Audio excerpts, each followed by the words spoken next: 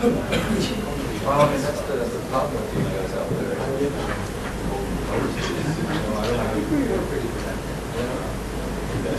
Sometimes I don't think it's I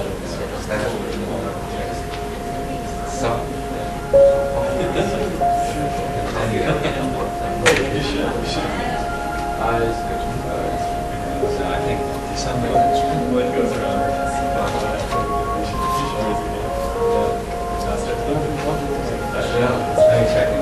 Yeah, he's got one item. So he was discussing. I want you to be the chairman of this. Okay. Because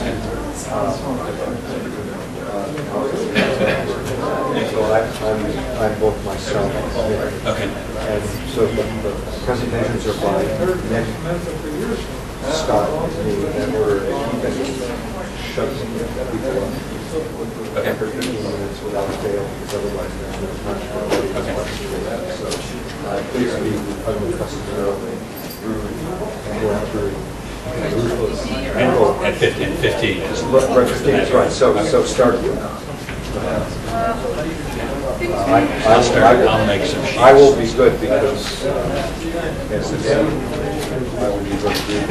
You're going to channel Nick, and he's very disciplined. And I'm really sorry about the paper. I just spaced out. I brought it on first game. Could you send it to me also? Sure. I mean, I definitely want to revise it. Yeah. We're going to try and do this.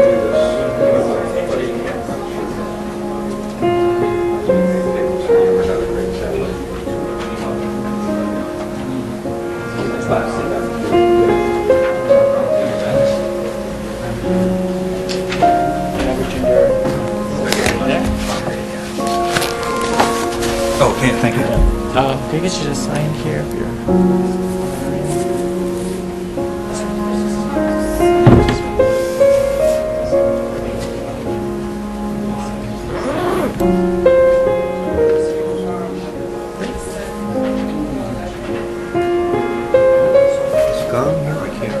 I haven't seen him. I'm worried.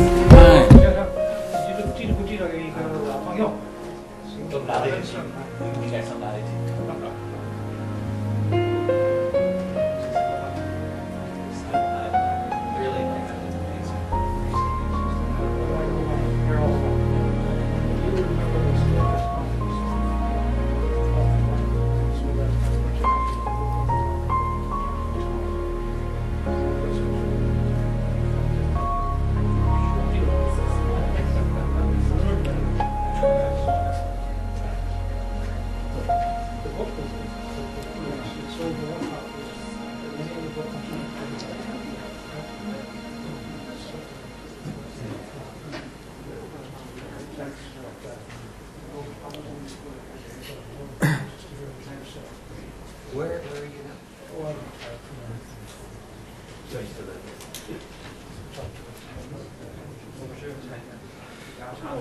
When I was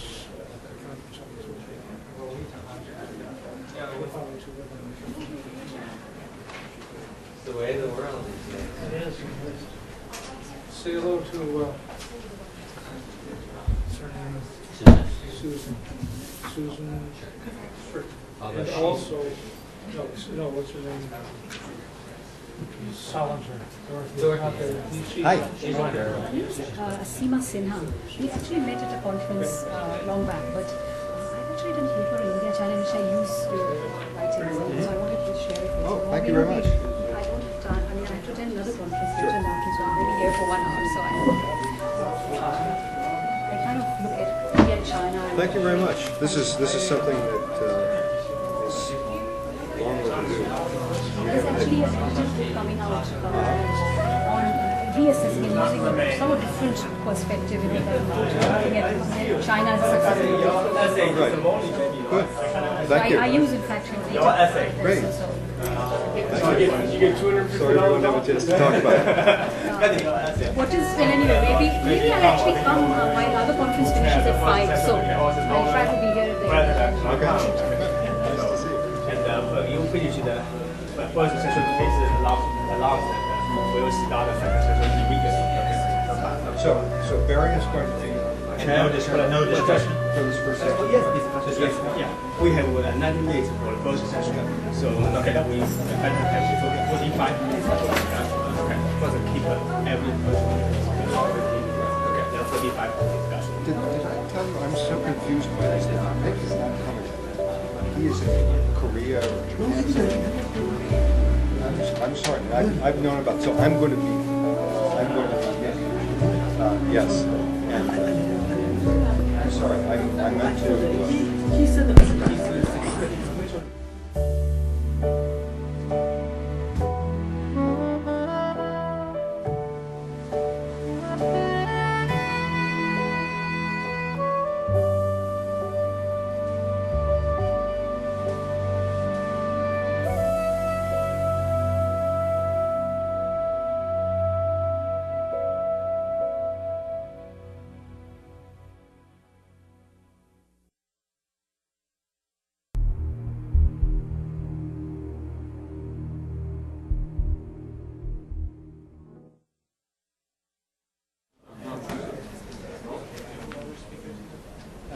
Any other speakers? Yashan, maybe a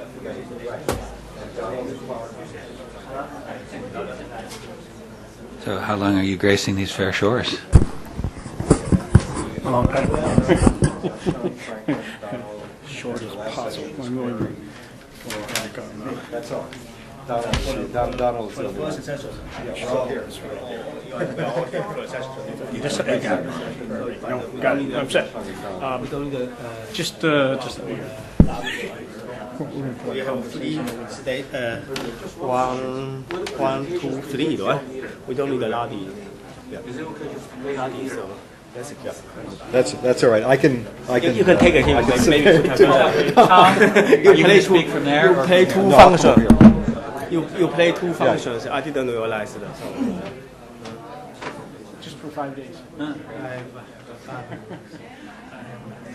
Is Nick here? Yeah, but No. Nick is. a moment ago said I didn't realize that this didn't get communicated. Nick is in. Okay. I didn't have the idea. So I am going for the Academy Award here. I will be Warren as well as Nick. Man, triple threat. Okay, and Barry is here. moderator. Barry is going to be the chairman of the first session. And I told him we're keeping everybody, especially Nick, strictly to 15 minutes, so that we can give the audience a chance, which is always the most interesting part. They can read the papers later anyway. That was the second session in meeting. This guy give you some lunch? Yes, he did. Okay. Very nice. Brings back old memories. Yeah, wow, except it's a very different place from where you were. Yes, it is. And as we probably talked about 2 years ago, we clearly lost charm with him. Yes. In all other respects, we're delighted to be here.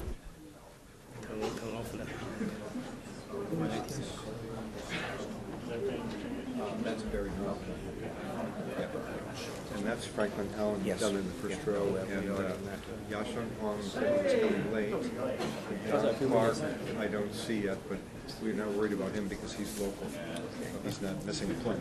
All right, well, as soon as we get a break in the people coming in, I'm going to go ahead and get us started. In fact, we might be able to dig much.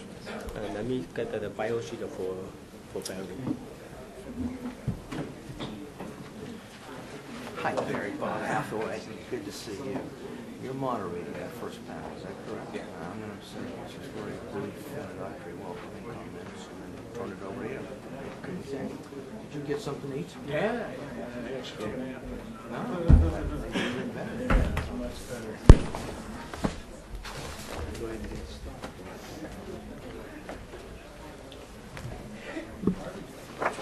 You should have seen the size of the draft. Wait 30 seconds. God, I hate this technology. We actually got an extra chair here, don't we? I'll be the table, you can be the chair. I said, I will be the table, you can be the chair. Scott?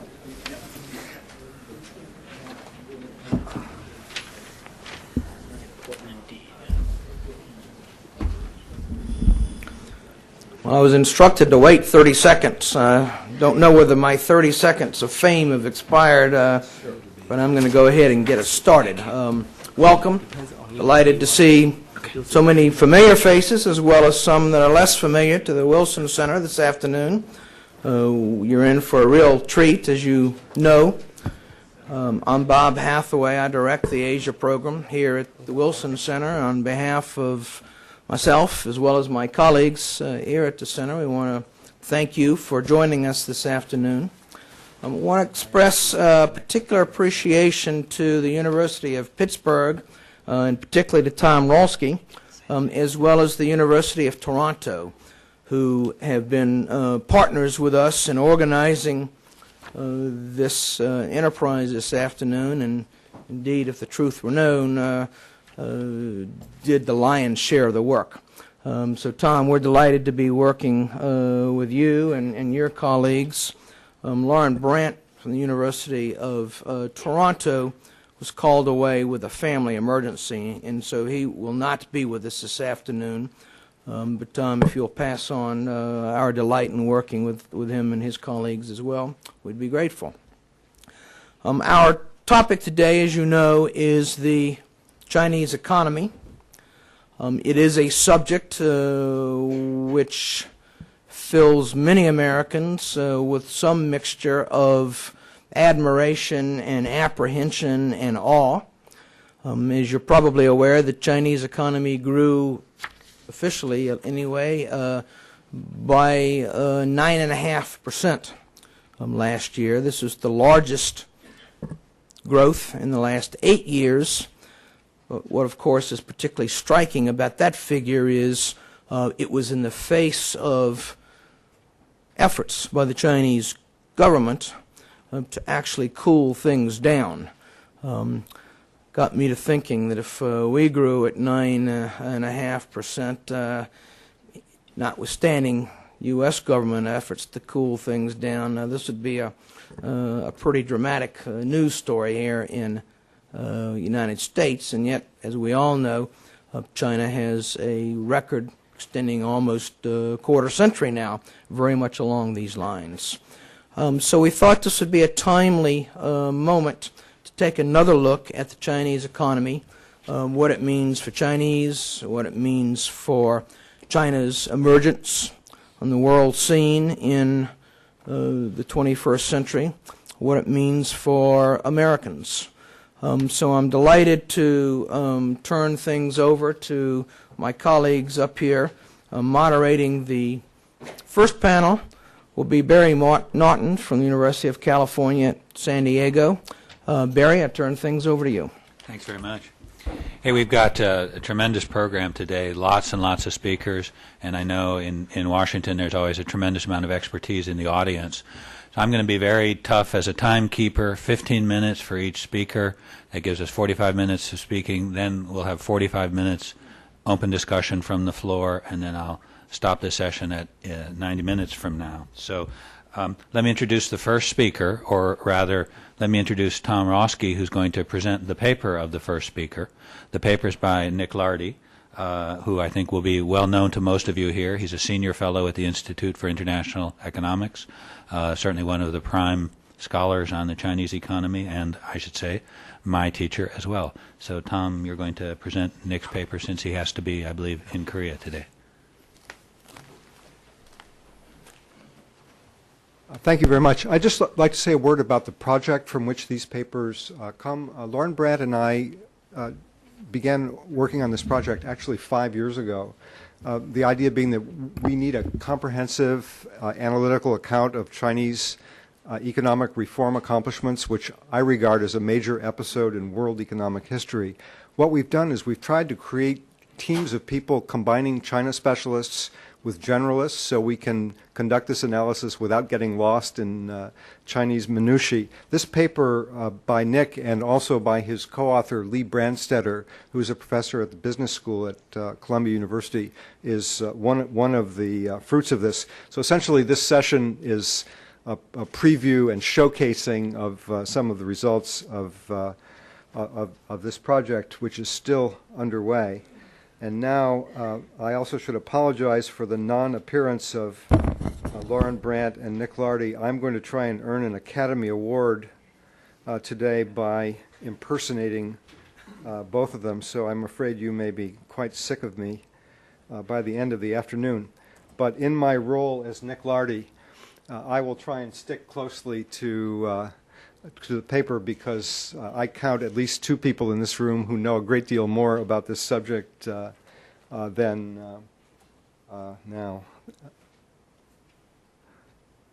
I do, and also I'm not. Yes. So this is a paper about. Tom was just saying he's I'm a novice at PowerPoint, this, but so this is what we being an old hand, I know that. we have this group of people, specialization and division of labor, and so on. This is a paper about China's embrace of globalization, and the point of the paper is very simple. The point is that China has embraced globalization, and if I may ad-lib somewhat, the implication here is that globalization is deeply intertwined with the fabric of the Chinese economy, and that the future of China's economy depends on China's continued deep and expanding participation in the global economy. So the authors begin by describing the pre-reform foreign trade regime. I've been looking at trade data over the weekend. I discovered that in the mid-1960s, the ratio of exports plus imports to GDP in China was 6.9% at its bottom. The current ratio of export plus import to GDP in North Korea is 6.2%. The paper emphasizes that there was a substantial move toward freer trade well ahead of China's entry into the World Trade Organization. They produced this diagram which shows the ratio of tariff revenues to imports. And again, you see the rapid decline, and they point out that tariff rates in China are now far below the rates in middle-income developing countries like Argentina, Brazil, India. I would also add that that entry for imports in China is much freer than in countries like Japan and Korea. They point out that China's currency was substantially devalued during the 1980s and into the 1990s before China set its currency on a par with the U.S. dollar. Oh, yes.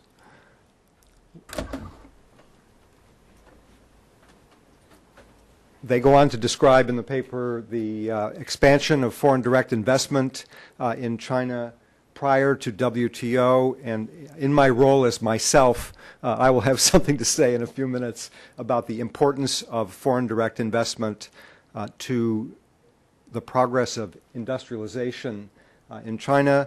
And they note that the shift in the source of foreign direct investment, early investment mostly from Taiwan and Hong Kong, more recently large amounts of investment from the advanced industrial countries. And they have a graphic showing this. The green at the bottom is, I can't read it, is Hong Kong, and you can see the yellow at the top, which is the others. Actually, the yellow at the top, the others, is mostly these tax haven countries. A lot of that represents capital flight from China, or what is called round tripping. And here, interestingly, they observe that the nature of the foreign direct investment has changed. These purple bars at the top show the proportion of entities that are wholly owned and managed foreign firms, and this vehicle has become much more popular over the years.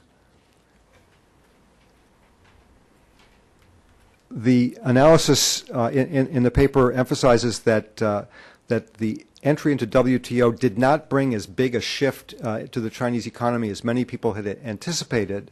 And the reason for this, the authors say, is because so many reforms had occurred before WTO arrived. And again, they note that tariffs are low, that the FDI regime is low and welcoming, that liberalization has extended to services.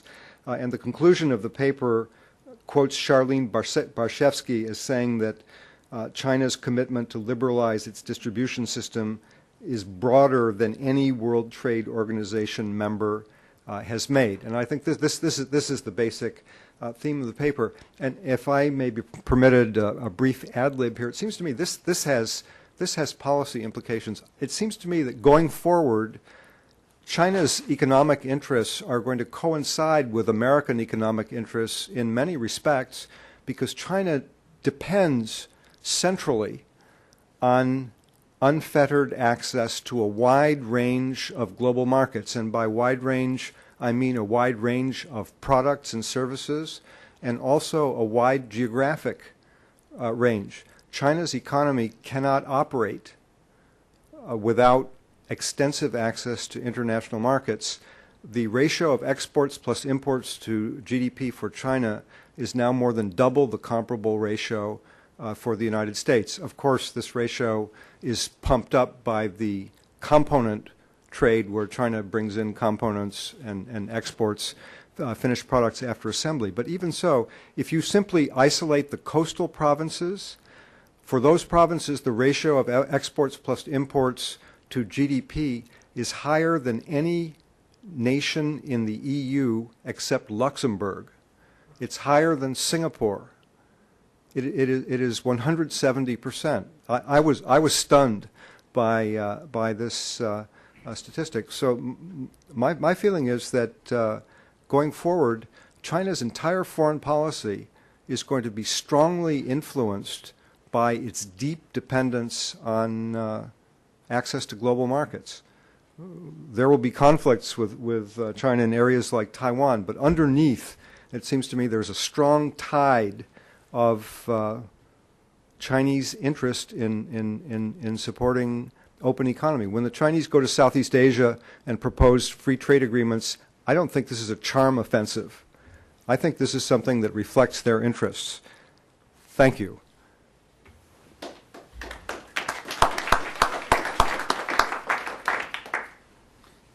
Thank you, Tom, or should I say thank you, Nick. The second speaker is Scott Rozelle, who's professor of economics in the Department of Agriculture and Resource Economics at UC Davis, and I think known to most people in this room as perhaps our top academic specialist on the Chinese agricultural and rural economy. Thanks, Barry, and thanks, Tom, for putting this together, as well as the Wilson Center. It's quite an honor and a lot of fun to be with the other speakers here and to see a lot of old friends out in the audience. This is jointly put together with Ji-Kun Huang. He's the director of the Center for Chinese Agricultural Policy, the Chinese Academy of Sciences, and part of the work that we're doing for Tom and Lauren's project. What I really want to look at here today is to try to understand, in a sentence, how healthy the rural economy is. And to put it in sort of context, this here is the often development economists call this the iron law of development economics. On the vertical axis, percent of population in agriculture, wealth, modernization on the horizontal axis, and these are out of the World Development Fund, the World Bank, and you can see that every country in the world sort of fits on this graph, and there's nobody up there in the Northwest. And so as countries modernize, that their agricultural population, the percent of the economy in the rural sector is going to shift to the urban sector, and the people are going to move into the cities. You can see there's no exceptions up there. And so what we want to say is how's China doing on this? And from the labor flow perspective, I think that's been well documented. These are data that we collected in 2000. We have a national representative sample. This is the extrapolated to the whole rural labor force. So 100% is 500 million people. And we go back to 1980, and so you can see in 1980 on the left, and there's 2000 on the right. The white space there are the people who are full-time in agriculture. So you can see 85% of people are, subsistence farms, peasants, right, as it may be. There's a few people who have an off-farm job of the gray is part-time, the black are full-time. Only 4% of the people who live in the rural economy are working full-time off-farm. Well, in the next 20 years, we see this. It's an unprecedented shift of population during non-wartime period. That represents so the top of this line here are people who are moving off from the farm into the off-farm sector. To about 45% in 2000. It's now up to 49%. Probably by the end of this year, it'll be over 50%. About 86%, according to SSB, own statistics for the whole country, households have one person off the farm. So this is 250 million people who have shifted into the off-farm sector. And if you look at cohorts, so these are age categories, you can see this shift even stronger. Look at 1990. So here's all the separate age cohorts, and you can see 25 to 30% of any age cohort is working out the farm in 1990. Let's look at the 16 to 20-year-olds in 1990. There's 24% of them working out the farm. Follow them over the next 10 years, they've doubled their cohort. So half the people now have a job off the farm. But the striking fact is the new 16 to 20-year-olds, 76% of people between 16 to 20 have a job off the farm from the rural economy. So and growing. I just got back from a conference in Australia where there was a couple people who had got back from southern China doing a sort of research project on of all things the labor shortage that's occurring in China. And what they came back from is saying that on average the factories in rural China have raised wages for the first time in 15, 20 years in order to attract more people to their factories. They've now, on the advertisements that they typically have been posting out in areas trying to attract labor, they've eliminated their only people under 30 need apply, and they're starting to build married housing on site. And so, and of course, and this is what's happening, is that all of the young people are working, and that there's just not enough people in the factory. So I think and that story, like I said, is fairly well told. And so as we see China moving along here at this very rapid rate, the question that I want to think about is to step back and say, well, are they going to be able to complete this? Okay, is over the next 20, 30 years, is China going to be able to truly advance there? And then is the rural economy set up to do this? Because shifting labor to the off-farm sector is sort of necessary but not sufficient. It's not sufficient because you really need to make sure that those are left behind now are going to be taken care of, so they don't rebel. They aren't so poor that that there's human misery back in the rural areas, and they need to make sure that those who don't get a job this time around are being invested in, so this process can continue. This is well documented in sort of the whole literature development of what role should agriculture play. Agriculture, the rural economy, must play the role of trying to do things like provide labor for industry. It's happening. China doesn't need inexpensive food or export earnings from agriculture or other commodities. They're already producing the food, and they have enough other exports to do it. But what the role of agriculture in this next phase of development is going to be is to maintain rural incomes to help alleviate poverty, to give families who are left there the income so they can invest in the move to the city or in the education so their children can move to the city. So the question is, what is it like? Is China rural economy put together in such a way that this can happen?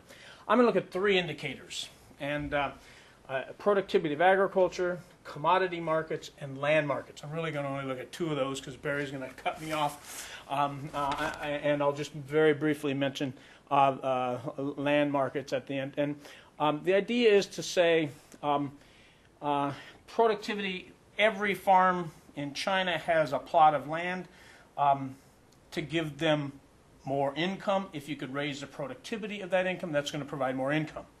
Okay? If there's markets and they can specialize, it's going to provide more income. Now, all of these are small little pieces of income, but if you put the returns from new technology, the returns from specialization, and the last one is cultivated land markets. If China, as the people move off, if those who are left behind can increase access to land through cultivated land markets, that too is going to help in this process. So we're going to say is if there's the technology that's going to be there to raise productivity in the future, and if commodity markets are working and land markets are working, then we can say something about the health of the rural economy, and that it will or will not be an anchor to a drag on development. I'm not going to look at a lot of things. There's a lot of problems there. Some of the other people are going to be talking about those today, so I'm going to set those aside. So the question is, agricultural productivity, what is happening? If we look back at agricultural productivity, what we see is over the last 20 years that it's grown, first of all, very rapidly in the post-decollectivization days. Most of that is institutional change. Some of it is new technology. Since 1985, it's grown at 2% a year. We just updated these figures now from 1997 to 2003. It's grown at 2% a year. So it's grown at 2% a year for the past 15 years.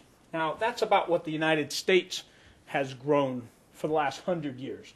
The United States, about 100% of the rise of productivity in the U.S. has come from new technology. According to some analysis that we've done on this data, is since 1985, 100% of this growth of China's productivity in the rural sector has been from new technology.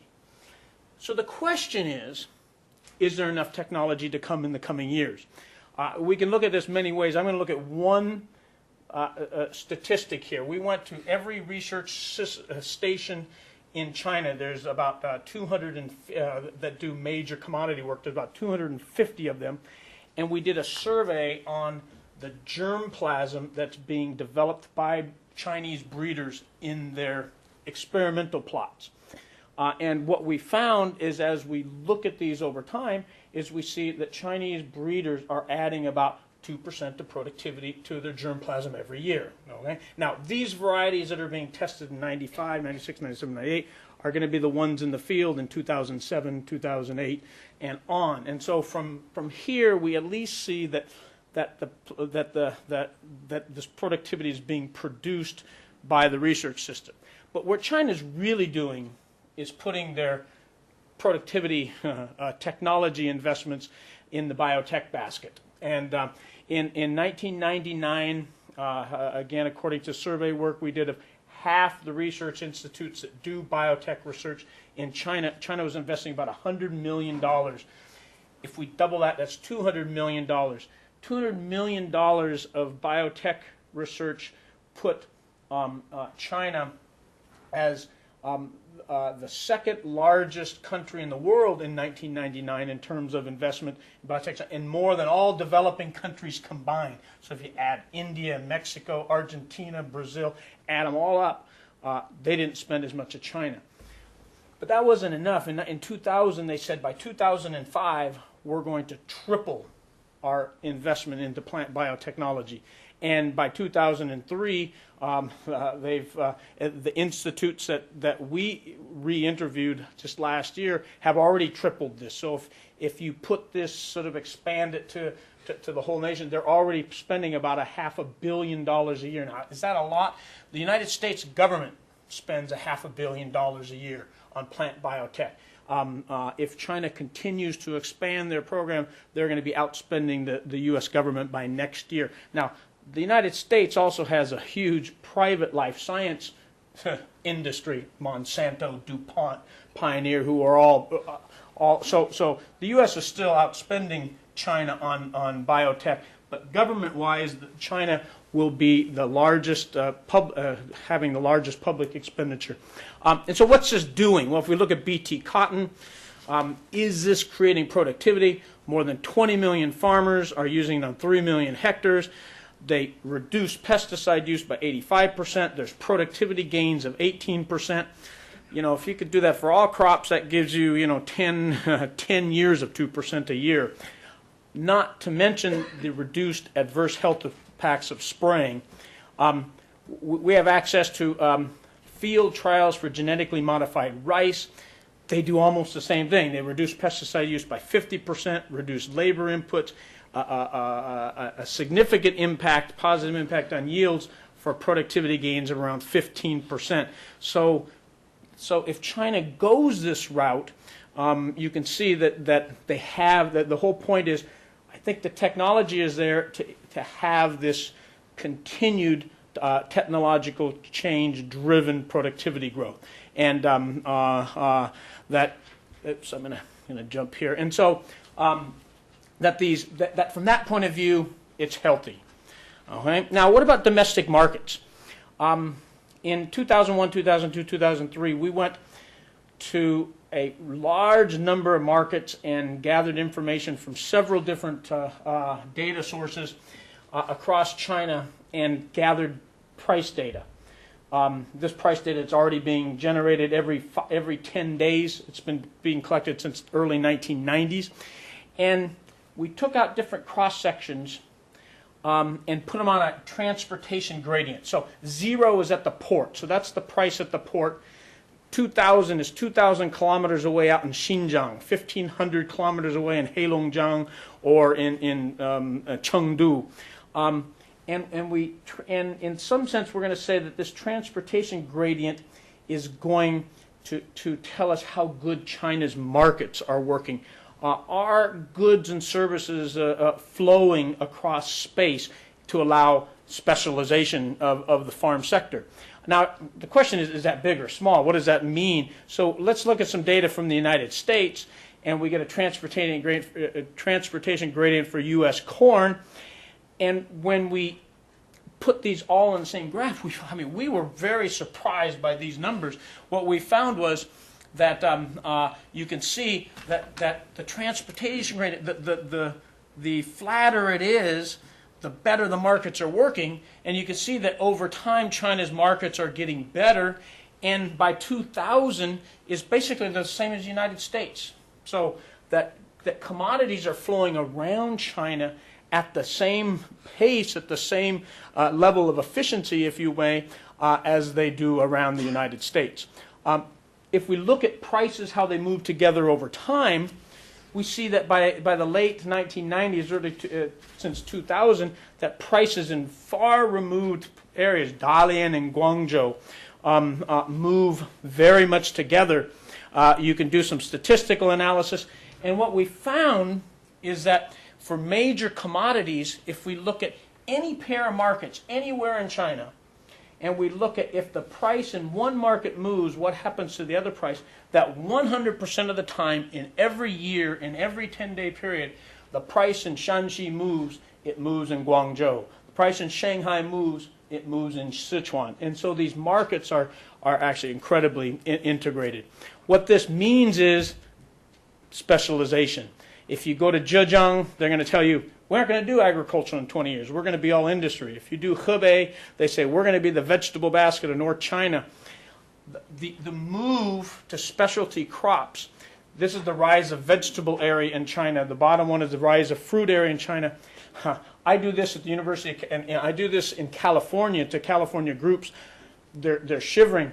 Every 2 years, if you draw a triangle like this, the vertical rise is the rise of vegetable area and the rise of fruit area. China's adding another California. So every 2 years, a new California is being brought online in production. The same thing is happening at the border. Nominal protection rates are falling, and China here is specializing in terms of its exports. Back in 1985, when Tom was saying it was under the planned economy, China exported not only petroleum, but they exported corn, and they exported soybeans, of all things. Since then, what we've seen is that going up is increased exports. They're exporting labor-intensive crops, fruits, meats, aquaculture, vegetables, and they're importing soybeans, cotton, hides, land-intensive crops. So you can see that specialization. And so what we see here is a rise of productivity from technology, the rise of specialization. There's rise in rental markets, and so if this continues, they should be able to expand their access to land as other families move to the city. And so when we step back and say, what does this all mean? It means farm incomes in China are still very low. There's still a lot of poverty. Farm sizes on average are still declining, though that's farm ownership. Actually, operational sizes last year for the first time grew if you added the farm size of those who are actually farming the land. And there's still unimaginable quantities of labor that need to be shifted to the non-agricultural sector. So China's moved down this the development curve, but they certainly are far away from being to a point where 10% or less of their labor is in the agricultural sector. But they've made just tremendous progress. It's not done yet. Land rights are far from being full. There's lots of remaining restrictions. There's huge discrepancy in health, education, and welfare. But the fundamentals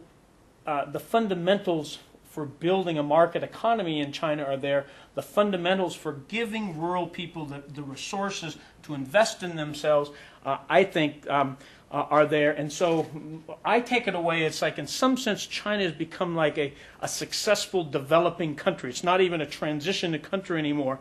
It has these problems of building a banking system, a good fiscal system, certainly improving rural governance. But if it can do that, these were what will mobilize the final investments to make its rural economy modern and allow the rest of its people to move. Okay? Thank you very much.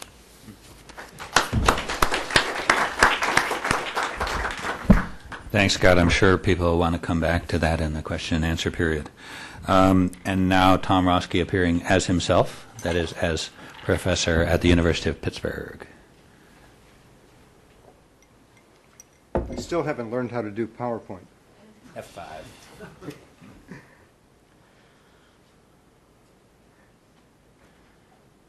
Rowski? Is this one. Thank you very much. The subject is industry. This paper is by Lauren Brandt and myself. Chinese industry has developed enormously, as we all know. We see this as the product of twin forces, globalization and intensified domestic competition. Globalization, I think, is widely understood. You've already heard Nick Lardy speak about it briefly here this afternoon. Everybody understands how participation in global markets, more imports, and direct foreign investment have upgraded industry in China. Domestic competition, I think, is more controversial. Information about provincial input-output tables and evidence of domestic barriers to trade have led some people to conclude that domestic trade in China is rather small, and that many producers in China are insulated from competition. We have a different view. We believe that intensification of market competition in domestic industries has been a central feature of the industrial scene in the past several decades. We've had a steady reduction of administrative barriers to trade. We have new transport facilities. We have new communications. We have national advertising. We have national brands.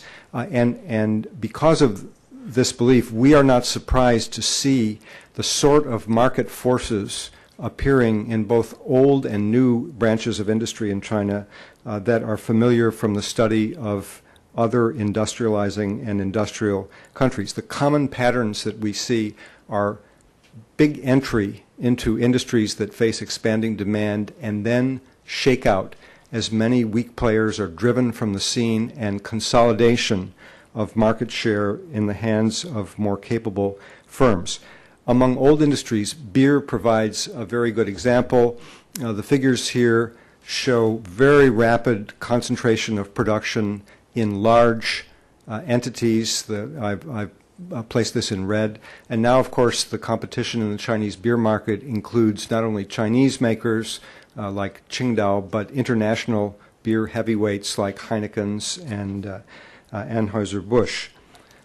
Among newer industries, we can look at the television industry as an example. This graph shows on the horizontal axis import of television production capacity by province between 1978 and 1985. The vertical axis measures production of televisions by province in 1990.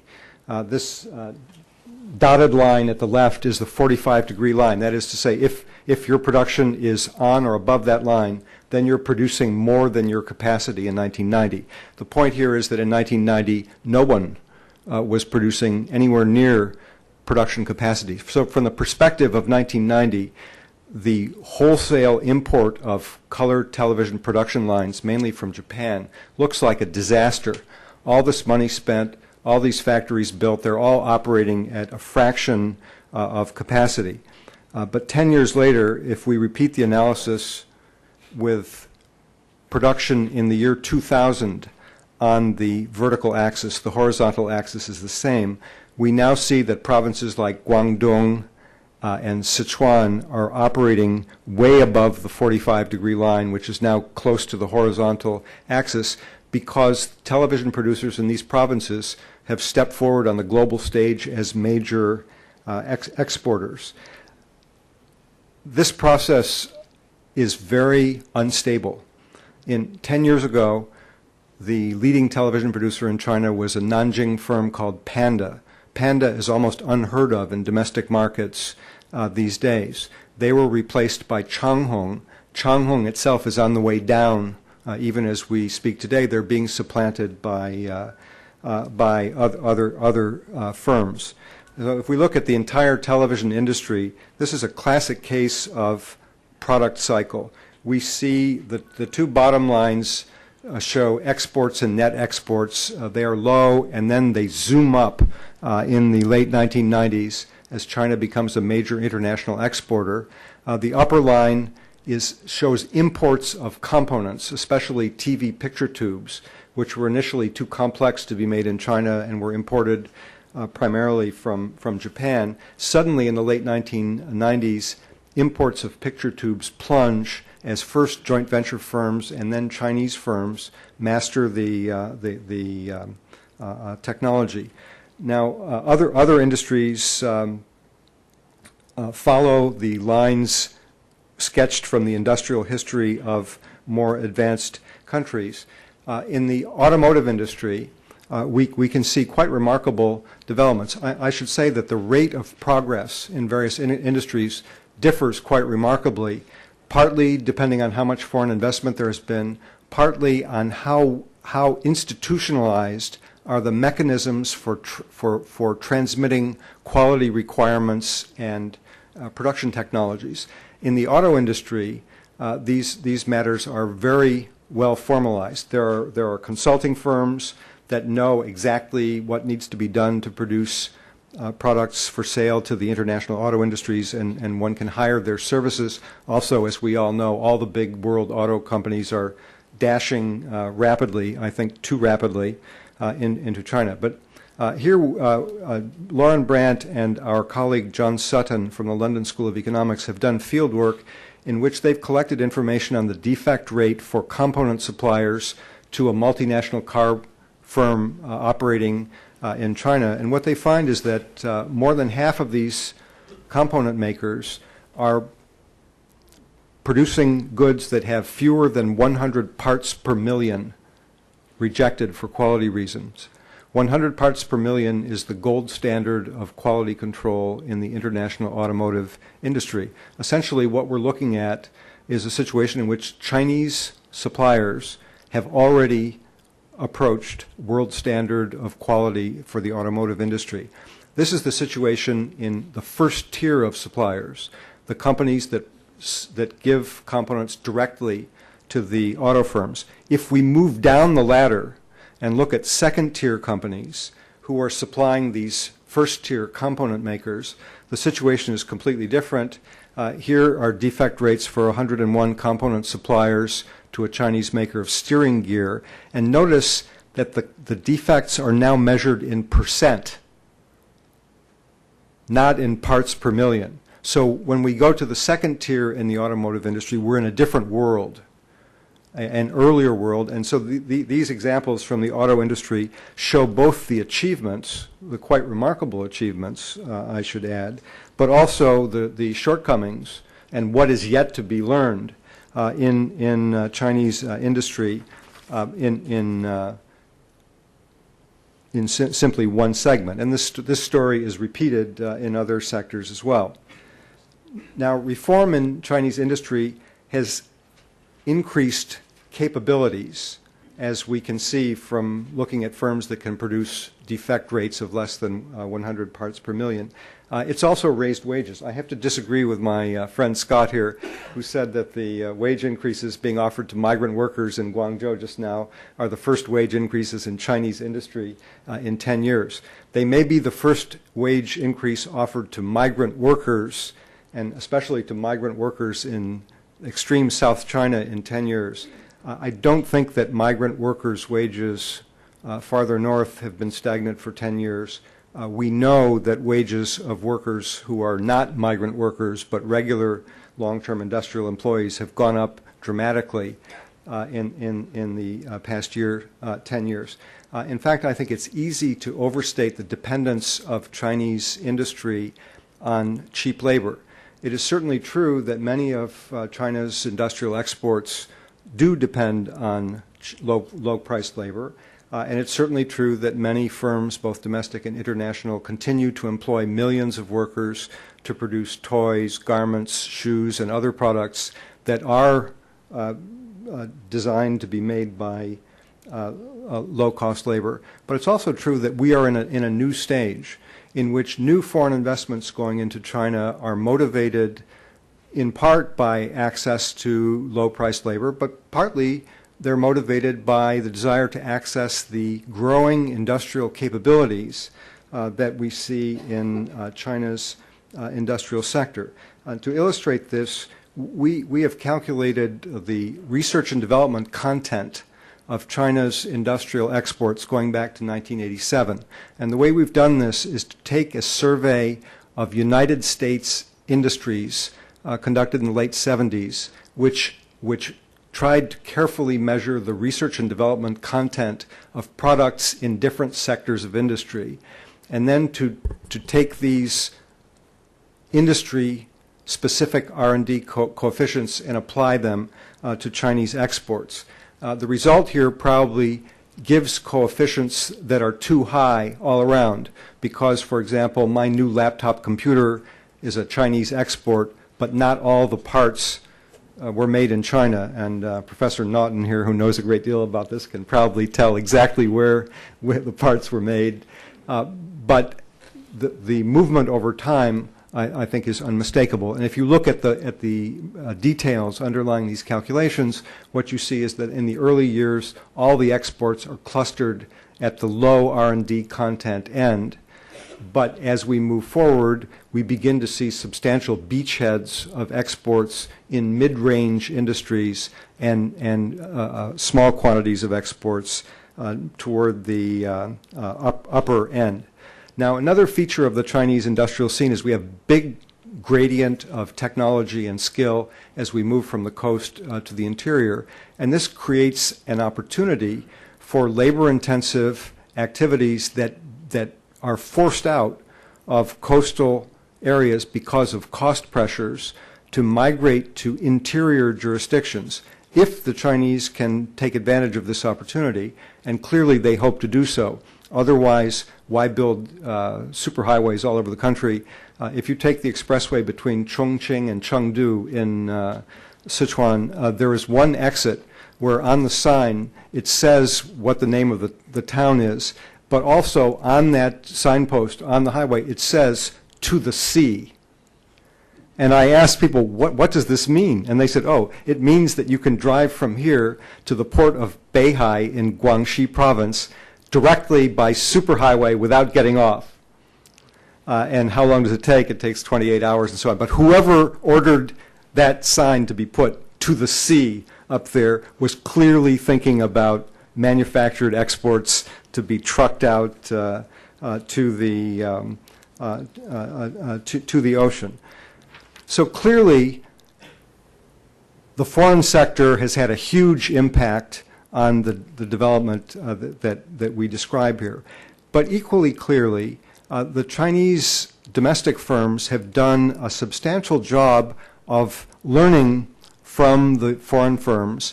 The capabilities of foreign firms in manufacturing, in management, in inventory control, in cost control, in many other areas are diffusing through Chinese industry. This will continue. Some people say that American firms and European firms, Japanese firms don't need to worry about competition from Chinese firms at the high end because all the high-end activities in China are going on in foreign-owned firms. That's true, but the implication, I think, is mistaken because it assumes that Chinese don't have entrepreneurs. Tim Wright, who's a historian of modern China, described China as a country full of small-time entrepreneurs. He was talking about the 1920s and 1930s. Nothing has changed since then, except that we now see a lot of big-time entrepreneurs in China as well. And I think we certainly will see plenty of competition from these people. And the efforts of Chinese industry to upgrade will be reinforced by new streams of innovation originating in the domestic economy. Another of the papers in our project has shown that national R&D expenditures have gone beyond 1% of GDP. Certainly in the coastal areas where most of this research is taking place, the share is much higher. So the conclusion is we've seen a lot of quantitative and qualitative growth on the part of Chinese industry in the past 25 years. There's more coming. Are there obstacles? Yes, and I think everyone in this room knows what they are. So with Professor Naughton waving at me, I won't repeat them.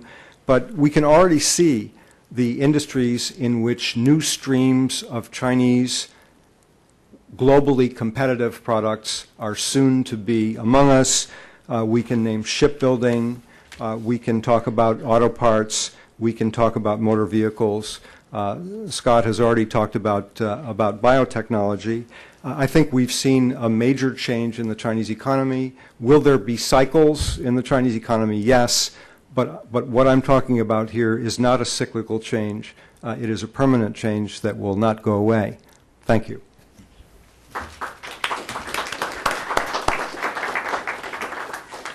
Thank you, Tom. So three very, I think, deeply optimistic papers, but also papers that focus on the deeper fundamental processes of structural change, market development, and technology development in China. So rich grounds for discussion. We have about 40 minutes for discussion. So I'll recognize people from the floor. Please identify yourself. And Gang has a microphone. And who wants to start? We have two microphones, one on either side. So now don't be shy.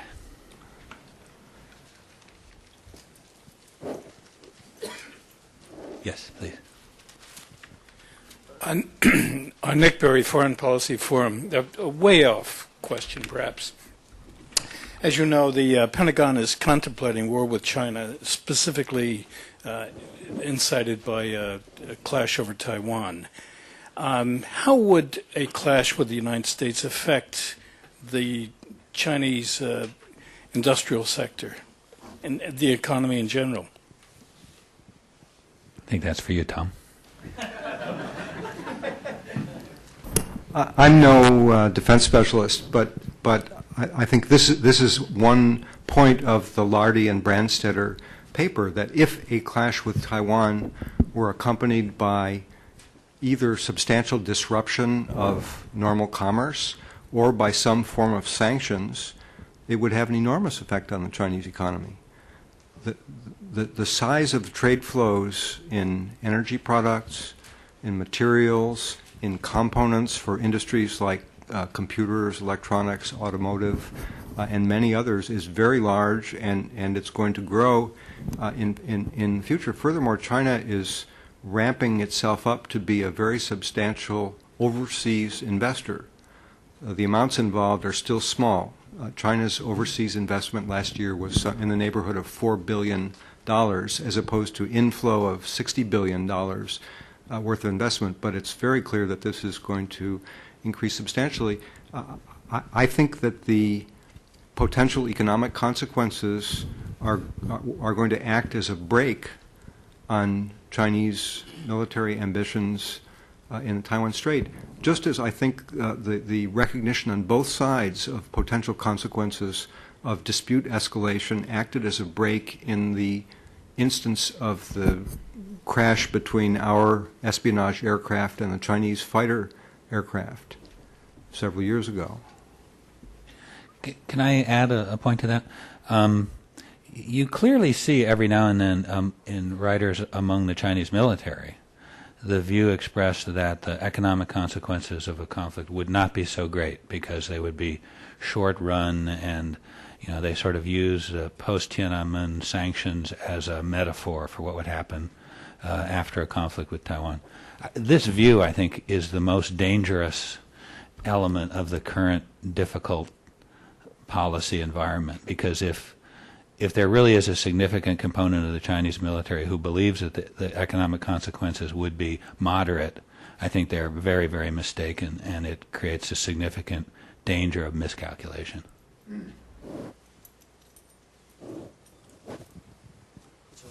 Sure.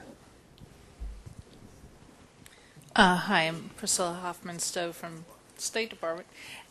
Could Dr. Rosell speak a little bit about environmental considerations in the change in Chinese agriculture, especially water issues that are coming up? Thank you.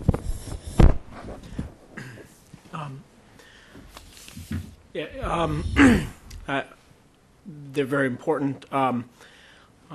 We've been I'm on sabbatic in Beijing this year, and about half my time we've been spent on really trying to get some first order facts. We've been doing a lot of survey work on water, mostly in North China, and just starting to get into the data. And I think what we see, both from work, there is a lot of work done by other people, and our own sort of work that we're doing, is that there's a water crisis. Everybody knows that. But I think when you start to look really close at it, is in fact the water crisis is localized, regional. Let's say regionalized in several fairly circumscribed areas. We went out and we surveyed 500 randomly selected villages all over North China, and looking at the groundwater table. It's very interesting. In 30% of the villages, the groundwater table is falling between 1/2 meter a year and over 2 meters a year. Some. Okay, so severe drawdown of water. It's in 49% of villages, the groundwater table is either the same now or higher, because 2004 was actually a fairly wet year, than it was 10 years ago. Okay, so there's basically, there's no, and if you start to look at where that is, it's basically the high river basin, so around Beijing, Tianjin, down the coastal area, is the very severe area. Of course, what China's doing is building, an aqueduct, south to north water transfer. They're putting, it's costing them $50 billion, this environmental problem to deal with, but it's going to increase water in the North China plain by 15%, and water availability, and largely solve Beijing's domestic and industrial water problem. So that's one aspect of it. Another aspect is that right now, we can't find hardly any villages who face water prices that at all reflect volumetric, except in some of these groundwater areas. And so basically, Chinese farmers aren't paying for water now. And what we've seen in other contexts and other places of the world is as water prices rise, farmers respond and do things like adopt water-saving technology, shift crops, etc. And I think that so there's a lot of scope for shifting as that happens. It's actually not on the political agenda right now. They're trying to cut fees rather than add fees, so they have to figure something out that way. The final point, I think that as China goes forward over in time, is we're going to see radical shifts of agriculture in the North China Plain. Basically, what we're going to see is water in the high river basins starts to get expensive. Farmers are going to move out of wheat. There's no doubt about it. Sounds like great news for wheat farmers around the world. Okay. The only problem is that the reduction of consumption, absolute reduction of consumption of wheat in China is going down very fast too. They've hit that point of zero elasticity or negative elasticity of income. So as incomes rise, people are eating less and less wheat, and so there is going to be increased trade. I think it's good news to be a wheat farmer. It's not great news. So there are those things. There's lots of other environmental problems, but I'll stop there unless you have. The problem is it's severe. It's critical, and there's going to be people hurt. There has to be a lot of investment. There has to be to think about how you would put in water fees or to get farmers paying for water. 200 million farmers paying for water somehow reflects its underlying scarcity. That's a tremendous challenge. So it's not. I don't want to downplay it. I think it's serious. But I think that there's ways that they can be addressed. Okay, so it's not like the sky is falling, but it certainly is a weak is something that's going to affect the economy a lot. Yes. Peter Bottelier, Johns Hopkins Size. Question on competitiveness and the sources of competitiveness for manufacturing in China, and for Scott also on horticulture in particular. Could you identify the main factors that explain China's tremendous competitiveness in a wide and growing range of manufactured products? How important is labor amongst those factors? And if you look ahead, say 10, 15, 20 years, what are the dynamics of what's going on? Is China going to remain as competitive as it is today, or do we see factors that suggest a declining competitiveness? And could I ask that for Scott on horticulture also? I think that's a broad question and a very difficult question to answer, because competitiveness depends not only on what happens in China, but what happens everywhere else as well. So you're implicitly asking us not merely to benchmark China and to push it forward, but to benchmark everybody else, and that is a tall order for anyone. It's a bit taller than I can provide, but I think that the reasons that China has expanded its range of competitiveness over the past several decades are rather clear, and I think they include strong contribution from outside in the form of growing participation of Chinese firms in international markets. I mean, the Chinese went into export markets and they learned many things.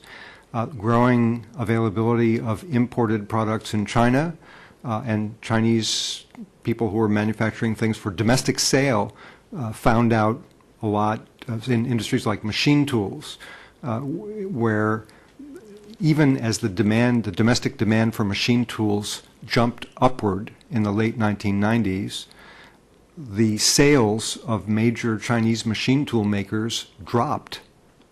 And they discovered very quickly what the problem was. The problem was they were producing products that nobody wanted to buy, and they faced the choice of upgrading their products or collapsing.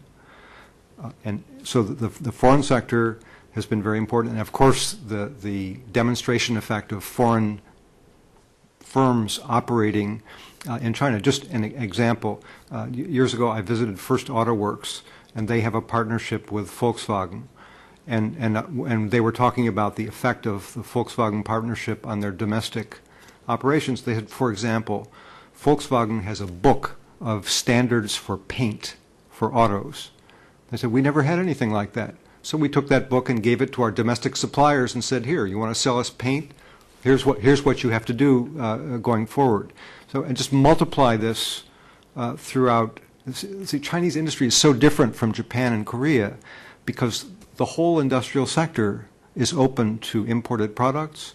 The whole industrial sector is open to foreign investment. So we're not going to have, going forward, this bifurcated situation in which we have world-beating industries like in Japan, like autos and consumer electronics, standing next door with disastrous industries where productivity is a third of what it might be in the United States.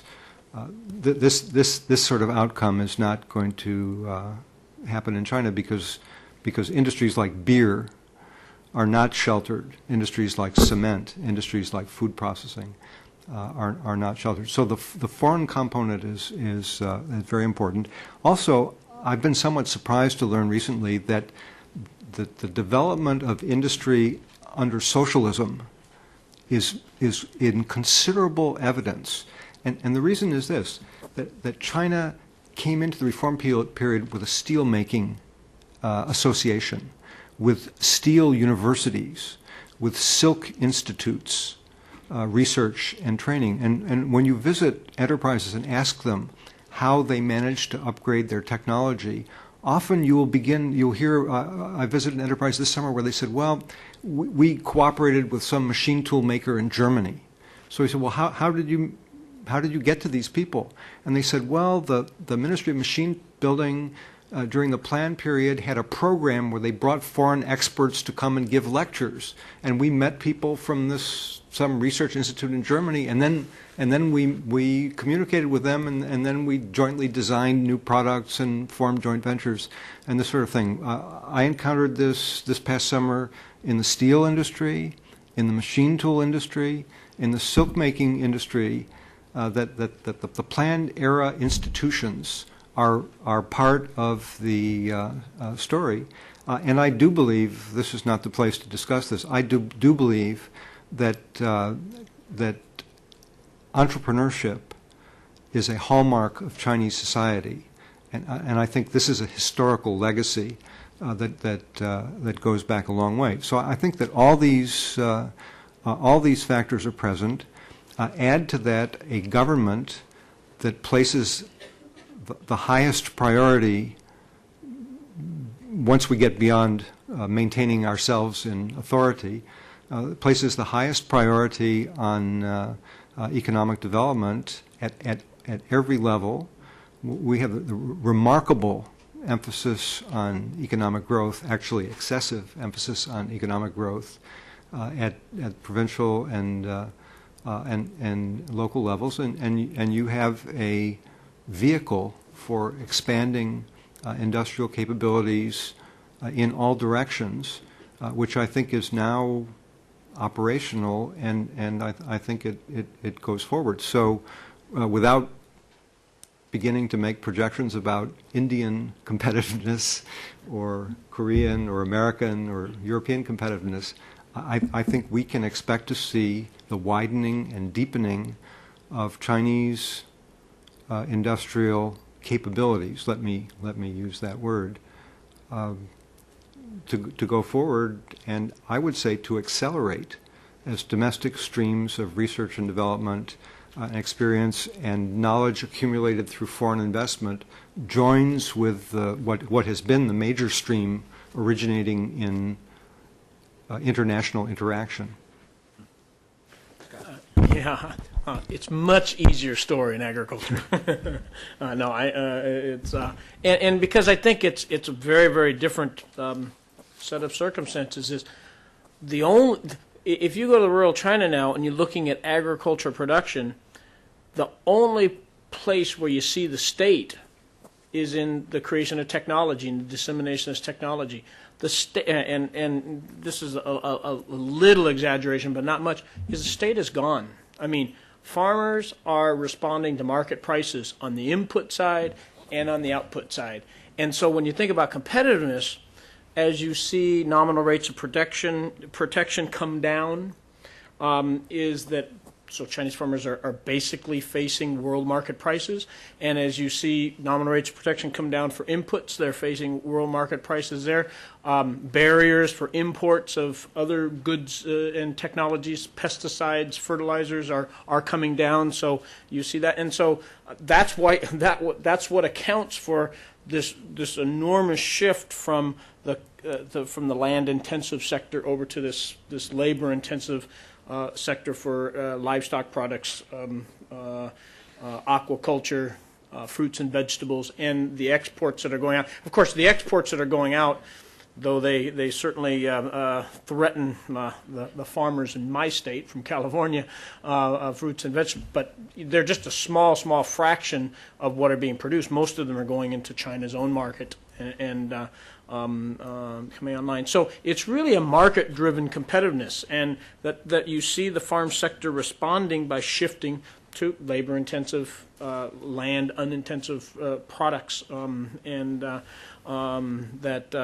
how far does that go? Well, it's that for some goods and services there still is protection in the long run. So they have, though there's tariff there's quotas on some of the main commodities like rice and wheat and cotton. If China imports up to a certain amount and the government doesn't want any more of that commodity to enter, they can put on very high tariffs. So for a few of the commodities, there's protection enough that will, even if China doesn't become competitive in those, that they can keep these products out. But most of the major commodities, they aren't that sort of protection. And so under the current exchange rates, it seems China's doing okay, right? I mean, what happens if China appreciates the yen, the renminbi, and 10, 20%? Suddenly, it's a real different story. Then you could see China's farmers being under a lot of pressure from incoming imports. And I think the markets for exports of these high-value commodities are much, much weaker, and that you won't see, China being the biggest, the exports of high-valued commodities matching the imports of these land-intensive commodities if exchange rates change. So it's going to be interesting when and if that happens. Scott, do you think that's the primary reason that China has been so reluctant to let their currency appreciate? Well, I remember I do know that the leadership is worried about it. The person I work with, Ji-Kun Huang, did a lot of work for Wen Jiabao when he was vice premier in charge of the rural economy. And so, of course, one becomes premier, and the first thing that gets laid in his lap is the currency issue. And one immediately has a meeting with the people working in the rural sector and say, what does this mean? And it was very clear that, with his whole policy is going to be to raise rural incomes. If you suddenly had a 20% fall of prices, it would be a big shock. And so, I mean, I'm sure there's lots and lots of other issues, but that I think that's definitely part of the equation. Yeah, Bert. Hi, Bert Keidel with the Carnegie Endowment. Great to see you all, and great program. I wanted to ask Scott two questions. One, about this time last year, they began to implement what looked like a reprise of the governor's grain bag responsibility system, and we saw grain output rise last year for the first time in quite a few years. How is that happening? It wasn't very dramatic. I haven't seen planted area figures for Liangshi yet. And I wonder if you, working with Ji-Kun, got a feel for that. And the second is, what is your feeling, living there in Beijing now, the impact of the Shuifeigaige, the fee for tax reform, as it is now spread to the majority of provinces, and what that's done to costs and opportunities for the rural population? Yeah, those are big questions. But I always say, I mean, right now, right, rural incomes rose the most they've ever risen since, 1992 6 or I forget, they're up 6.5% according to 2004 SSB figures, and a lot of it has to do with higher agricultural prices, and of course the government is taking full responsibility for it. That we did this. My feeling is that the best cure for low prices is low prices, and so China had, Zhurongji accumulated about 500 million tons of excess grain, and it sat there for 5 years. And as the government dumped this onto the markets through a variety of programs, it kept prices low for so many years, and finally they ran out of that grain, and nobody was planting grain. And so if if supply goes down, right, prices go up. And so I think that the long period of low prices is what and then the lack of an ability to dampen the price pressures by running out, in other words, the drawing down of stocks is what led to those higher prices. In response to the rising prices, the government implemented a subsidy program where they started giving every farmer 10 yuan per moo, and you add up that for a lot of moo, and it becomes about I think it's $5 billion. That you guys can correct me if the ERS people have a very nice paper coming out on that, and that's what they're claiming is behind the rising incomes and rising grain outputs. And because it's so good, they're going to keep doing it, and they're going to keep raising subsidies. The fact is that I just saw one piece of research that just came out that said that 80% of the payments in the first year of the program were decoupled completely. They just went out and gave out 10 yuan bills, and it didn't matter if you planted it or not. And so, I mean, how is that going to stimulate, production? So, but the prices are high now. What's going to happen is the best cure for high prices is high prices. You know what's going to happen with the cobweb world we live in agriculture. Prices are going to go down, I think, by next year, because grain area went back up, and in response to these high prices. Now, tax reform. Tax for fee reform, most popular program ever implemented. Everybody loves tax reductions, and they're doing two things. One is the tax for fee reform, where they came in and they said no more collection of local taxes or fees, one set fee plus your that'll be the agriculture tax. We're going to raise agriculture tax, get rid of all other fees. That was in 2001, 2002, 2003. In 2004, they implemented a new policy, the reduction of the ag tax. And so in 1/3 of the provinces, it's gone. It's zero. Now, in the rest of the provinces, they're ratcheting it down about 1/3 per year. So by 2007, there's going to be zero taxes out there. People love it, right? Who doesn't like a tax cut? But I don't know how much that is related to agricultural production, because again, most of it was assessed on a per head tax. So if you planted your fields or not, you still had to pay it. So will this be a spur to agricultural production? I don't think it's going to be that much. They're still going to be responding to those prices. What is clear on tax for fee reform is that it's hurting investment, because what's happened is you've gutted the ability of villages to invest in themselves. And so we did a survey in 2003 where we looked at investment in Chinese villages, and we found out that it was about 50% of investment came from the villages collecting, this is over the last 5 years, collecting fees or collecting assessments from villagers and turning around and building roads and building drinking water and building clinics and schools. And as soon as they put tax for fee reform in and agriculture tax reduction in, they also banned corvée labor and limited severely the amount villages can collect for these purposes, and investment plunges. And so there's these other effects that I think we need to sort out, but so it's complicated. Yes. Hi, Rick Rizika from the American Institute in Taiwan. I think my question is for Dr. Rowski, and is to ask you, how would you characterize the impact of U.S. and Taiwan investment and technology transfer on the performance of mainland's economy for, what, the past 10 years, or however you've been describing it, bearing in mind the movement of investment in the early 90s, textiles and shoes and umbrellas and toys, that sort of thing. And then also, more recently, the global supply chain that has grown up U.S., Taiwan, mainland in consumer electronics. Can you characterize the impact of U.S. on mainland, Taiwan on mainland?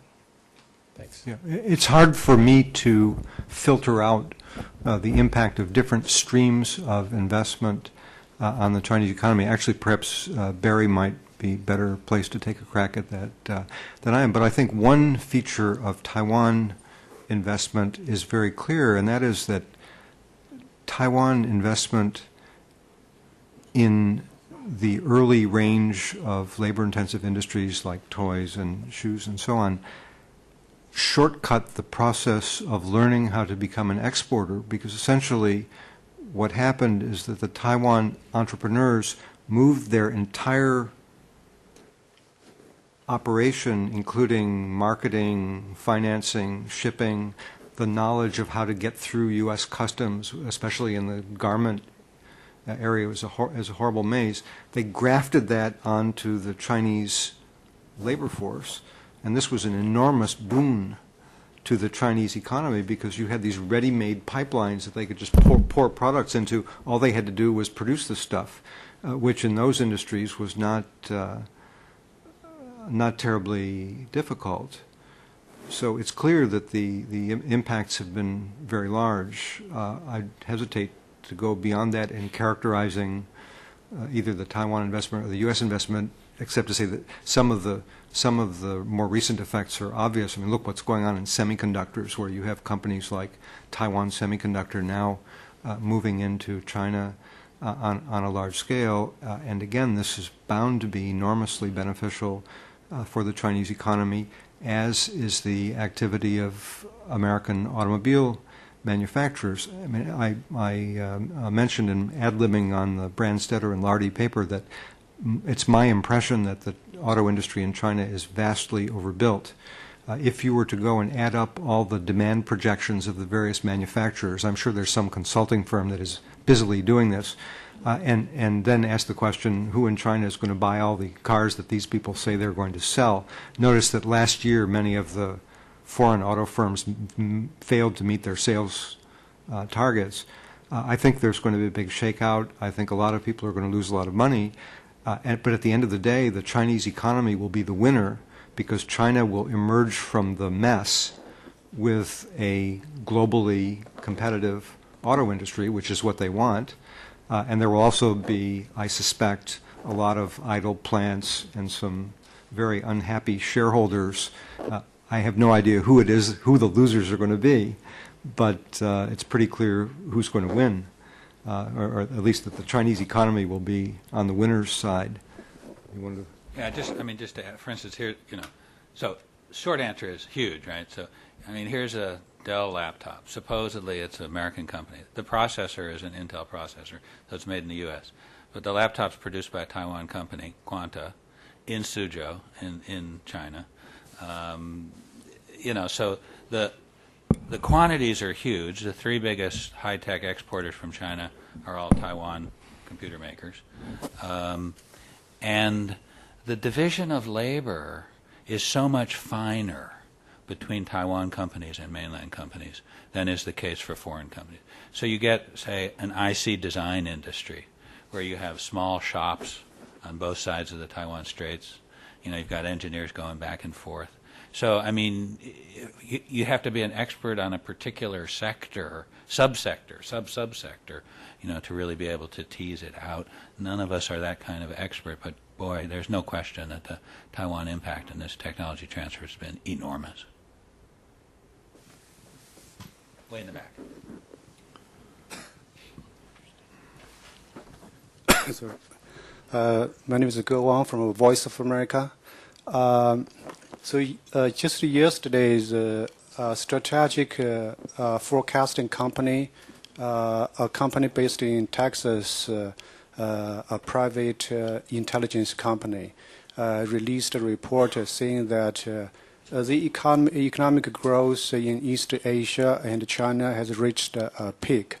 And from the next year, Chinese economy would would run into a major stumbling, just because of the opening of financial market. Chinese banking systems and state-owned enterprises cannot do not have the ability to deal with the challenges coming from the opening of the market. So how do you evaluate the prospect of economic performance of China next year and maybe the next 10 years?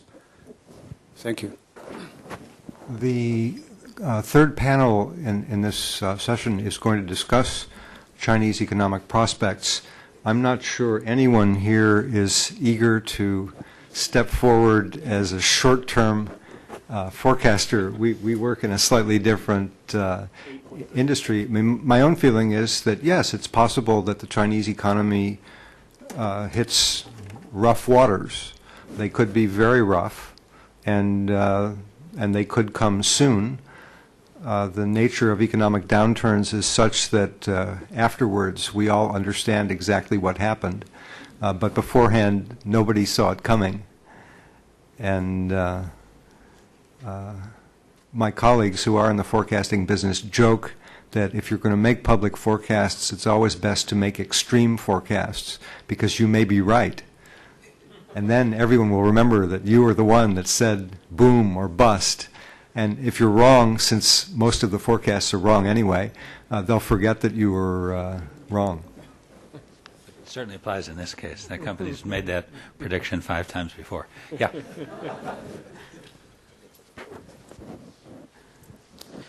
My name is Xi Hong from the World Resource Institute. My question goes to Mr. Lardy about the foreign direct investment industrial park.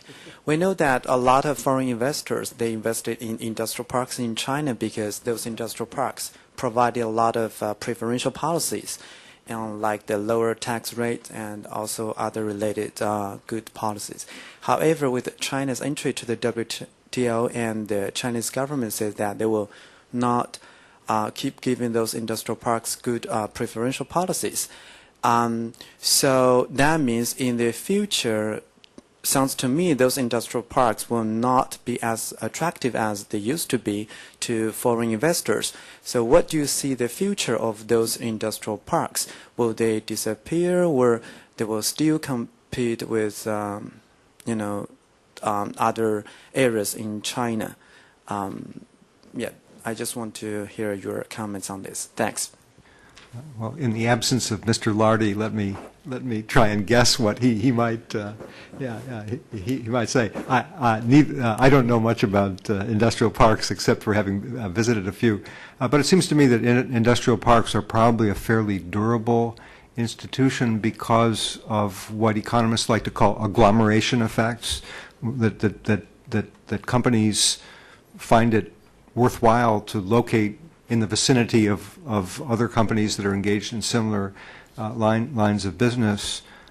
So I think it's possible that industrial parks, which are thriving in other parts of the world, could go forward very nicely without special tax privileges.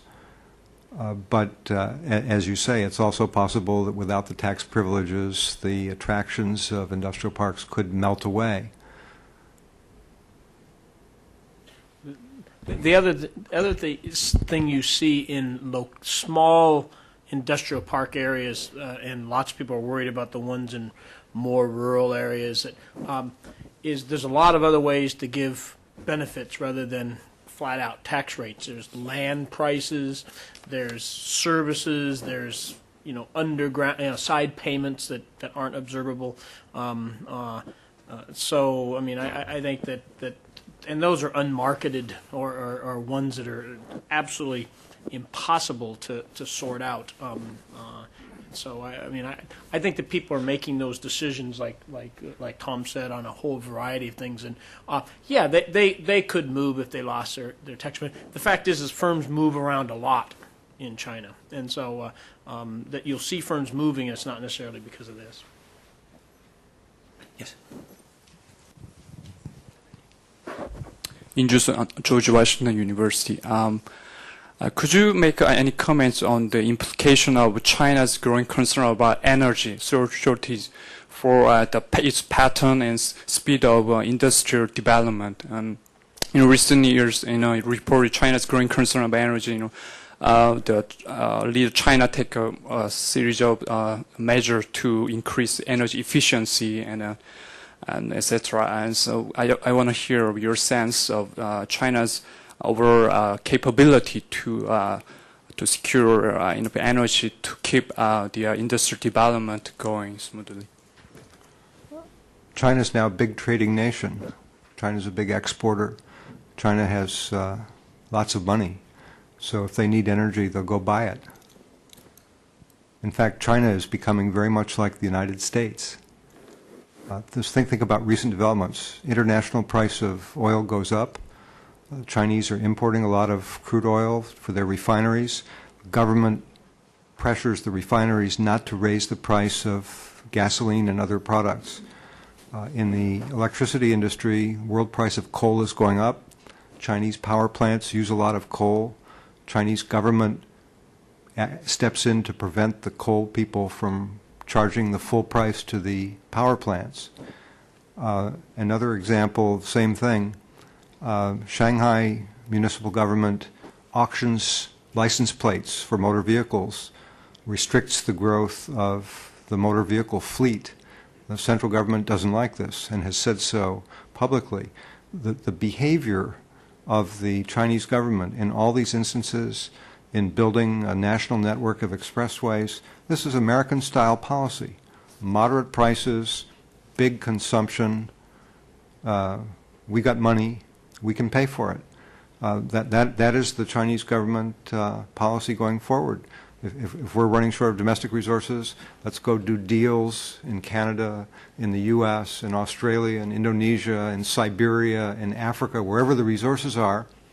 We'll help you develop them, and then we'll buy the product. There are only 2 countries in the world that behave this way, and we're sitting in one, and we're talking about the other. And if I may be permitted to say something completely outrageous and not for public quotation, but think about this. Consider the possibility that the next time the United States sends an armed expedition into the Middle East, China may be with us. Who is going to have a greater interest in the stability of world markets for energy and materials in the coming decades? Who is going to have a greater interest in maintaining the transport routes, passage of tankers and so on, than the People's Republic of China? Yeah, I just came back from Australia and New Zealand, and the economies down there are booming. And their currencies are rising faster than the rest. They're pushing against the whole rest of the world. And you say, why? And it's saying, first of all, it's exports of raw materials to China. It's also capital inflows from China. And they're investing in every sector, buying mines and investing in pipelines and in port facilities, and becoming part and parcel of those nations down there. So it's very, very interesting. Maybe we can take one last question, and we'll keep the front panel turning over. Professor Rizal, I have a question on agricultural finance and the provision of credit, particularly with respect to the new biotech inputs for agriculture. Is that a problem, or it may be a non-issue? I was just curious if you could discuss that a bit. So this is for farmers being able to buy the inputs? Okay, not for the what I'm thinking of is previously in the Green Revolution in other countries, small farmers were unable to obtain credit, and the net result was that large farmers and politically connected farmers essentially got everything, and the others were forced out. So I don't know if that's a problem in China at the moment or not. Everybody's small right now. I mean, and so there aren't these, though there's certainly some that are better connected than others.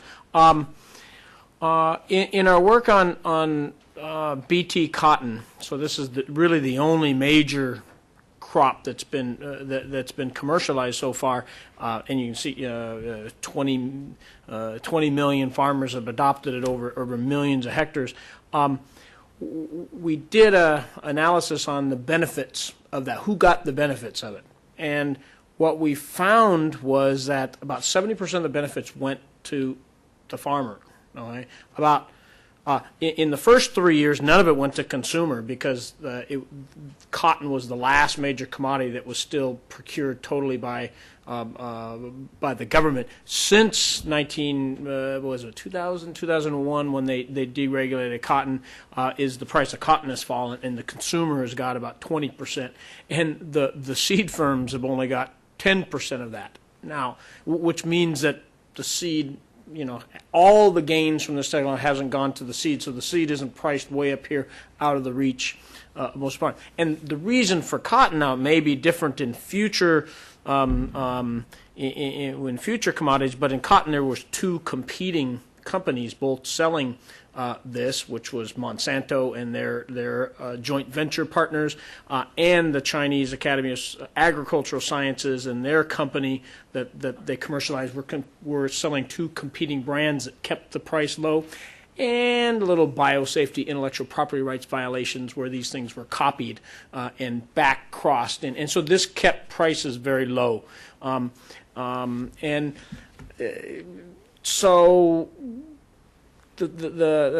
So that's why perhaps we didn't even see this yet. Now with rice, there's four big competing companies with new rice varieties. So maybe that's going to be the same way there. Once you get to the question of this pure green revolution technology, do Chinese farmers have problems procuring their inputs? The credit system is horrible. Okay, there's not credit available for agriculture producers. Farm sizes are small enough, and there's enough cash out in the economy, right? I mean, 85% of the people have somebody in the off-farm sector. There's lots of remittances that come back. They're self-financing most of this stuff. So when you get in the real extremely poor areas, there could be credit constraints on agricultural inputs. By and large, though, the importance of being important, Marshall told us, is that people find a way to buy these inputs because they're so important. So now, if you want to talk about small business development, if you want to talk about financing other parts of the rural economy development, the credit system is a total failure, and it's a constraint on development. And its reforms in that sector aren't going forward very much. So it's a real mess.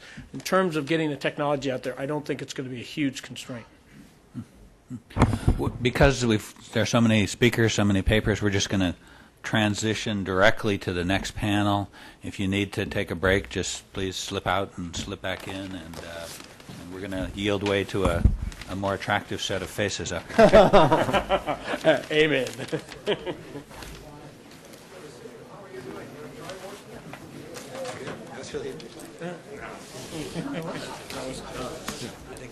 So, this agriculture stuff is great. I still think you're in. Just the stuff you've done with John.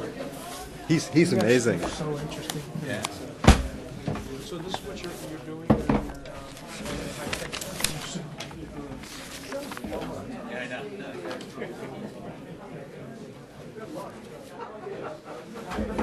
Yeah. Do you happen to have a script? Yes. Too long a presentation. I need to simplify to go back and do some of the translations. I'm from Radio Free Asia. Okay, I don't have a script of what I said. I have a script of the paper that I was talking about. Yeah. Okay, I have... The power here, it's probably the same. Presentation. Okay. so I can use this. Yeah. Yeah. I'm sorry? Yeah. Let me do this. Let's see. This is. This is Lardy. There's some. I'm just worried that there's some. Are you going first? I'm going first. You're going first. Okay, good. Yeah. This makes me easy. Make it easy. Yeah. Well, actually,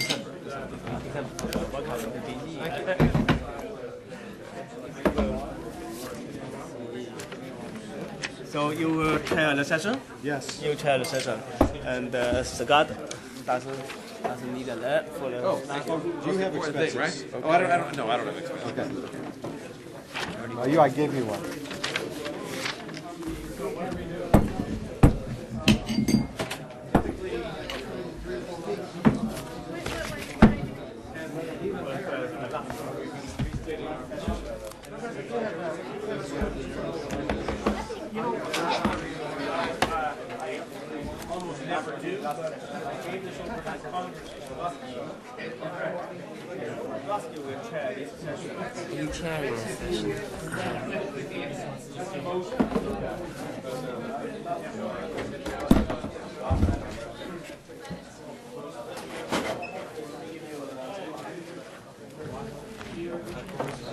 Hi. I'm Inshu. Hi. Nice to meet you. Nice to meet you. Working at my You have started off. China's Regional Financial Corporation. I often read your articles. Oh, well, pleased to meet you. Better to start soon, but otherwise people will go on. He already did that. Wilson just did that. Oh, did that already? That's for the last issue. Okay. Okay, so you can teach me. So you can have it. Yeah. Yeah, sure. So he just wanted to know the presentation on the screen. So that's what the interruption was. So you have it here and there. That's right. Both places. That's right. During my, I'm only going to come to these slides toward the end of my presentation. Okay. So Well, you if there's a could. way- You could just minimize it. Let's just start with if Yashang is messing with the technology. So, and then you just hit this right there, and it'll come up. No, it's in another paper we're writing. Yeah. Don't need that at all. They have the trade ratio is Yes, 68, exactly. and the coastal province has 90%, 92% of the exports, and 70% of GDP. 好久不见10点了，10点不见，这么久。 Okay, ladies and gentlemen, we're going to begin the second session now. Please, we have a panel of 3 speakers. Ladies and gentlemen. Ladies and gentlemen. Thank you very much. We have 3 speakers here. The first speaker, Professor Yasheng Huang of MIT, who is a widely read analyst of China's political economy. His most recent book, The Selling of China, has incited special panels in journals, at least one. He's going to talk to us about government and the economy. After that, Franklin Allen, who is the lead author in our team that's examining the Chinese financial and banking system. We'll talk on that subject. And Don Clark on my left, who is a well-known lawyer and law professor in the China field. We'll talk about the legal and institutional system. Rules are the same as before. 15 minutes per speaker, strictly enforced. Professor Huang. Thank you, Tom. I think if there's going to be somebody who can connect this panel with the previous panel, that person ought to be amply rewarded. The reason that I say this is because I think every time we talk about institutions in China, there's a sense that the institutions are poor. Financial institutions are poor, regulatory institutions are poor, and legal institutions are underdeveloped. And yet, in the previous panel, the sense was that the economy was booming, the industrial competitiveness was remarkable, foreign investors are coming in. So there's a interesting intellectual task to sit through both panels and go away with a coherent answer. So I'm not going to do that. All I'm going to do is to emphasize the institutional story of Chinese economy and Chinese economic growth. And I'm going to focus in particular on the institutional environment for domestic private firms, not for foreign investors, not for state-owned enterprises, but that for domestic private firms. It is interesting that I picked up this brochure, this pamphlet put out by Woodrow Wilson Center. And if you read through this, there's one sentence about Lenovo, Chinese Lenovo Group, which bought the IBM PC business. So let me start from there. What's interesting about Lenovo is it has been variously portrayed as a state-owned enterprise, but also it has been referred to as a private enterprise. But there's usually agreement that it is a Chinese enterprise. Well, I'm not so sure. And what's interesting about Lenovo is that it is actually legally registered in Hong Kong. In China, in fact, it is treated as a foreign enterprise, not as a domestic enterprise. Its holding company is located in Beijing, but all the production and R&D activities are organized under this foreign cover. Immediately, there's an interesting question why this is so. One of the reasons is that in the 1980s, as a private or as a sort of non-state enterprise, not as a non-traditional state enterprise, it couldn't even get into computer manufacturing business. Its application for a computer production licensing was rejected by the Ministry of Electronic Industry. It had to go to Hong Kong and form an alliance with a Hong Kong firm. And from there, it began to invest back into China. And that's how it got into the computer manufacturing business. Also, it got about $40,000 from its original Chinese parent, the Academy of Natural Sciences. $40,000 was not a lot of money. But, nevertheless, it was the first seed capital that was very, very important to jumpstart the firm. But to say that this firm has grown from $40,000 in 1984 to a sort of multinational, multi-regional firm today is to say that $40,000 played such an important role that we don't understand. In fact, it's not that $40,000 that did the trick. It raised millions of dollars in Hong Kong, arranged by its joint venture partner.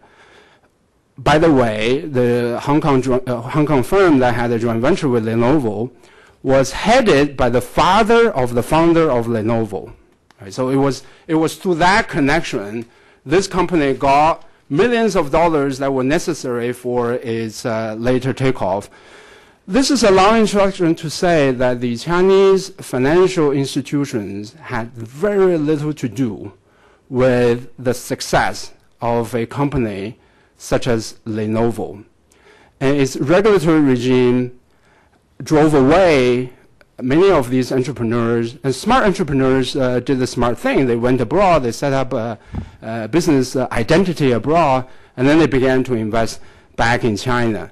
So there are three things I can say. One is that institutional inefficiencies in China, even though they don't seem to have affected the kind of industrial competitiveness and economic performance that people in the first panel talked about, they do have an effect on the composition of the growth, foreign vis-a-vis domestic, and on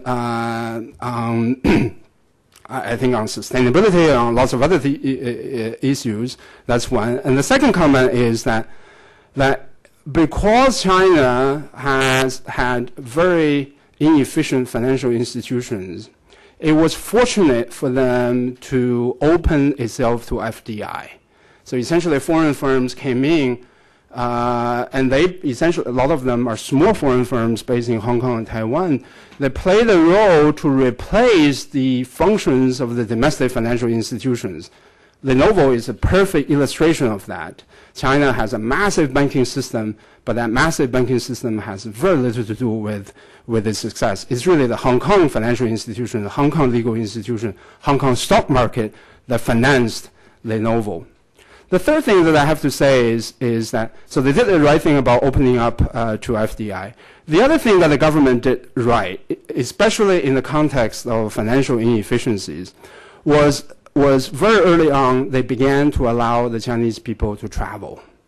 This is underappreciated by many of us. And if you track down the entrepreneurs in China today, many of them were able to travel abroad, acquired a foreign something, could be a passport, could be an identity card. They established a legal identity abroad. Hong Kong was considered a foreign country. It's actually, for economic and tax reasons, it's still treated as a foreign territory, even today. By the way, this is no different from how Britain treated Hong Kong before 1997, so China is not doing anything exceptional. And that human capital mobility allowed some of the efficient, ambitious, and smart entrepreneurs to leave the country and then come back, right? And so essentially the success of the Chinese reforms, one of the remarkable successes of the Chinese reforms is not that it was able to reform the financial institutions from bad financial institutions into good financial institutions. It hasn't done that. The success has more to do with the fact they allowed human capital mobility and mobility of financial capital across borders. And that success was extremely instrumental at a time when its own domestic financial institutions couldn't perform the task. Let me use the rest of the time to talk about how the policy, institutional, and regulatory environment for domestic enterprises has improved in the recent years. And by doing that, what I want to show is that the improvement was remarkable, but on the other hand, the improvement was from a very low base because the domestic private firms were treated very, very badly in the 1990s, and they began to treat them better since the late 1990s, but that's from the low base. In March 2004, the Constitution was revised, which gave the domestic private investors, or private investors, they didn't say stipulate nationality, domestic investors, greater recognition and greater protection of their property rights. Also last year, there was a government decree that relaxed sectoral controls on domestic private firms. Now they say that the domestic private firms, most of them can invest in those sectors previously reserved for state-owned enterprises. What's very interesting is that in 2002, I think 2002 or 2001, the government had another decree, this time saying that the domestic private firms could invest in those sectors that foreign firms could invest in. So essentially, we know before 2001 and 2002, the domestic private firms were treated even more shabbily as compared with foreign investors. And this is I interact with foreign business people all the time. They complain about Chinese legal institutions and regulatory institutions. I say, I hear you. I mean, I hear these complaints. I feel your pain. Wait till you are a domestic private investor, you would complain even more. And so they began to equalize these treatments vis-a-vis foreign firms and vis-a-vis the SOEs in the last 3 years. In 2001, the then Chinese Party Secretary, Jiang Zemin, called for the Communist Party to accept private entrepreneurs as the members of the Communist Party, which is an interesting ideological twist. In 1999, there was a constitutional revision that gave greater political recognition of private sector without explicitly providing legal protection as they did in 2004. 1998, they relaxed export controls on domestic private firms, and this is really just an amazing fact. Before 1998, in principle, domestic private firms could export, but they could export only through a trading corporation. So it was very difficult. I mean, some of them did it anyway, but at least in policy, they couldn't interact directly with foreign buyers and foreign suppliers. And that has a very, very big negative effect because you can't get information very, very quickly. In 1997, 1998, the government abolished or erased or maybe softened the bank credit quota system, which in effect denied the credit allocation to the private firms. So that's good that all of this happened. But let me also say that this is all from a low base. And the fact is that the Chinese leadership, beginning in the early 1980s, in my own view, began a proactive program to encourage private sector growth. But that proactive policy interventions in the 1990s was not continued, I would say, until the late 1990s. Let me show you some data about financial treatment of domestic private firms. And here we have two lines. And this is from private sector survey administered in 2002. So 2002, so the end date is 2001. On the left axis, we have the average for the 1980s, from 1980 to 1988. The top line is a line representing the percentage of firms that had informal credit in startup capital, informal credit, so curb market, you go to a loan sharks and people like that, they charge extremely high interest rates. And this is a formal financing by banks. So the question is, do you have, in your startup capital, do you have formal bank loans, and do you have informal capital from the informal sector? So essentially, this line represents the percentage of the firms that say, yes, we have bank loans, and yes, we have informal capital. What's very interesting is that by the late 1980s, up to 1988, essentially formal and informal finance played an equal role. So they're roughly about 28%, maybe 27% said they have both formal and informal finance. What's very interesting is in the 1990s, the role of the informal finance has increased. Look at this line, which is trending upward. Sometimes it's going down, but still the gap got bigger rather than smaller. So over the 1990s, despite the fact that the domestic private sector grew very, very rapidly, it wasn't the formal financial sector that did the trick. It was actually the informal financial sector that financed some of this growth. Lenovo did a smart thing. They went to Hong Kong, so that's a foreign formal financial sector.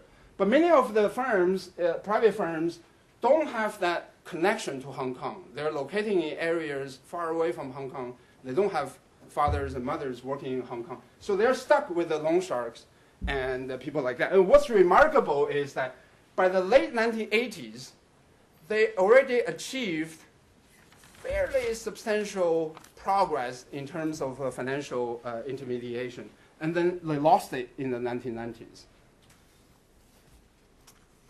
This is the average employment size of the private firms in this survey.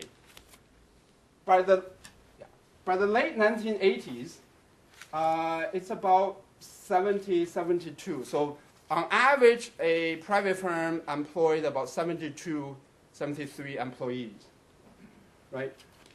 That average size was not exceeded until 1998. until 1998. And I think that jump, I'm now only beginning to look at this data. I think the jump was accounted for by the privatization that was allowed during this period of time. So the private firms began to take over some of the larger state-owned firms, so there was a jump. And what's very interesting is that this is the median number of workers of a median private firm. That's 30, and that was never exceeded. That's also 30. That was never exceeded throughout the 1990s. So essentially, the Chinese private firms, despite in aggregate their ability to contribute to the economic growth, but individual size, they are actually very, very small. And I've done other work that shows that India is actually way ahead of China in terms of individual corporate development. They have bigger firms, they have firms in high-tech industries, and the competitive firms in India are not just in software industry, they are in pharmaceutical industry. And I have visited machine tool firms in India that are exporting high-tech precision machinery to China, and they're doing excellent business. And I asked them why you are exporting those products to China. Is it because Chinese don't have those firms? No, they say they don't have our quality and they don't have our technology. So let me end by saying that that private sector is playing a very important role, but there are many, many challenges. And one of the challenges is how do you deal with the financial inefficiencies in the country? And then they are making progress on that slowly. The second challenge is more macroeconomic. I teach at business school. I know that the private firms in China, because of the 20 years of discrimination, have not developed appropriate corporate capabilities relative to their production capacity. So how do you manage larger firms now with the kind of human resource control system that you have, with the accounting system that you have? That's going to be a big challenge. Thank you very much.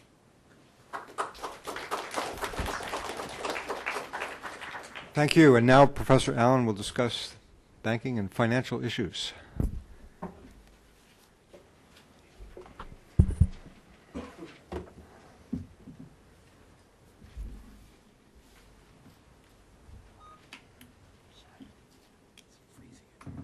Yeah, a cool environment for a hot topic. Yes, that's right.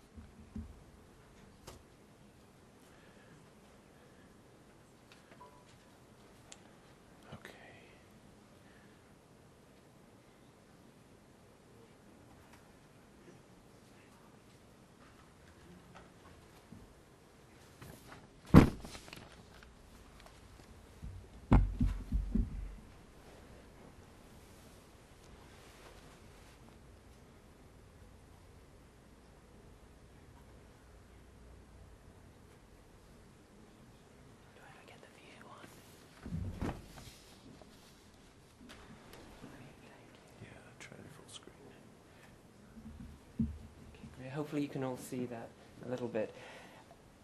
Tom had mentioned that on this project we have generalists and specialists in China. I'm one of the generalists, so I think everybody else who's speaking today has a deep history of working in China. I came to it in a different direction. I'm basically a theorist and interested in understanding different parts of the world. And China is a very interesting example because it's so much against the conventional wisdom, and yet it's so successful. Now, the specialists on our team are two of my colleagues, Jun Chan and Mei Jun Chan, who are both at Boston College. Now, one of the themes in many discussions of China, and indeed it's come up already today in a number of occasions in the first session and then Professor Huang's discussion, is the prevailing view that the financial system in China is a weak link, and it's what's going to happen, it's what's going to hamper growth going forward in the country. Now, our view on the financial system can be summarized in three conclusions, and the first two of those are supportive of this conventional wisdom. So the banks obviously have big problems. They have an enormous non-performing loan problem, and that may be even bigger than the official statistics seem to make it. In fact, it seems quite likely that that's the case. They also have, for historical reasons, which I'll discuss, quite high cost base. The second is about the financial markets, and the financial markets are small still. They've grown very quickly, but they are not an important player yet. Going forward, they may become that, but that's probably some time off still. So this leaves us with a puzzle. If the financial system's so bad and finance is important, as many people believe, how's China been so successful? And what we would argue quite consistently with Professor Huang is that there are alternative financing mechanisms which work outside the banking system and the financial markets, which have done an extremely good job at allowing China to grow. And what we'd argue is, in fact, the financial system, if you take into account these non-traditional forms of finance, is quite successful. So let me talk first about banks. So the way that the banking system developed was pre-1978, there was one bank in China, the People's Bank, and it essentially was the central bank and the commercial bank, and it had branches all over the country, and it did everything. Then what happened in 1978, they split it into three parts, into the Bank of China, which did foreign trade investment, the People's Construction Bank of China, and the Agricultural Bank of China. Then in 1984, they added the Industrial and Commercial Bank of China. Those four essentially came out of the People's Bank and inherited many of the same structures and so on. Now, if we look at the importance of banks in the system, and the way that I would categorize this is in terms of the law and finance method currently, which is to look at legal origin. But if you look at bank credit to GDP, which is a standard measure of the size of the banking system and the importance of it, you see that China, if you look at the raw numbers, has a ratio of 1.11, which is even higher than the German origin, and we usually think of Germany as having a very bank-based system. It's much, much higher than any of the other kind of systems. Now, that number is a little bit misleading, because if you take out the bank debt to the state-owned and the listed sector, and you leave what we call the hybrid sector, which is everything else in the industrial sector, then that ratio goes down to 0.24. So as we'll see, in fact, the hybrid sector, in terms of industrial output, is now the major part of that, and yet it's only taking about less than a quarter, about 20% of the bank credit. So the banks aren't really that involved in the sector that's producing most of the industrial output. Now, the second measure is in terms of overhead cost. If You can see the number for China relative to total assets is about 0.12 or 12%. That's much, much higher than anywhere else in the world. And so the banks have a big cost problem, and that comes as a result of this legacy that they have this huge structure resulting from the previous regime prior to 1978. Now, we hear a lot about the non-performing loan problem in China, and if you look in Table 2, you can see that that is indeed the case. It's a comparison there with Hong Kong, India, Indonesia, Japan, South Korea, Taiwan. And I hope you can see the numbers a little bit, but they'll be in the paper that is published here. China has a much bigger non-performing loan problem than even Japan. And these are based on official statistics. The first numbers there are non-performing loans as a percentage of loans. The numbers in brackets are as a percentage of GDP. And you can see in 2000, 2001, the non-performing loans, as admitted, were about 25% of GDP. That's now come down. 2002, it was down to 15%. It's coming down. Now, one of the issues, though, is are those numbers the correct numbers? Many people argue that those are significant underestimates of non-performing loans. Another measure of the banking problems of China is given by the system profitability, and panel B of Table 2 shows that. And what that gives, the first number is the return on average equity, and the second in brackets is return on average assets. And what you can see there is that China is much lower than most of the other countries. So they have a much lower than Hong Kong, India, Indonesia. They're better than Japan, which typically has negative still on that. And for part of the time, they're better than South Korea. But they are low. And so in terms of profitability, they're not doing well either. So the banks have problems. One view is they pose a major threat. That would be the negative view. If non-performing loans are much higher than the announced numbers, if growth stalls for any reason, then we may have a financial crisis, much like the crises in Asia in '97. The more optimistic view is that they're getting the loans under control, that there are less political pressures to make loans to the state-owned enterprises, and so on. And with growth of 9-10%, the kinds of numbers that China has had, we can quickly grow out of these problems. The other interesting aspect is the fact that the Chinese government did something which was very novel, which was to take some of the money from the foreign exchange reserves and inject it onto the balance sheets of the banks. And if you do that calculation, currently, or at the end of 2004, China's foreign exchange reserves were about 600 billion. They more than amply cover at least the announced loans. So in that view, too, that would be the positive side, that it's not a problem. So I think there's a diversity of view. I guess my own personal view would be more to the positive side. But clearly the banking system and reform of the banking system are a major task for China to undertake in terms of financial reform. If we look at financial markets, they've been founded for about 15 years now. If you look at the Shanghai and Shenzhen taken together, they would rank about 11th in the world. The Hong Kong Stock Exchange on its own ranks 10th. If you combine them, they'd rank 5th in the world. So they're significant, but they're not huge yet.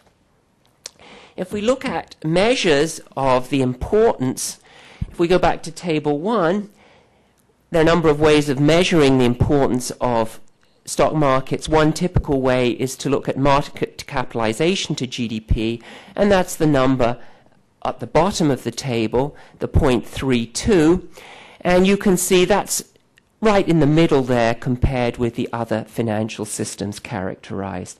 So, for example, English origin would be 0.58, but French origin would be 0.18. So it doesn't look too bad compared to that. But that's a misleading figure because many of the shares in the listed companies are still owned by the state. and various other state entities. And so that's probably about 2/3. And so if you look at a more reliable indicator, which would be the value of the traded shares, so the ones that can actually trade, that would go down to 0.11 or 11%, which is fairly low. Now, the other measures which are revealing for China's markets are what we've listed here, which is first of all the concentration ratio, and that's the proportion of trading that is accounted for by the top quintile of firms by size, by market cap. Now, in most markets like the NYSE or Tokyo or London, most of the trading is of big companies. So you get ratios like at the NYSE for that of about 60%. So it's the IBMs and so on. In China, that proportion is only 29.4, and that's a real outlier. So most of the trading in China is of small and medium-sized enterprises. Now, the second measure we've put there is turnover velocity, which is the amount of trade each year relative to total market cap. Now, again, China is an outlier. It's 224%, and that's much bigger than anywhere else. The figure for NASDAQ is 319, but because of the way they count, that's actually a double estimate. So that should be more like 155. Now, if you take into account this is relative to total market cap, you've got this additional factor that the tradable shares are in fact turning over many, many times. And what that indicates is it's very much a speculative market with a lot of trading of small stocks and so on. Now, as I said, many of the shares are state-owned, and one of the big problems is there's a great deal of uncertainty about when those will be sold onto the market. And so I think one of the important things that China's government has to do is to decide what to do about those. I guess my own view would be that they should start selling them off in small quantities over a long period of time with a pre-announced schedule so that the uncertainty's gone. The other aspect with the markets that's important is that there isn't a human capital infrastructure and there isn't an institutional investor infrastructure. Those take an enormous amount of time to build, and I think that's a very important task for China's financial markets going forward over time. So conclusion is they need to be improved, regulations need to be improved, we need to have more efficiency, and we need to develop the infrastructure. In the short term, that's not likely to happen, but in the next 10 to 20 years, I think markets will play an important role. So how has China been so successful? Well, it's these alternative forms of financing that Professor Huang was talking about.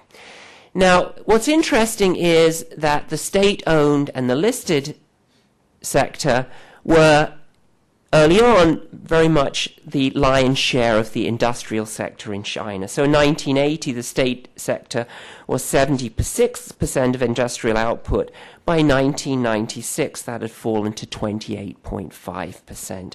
What's been happening is that the hybrid sector, which is essentially everything else, it has private firms, foreign firms, but also things like township village enterprises, which are these local publicly government-owned, that's been growing at incredible rates. So that's been growing from 1996 to 2002 at about 14 to 15% per year compared to the state and listed sectors at 5%.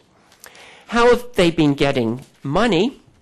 Well, one important source is internal finance. That's important in most financial systems. It seems to be particularly important in China, and it does a very good job.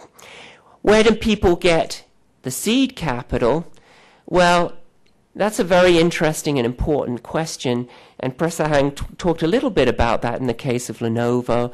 I think a lot of the money came from Hong Kong and Taiwan. Also, though, a lot of the money came from things that we think of as being undesirable. So from smuggling, for example, was one way that people made seed capital to start businesses, other kinds of illegal activity. And so although those things we think of as being very undesirable, in many ways, they do have this benefit that they provide a seed capital. And once that gets going, then you can have internal finance and things can work much better. Corporate governance is a big issue in China. The formal mechanisms are terrible. How does it work? Well, there are other things that seem important. We hear a lot today about social capital, and that seems to be very important in China. The other thing which I think is extremely important for corporate governance is competition. China is extremely competitive, and that makes sure that there's a limit to how much can be extracted in terms of fraud and bad corporate governance. So I think our bottom line would be the conventional banking and markets are indeed a problem, but they haven't hampered China so far. The alternative mechanisms work well, and as long as they are encouraged and not regulated out of existence and so forth, then there's no reason that China shouldn't go and continue growing.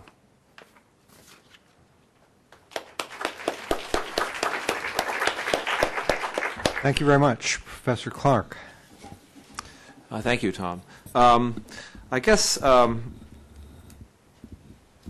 Yasheng mentioned, so far, the papers here have shown that Chinese economic performance in the reform area has been pretty remarkable.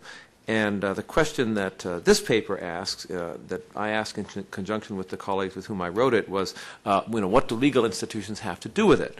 And like Yasheng, I also do not come before you with kind of a neat answer to the puzzle. There were three of us involved in this paper. I'm do work in the legal system of the People's Republic of China.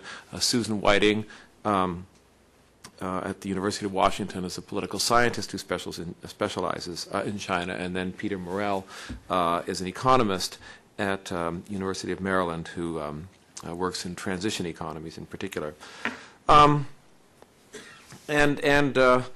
What we started with was this, I guess you could almost call it conventional wisdom, although that's unduly pejorative, in the academic world. Anything that's conventional wisdom, of course, you want to try to overturn. But, this notion that in order to get a general theory that in order to get economic growth, you need to have people need to believe that they can get some kind of reasonable return from their investments, and that they can, expect that their agreements with other economic actors will be respected. And so, in understanding why a country grows, one important question is, what mechanisms were there that fostered these appropriate expectations among property owners? And the emphasis in recent economic literature, and included in the pronouncements of the World Bank and other similar organizations, is on the importance of formal legal institutions or the rule of law as crucial in fostering the appropriate expectations among property owners and among those undertaking transactions. And this is a tradition that dates back to Max Weber. So what we do here is to try to sort of take this theory out for a test drive in China and see what happens. We find, in very much in line with the conventional view of Chinese legal institutions, that they are indeed very weak, such that it's hard to imagine them playing a major role in inducing economic growth.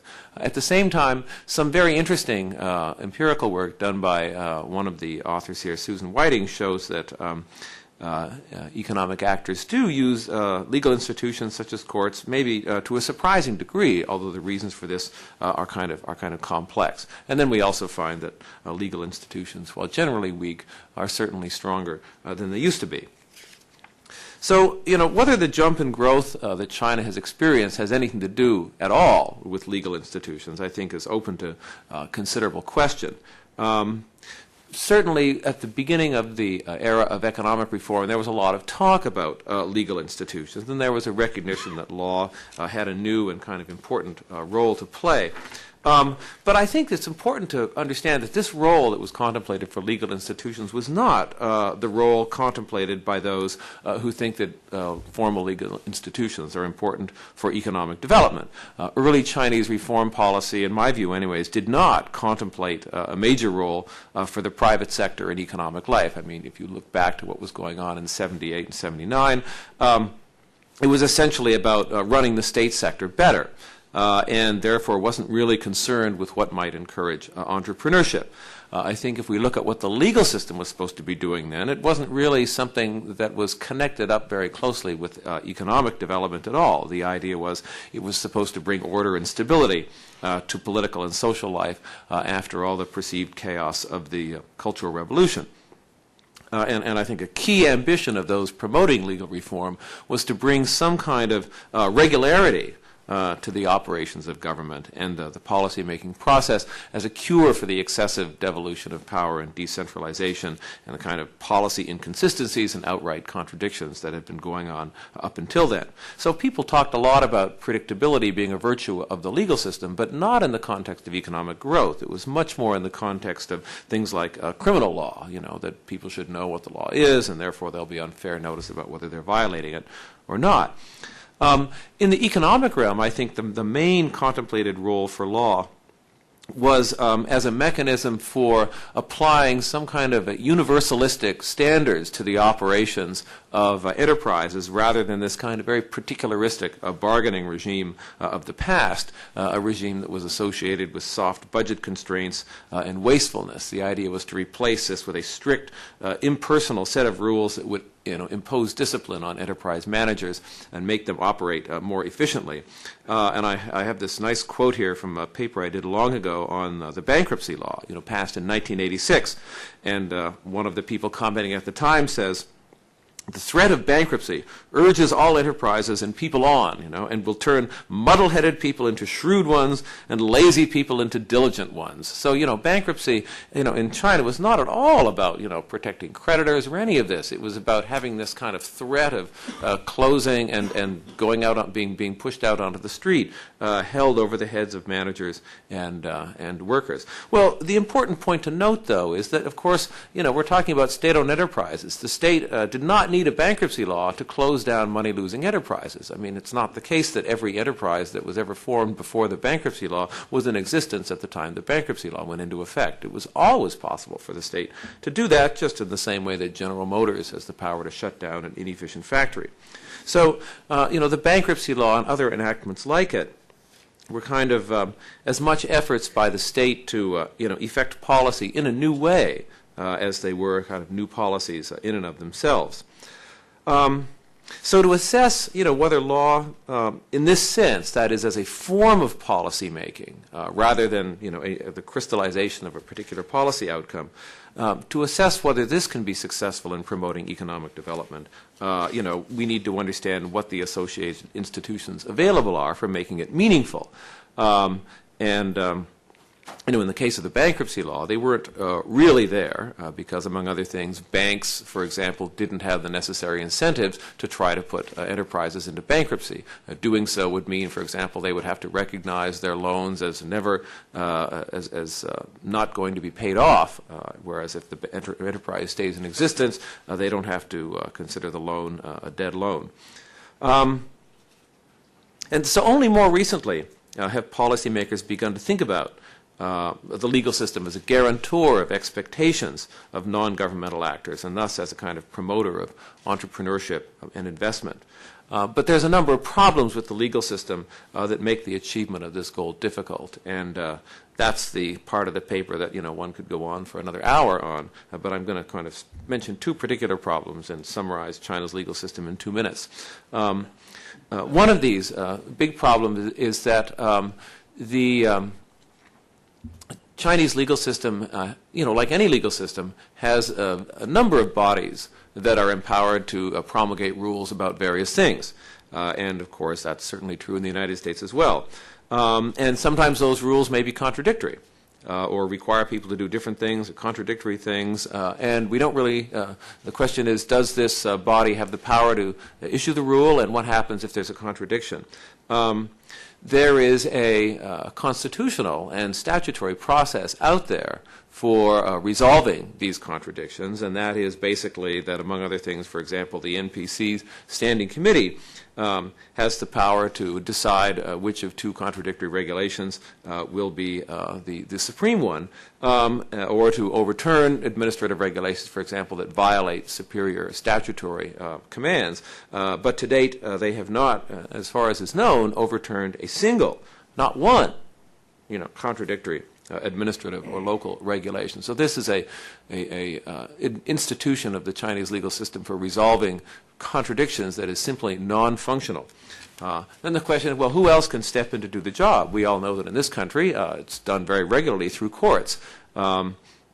This is not something that Chinese courts have the ability or the power to do. They are simply not allowed to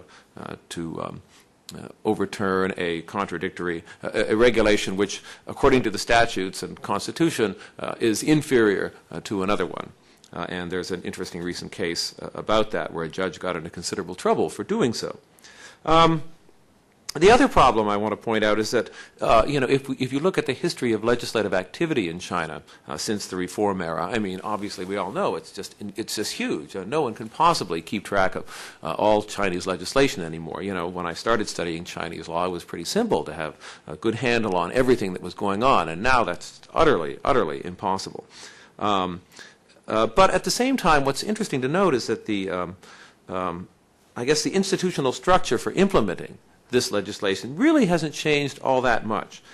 Courts, for example, are recognizably pretty much the same institution they were at the start of economic reform. 25 years, more than 25 years ago. The way personnel are appointed, the way courts are financed, the kind of incentive structure facing judges, very much similar to the way it was. And indeed their role in the entire legal system is very similar. They are not really an institution such as courts in this country, which kind of sits on top of everything and has universal jurisdiction over everybody. They're really kind of one bureaucracy among many, and they have a certain limited jurisdiction and an ability to solve certain kinds of problems, but they can't really tell other parallel bureaucracies what to do. And so what does this mean for this theory that economic development requires the existence of a well-functioning formal legal system? I guess there's a number of ways of resolving this conundrum, and one of them is to say, well, sure, it's true. We have economic growth and we have lousy legal institutions. So if China had had good legal institutions, we would have had even more economic growth. So you can always say that. That's an unfalsifiable proposition, really, and so I'm not really going to say much more about it. There's some other more tractable hypotheses, though. We could say that maybe, although rights are not enforced in the legal system, they're enforced somewhere else in the system. Maybe some kind of informal networks, social networks, reputation effects, all these things that game theorists like to talk about. Of course, one could also resolve the conundrum by saying that this sort of hypothesis is just wrong. We're getting growth, system's not promoting rights, and therefore there isn't any connection between the two. It could be that growth doesn't really require, we can kind of modify the hypothesis and say, well, maybe growth doesn't really require rights, maybe it just requires predictability, in the same way that, obviously agricultural investment depends on the notion that spring will follow winter and summer will follow spring, and that the sun will rise in the east and set in the west, even though the farmer doesn't have rights, to any of those things actually happening. And we could say, rights is kind of the wrong approach. It's predictability that's important. I think the most promising approach is maybe to disaggregate this notion of rights into, say, protection of property rights and protection of contract rights, and to hypothesize that maybe what really matters, the institutions that matter most, are not so much those that protect enable private contracting between citizens as those that protect investors against unpredictable or excessive expropriation from the government. And the basis for disaggregating in this way is to look at kind of available substitutes and to theorize that maybe if the legal system doesn't provide good enforcement of private rights of contract, nevertheless, it's very possible to have effective substitutes for that. As I mentioned before, for example, informal kind of civil society institutions, perhaps, or something else. Whereas there aren't really good substitutes for the failure of a government to protect you from excessive or unpredictable expropriation. And then the question is, well, how does China's legal system stack up if we disaggregate it that way? In terms of protection from unpredictable or excessive expropriation, not so bad. Now, maybe it's not the legal system that's actually doing this, but nevertheless, if we look at a lot of investment in China, it seems that, especially since much of it is carried out by governmental bodies themselves, and they're, in a sense, internalizing all the problems or unpredictability of possible expropriation. So, I mean, there's a lot more to say about this, but I can't say it in about the 1 minute that I have remaining. The one thing I do want to say is that despite all the much advertised and indeed kind of accurately stated weaknesses in the Chinese legal system, one surprising result that my colleague Susan Whiting came up with in some of the research that has gone into this paper was that Chinese firms in Shanghai and Nanjing actually used the formal legal system to what to me anyways was quite a surprising degree despite all the problems. And one interesting question is, well, how should we interpret this fact that they use it to a surprising degree? Does this show that legal institutions are promoting economic development and that somehow the firms really need to have these legal institutions there and they're performing some positive function? I think, the jury is still out on that question, because another very interesting thing that her paper shows is that other institutions, such as mediation, arbitration institutions, were not used because they basically didn't exist, at least not in any great degree, and that's kind of consistent with the general weakness or sometimes even complete absence of these civil society institutions in modern Chinese society. So it may be that legal institutions, when they are used, are being used to a degree they normally wouldn't be used simply because of the lack of any kind of available alternative. And I will stop there. Thank you very much. Questions for these speakers? Sir.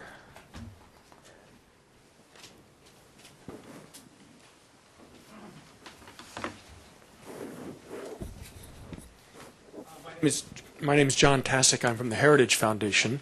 I think these are very good presentations. Thank you very much. I just have a couple of observations or questions, I think, for anybody that wants to answer them. I think Dr. Huang, in describing Lenovo, seemed to be describing the phenomenon known as the false foreign devil, the 假洋鬼子, the idea that Chinese companies would go down to Hong Kong, find some unsuspecting relative or friend, and bring them back and set up a foreign invested enterprise. In my days in China, we saw this all the time, and one of the problems with this was, and maybe you could comment on what it's like now, is that in those days, basically you had to have very close political connections in order to get away with this, and not everybody was entitled to it. Thank you. I'm sorry, I'm going to cut you off and invite our speakers to comment on this. I don't think that term, the false foreign devil, is used to describe this phenomenon, but there's a slightly better sounding term for it, which is round trip FDI. So go out and go in. But I think the point, I recognize the point that you need connections to do this, because it is not, strictly speaking, legal. But the fact is that it has happened on a massive scale. Lenovo is prominent in the sense that it is a large firm, as a result of doing this. It's also prominent in a different sense, which is that it is located in Beijing. Most of this sort of round-trip stuff happens in Guangdong province, and there they're very small. And by the way, the relatives are suspecting. It's not that they're unsuspecting. They are in this game as much as the people on the other side of the border. So it's not as strict as your description seems to indicate, because it's really massive. There's one indication that suggested evidence. There's really no good way of knowing how much of the total Chinese FDI is accounted for by round-trip FDI. But I think in the 92, 93, I would say that was the period when this phenomenon was most prominent. That was just after the relaxation, and there was a crackdown on private sector in 1990, 1991. So there was this pent-up demand on the part of the private investors to go out. The study that I've seen is that it's around 26%, 27% of the FDI, total FDI. That figure came from Nick Lardy. And I talked to Nick. I said, Nick, how did you get this number? Nick said, I got it from the World Bank. And then I talked to the World Bank, and they said they got it from Nick Lardy. So, but that figure has stayed, 26%. Yeah. Well, thank you. In the old days, it was. Sorry, sir. I'm going to recognize someone else. Sir. Rob Warren, I'd like to ask the panel to come back to the conundrum that we haven't really addressed adequately, and that is, here we have a very prosperous and growing economy, but at the same time, major weaknesses in the financial, legal, and corporate sectors, if you will. As it races forward and becomes more complex and heavier weight, are we going to reach a breaking point or a sharp slowdown? Yeah, let me embellish that question, because I think that's exactly what was running through my mind as I listened to these presentations. Another of the papers in our project is by Richard Bird at the University of Toronto and Christine Wong at the University of Washington. It's on the subject of fiscal policy. And the theme is very similar to the theme here, that the institutional underpinning of this great boom is dreadful. In the initial version of the paper, they said this and not much more. And so I asked them, you're telling me that your subject isn't important, that we can have a boom and fiscal policy is a mess and it doesn't matter. And this is the story we're hearing. The revised version of their paper, I think, was very interesting. They analyzed very carefully what the problems were, explained how the fiscal system had managed to cobble together substitutes that allowed the public sector to perform its function, and now they're arguing that the substitute mechanisms now in place will not work going forward.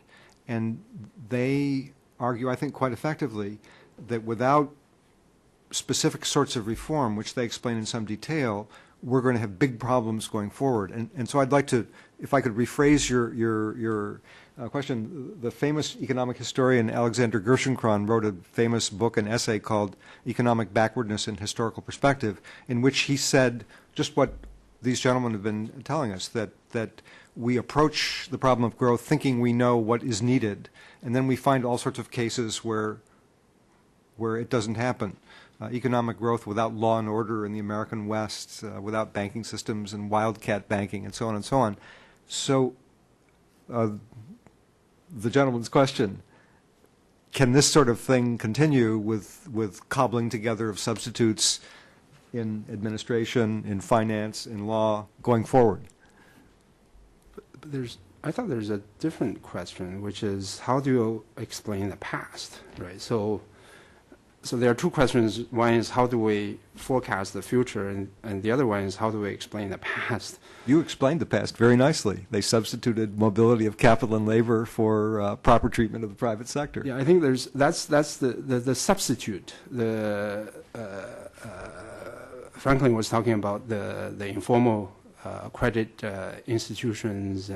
But what's important is that some regions in China in the 1990s cracked down on these informal credit institutions. So you don't have efficient formal institutions, and then you go after the informal ones, and usually those regions did suffer. The other substitute is in my own work is FDI. FDI comes in as a substitute for domestic loans, and that has financed and funded entrepreneurs who couldn't get financing in other ways. So I don't think the growth itself is fake, is unreal, even though the institutions are weak. But it does raise two questions. One is the future. The other question is how replicable this model is to other countries, right? So if you look at the role of FDI, China is extremely unusual. It has Hong Kong, it has Taiwan, it has all these very rich overseas Chinese. I wouldn't recommend the way that the Chinese have reformed their system to Uganda, to Congo, to countries like that, who cannot have this ready supply of foreign capital, right? Now we have also Western companies and American companies who are ready to go into China. So China, in many ways, is very lucky. I would say, extremely lucky, and it's large, so it's difficult to control all these informal financial activities. It is, for historical reasons, very attractive to foreign investors, and it has a lot of rich overseas Chinese. So the policy implication of this model is I think, at least is something that we need to think about. I guess my own position on this would, yes, it can continue. I think my own view on the sort of IMF World Bank view of the world, that you need these very strong legal institutions for growth and development to work. That may be true in some countries, but I think in many countries it's simply not true. You don't need these very formal institutions, that things can work and work around the conventional institutions. And things like trust and relationships and so on are very effective in underpinning economic activity. So if you look at a lot of the economic relations, particularly in Asia, they're done across borders with no legal underpinnings. They're done either through networks or family or some other instrument like that. And so I think it can continue. That's not to say it definitely will. There are lots of problems. The banks may cause some kind of crisis, but I don't see any reason why they shouldn't. To give you another example, if you think about the 19th century and all the growth that took place then, most of that was financed through the UK financial system, but it was done globally, and they didn't really rely so much on the kinds of mechanisms that we think about in the US today as being crucial. A lot of it was done overseas without these very formal legal institutions, and I think that's what's going on in China, and there's no reason it shouldn't continue. And to say one more thing, for example, about the fiscal system, it may be that the tax system doesn't work very well, but one of the interesting things is the fact that they used the foreign exchange reserves to bail out the banks. And as long as they keep the exchange rate where it is now, it looks as though there are going to be these very large inflows, and it's not something that economists think much about, but it may very well be that that's a very efficient way of raising money for the government. It's sort of a fiscal system where they don't have to worry about having lots of people enforcing an income tax system or anything like that. They just keep it low, and the money comes in and they can go out and spend it. So I guess I would be an optimist that this can continue. Yeah, maybe just a few words. I guess people have been, predicting since foreign investment started in China, particularly foreign investors have been, issuing dire warnings, right, that if China doesn't get its legal house in order, no one will want to invest in China. And, after a while, one starts to wonder, because, China really hasn't, in a sense, gotten its legal house in order in that sense, and foreigners still seem to be lining up to invest. So one wonders. and one needs to be very careful about making these predictions that somehow, well, ultimately, it's all going to stall out if they don't get things fixed up. But I think it's one thing that seems clear, again, and I get a lot of this from Yasheng's work, is that so far they've been able to find various substitutes, and it's worked pretty well.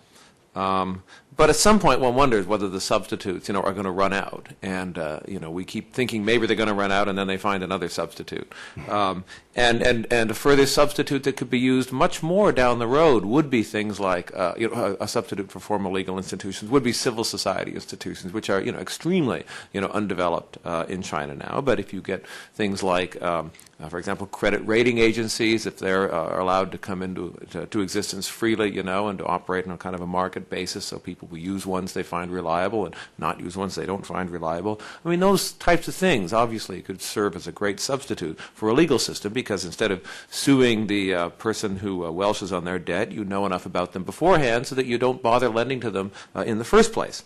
So I'm not quite ready to predict that in the absence of immediate reforms to the Chinese legal system, growth is going to stall out. But at some point, it seems to me, substitutes are expensive too.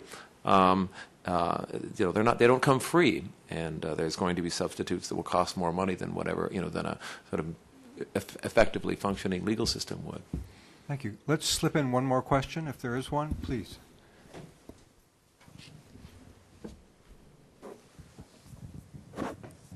Hi, Ann Kiefer. A question for Professor Allen.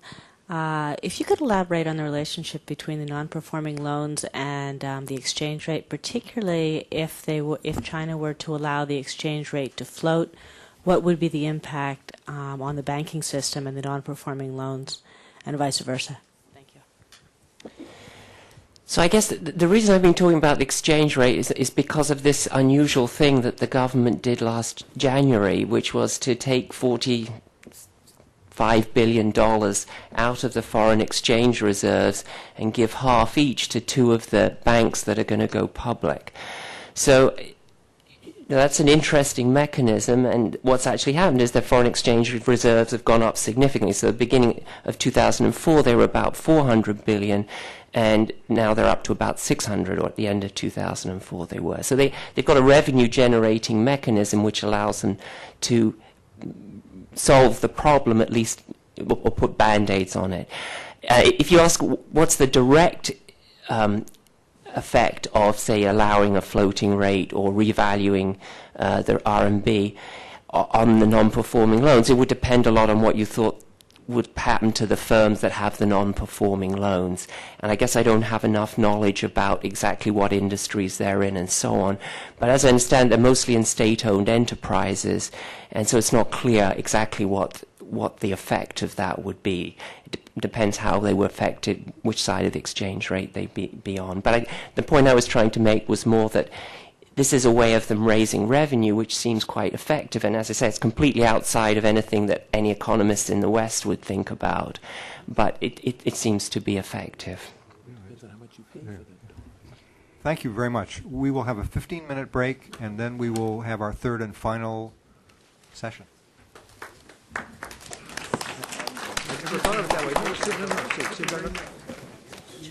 Yeah, let me send you some of my papers. I forgot to bring my card, but I know who you are, so has visited Wharton banks, which buy them with renminbi, which the government at the current rate. But I was in are they paying for it with stuff they just international aren't they? Yes, the management has a supply of renminbi, and they dish them out, and they get the US dollars. My question is, they're not paying for these dollars with a limited supply, with renminbi they raise through taxes, for example? No, that's his point. That It's they're just not raising up? taxes.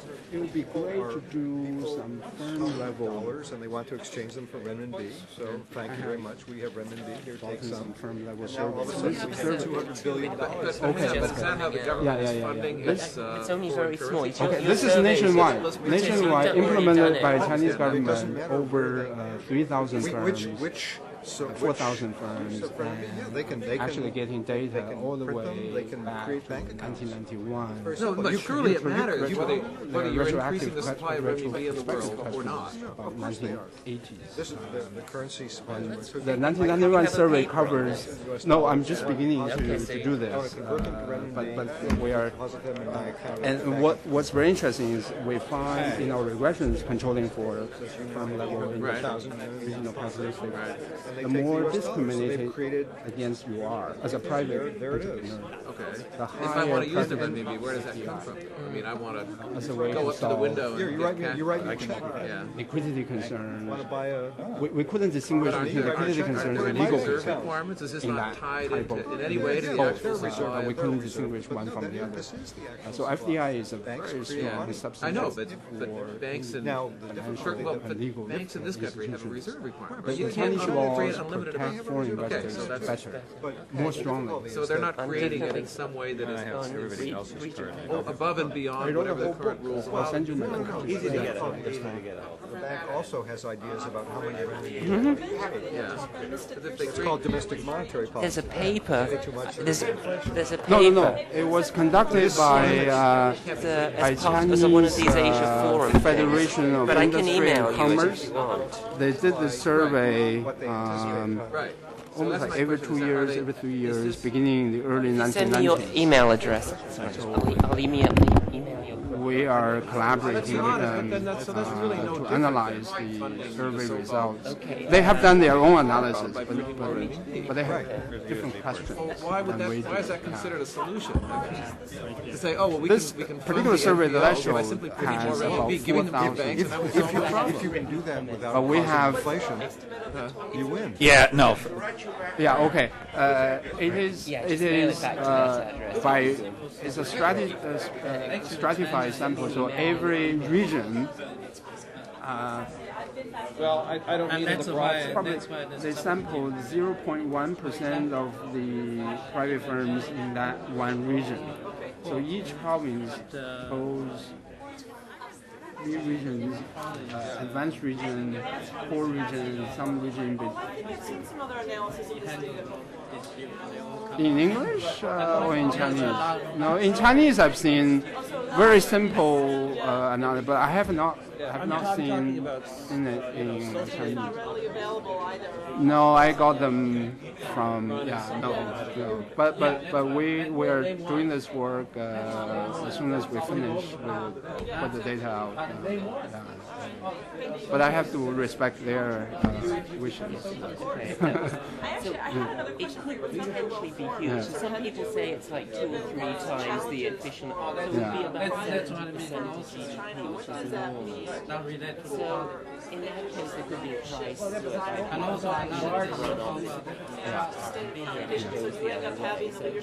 I don't think they'll let it fly. I think in the 1990s, they're not going to. My guess one is of they the won't. reasons why the domestic private firms were not adequately financed, do a lot of FDI, but even compared to the level of financing in the 1980s. One of the reasons was that the government had a industrial policy supporting what they viewed as strong firms, and those are state-owned enterprises. You know, Amy's. And China didn't have that policy in the 1980s. It is moving away from that policy now because it has been a disaster. And so the financing is increasing, but then relative to the scale of the private firms, I think basically now in China, if you're a successful large private firm, you have no problem with financing. That's not an issue. But the more issue. likely to face issues from competitors than foreign investors and state companies. I mean, it seems like if you make it through. Frank, to a can I successful- give you a card from Voice of America? My name is Gu Wang. I guess I have to contact you sometime later for financial issues related to No, I China? mean the competition is very fierce, but So this is the number. but the competition is and the production is heavily concentrated in low value-added I always sectors. So it may take me a So while if to you get look back. at Well, the emails high probably value-added the best way. sectors, But they are I'll get back to dominated you. by If foreign I'm away, firms. though, it may just take me a couple of days. And there, the foreign firms complain about competition, but mainly they compete with each other. Yeah. I forgot to bring my card. Yeah. Okay. It's YS Huang, YS Huang at MIT.edu. Yeah, very easy. Oh, okay. Yeah, just okay. Yeah. The competition is there, but it's a matter of the quality of the competition, the level of the competition. In what industries do you observe competition? So it's, as I said at the beginning, these are Thank you. specialists, and I'm not. So for me, it's interesting precisely because it's an example of all these things that it's different, and that's why I find it interesting. But I'm not an expert like Professor Hall would be, who would know, I know a little bit about it. I know him very well when I was in school. He was good. So your current focus is more health transport market. It's more trying to understand financial systems. China is interesting to me because it's a very interesting example of things where the financial system doesn't work. I guess I can find all your publications. It's on my website. Well, okay.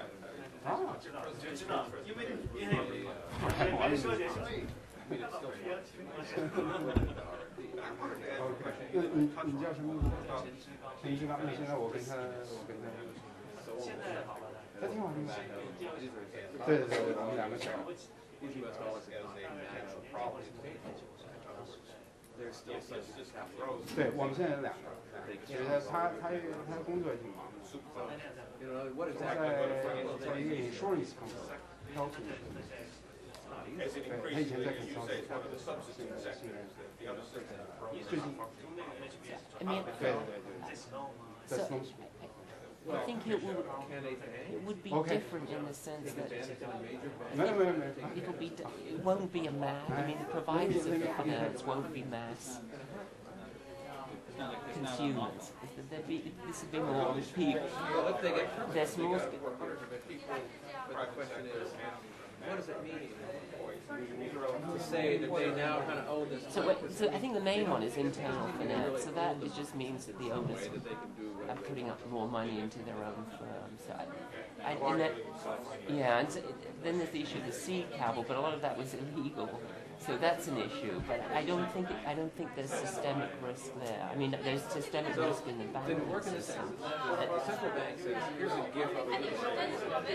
So that's a lot. The banks are doing a lot of financing of that, and so that is a systemic risk, no doubt about it. So that this stuff belongs to. No. They're putting a different. I mean, money centers, money banks, or money houses. Is that how they're doing it? No.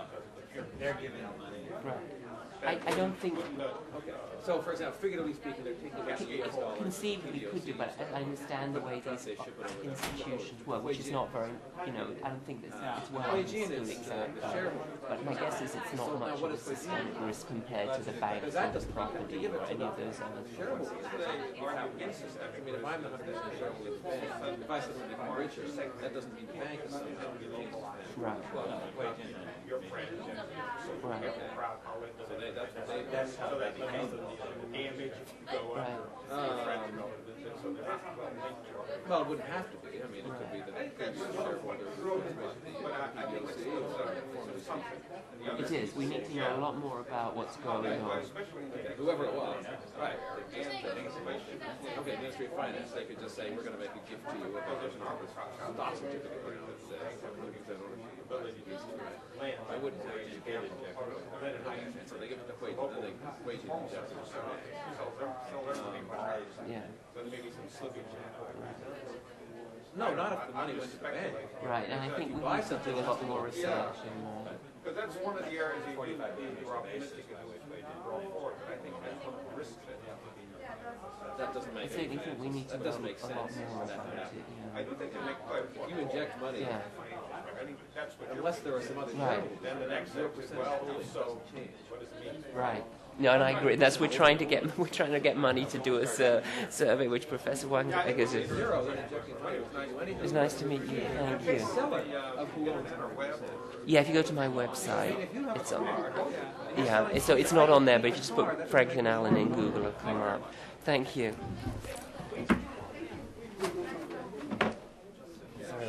See what I'm saying? Okay, so the original transfer of equity, of sort of the ownership of the bank, must have been done for free, in a sense.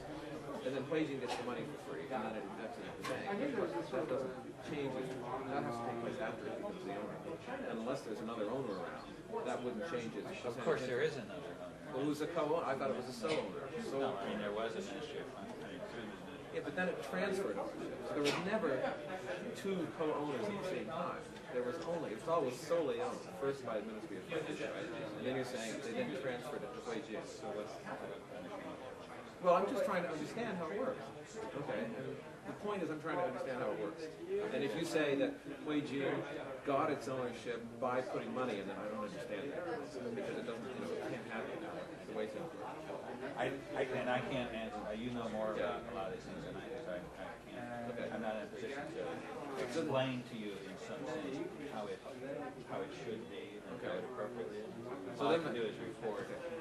So then Huijin gets this money, and they then, sign over to the bank.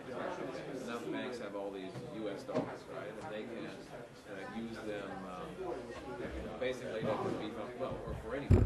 But suddenly their total assets relative to their outstanding bad loans look a lot better. And they use it for the credit. Yeah. And they're better than those. But there's no particular reason why that has to be done using foreign exchange, right? You can use any source of money, right? So that's ultimately fungible. So that's where we're totally wrong. Right. The fact that this is foreign exchange, all right, arguably makes no difference whatsoever. All right. Well, that's what I didn't understand. I think that because if they hold it as foreign exchange, then they're just holding it. And if they spend it for something domestic, like to write off, then the central bank in the end has to write up buy it back.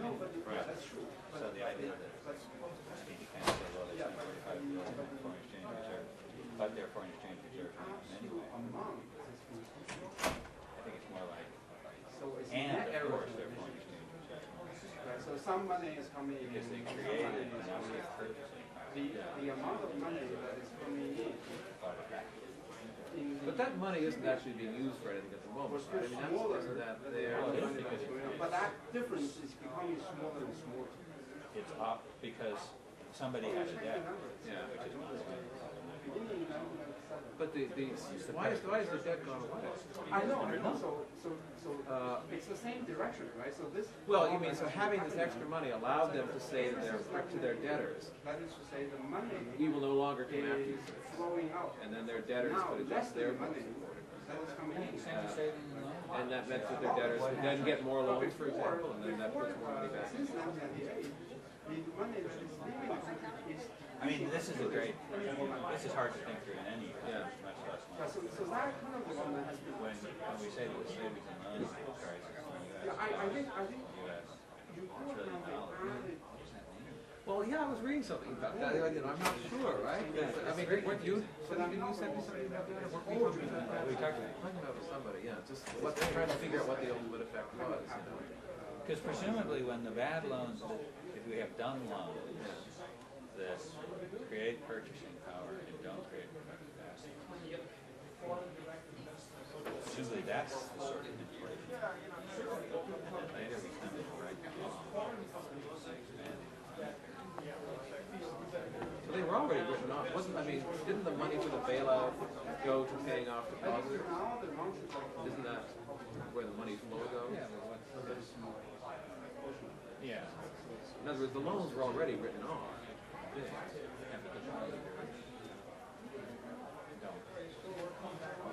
It's not like they had money there and they couldn't get it. So the money wasn't there. I mean, in other words, well, I thought the purpose of Ladies and gentlemen, excuse me, those of you for assaulting your ears. Ladies and gentlemen, do you think they can hear this outside? Can we begin? The first thing we need is our panelists. Professor Naughton is here. Our panelists are here.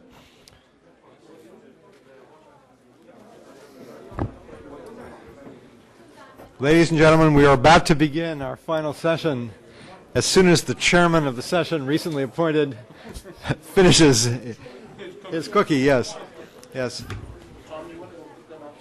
I think someone will help us out there. Yes, this operation brings the phrase "coming in out of the cold" and gives it a whole new meaning. There was an article in the newspaper today about a scientist who specializes in immersing himself in 32-degree water and then testing what happens to his physiology under these circumstances. He has done this more than any human in recorded history. Presumably, this article inspired someone in the physical plant establishment here. Okay, let's go.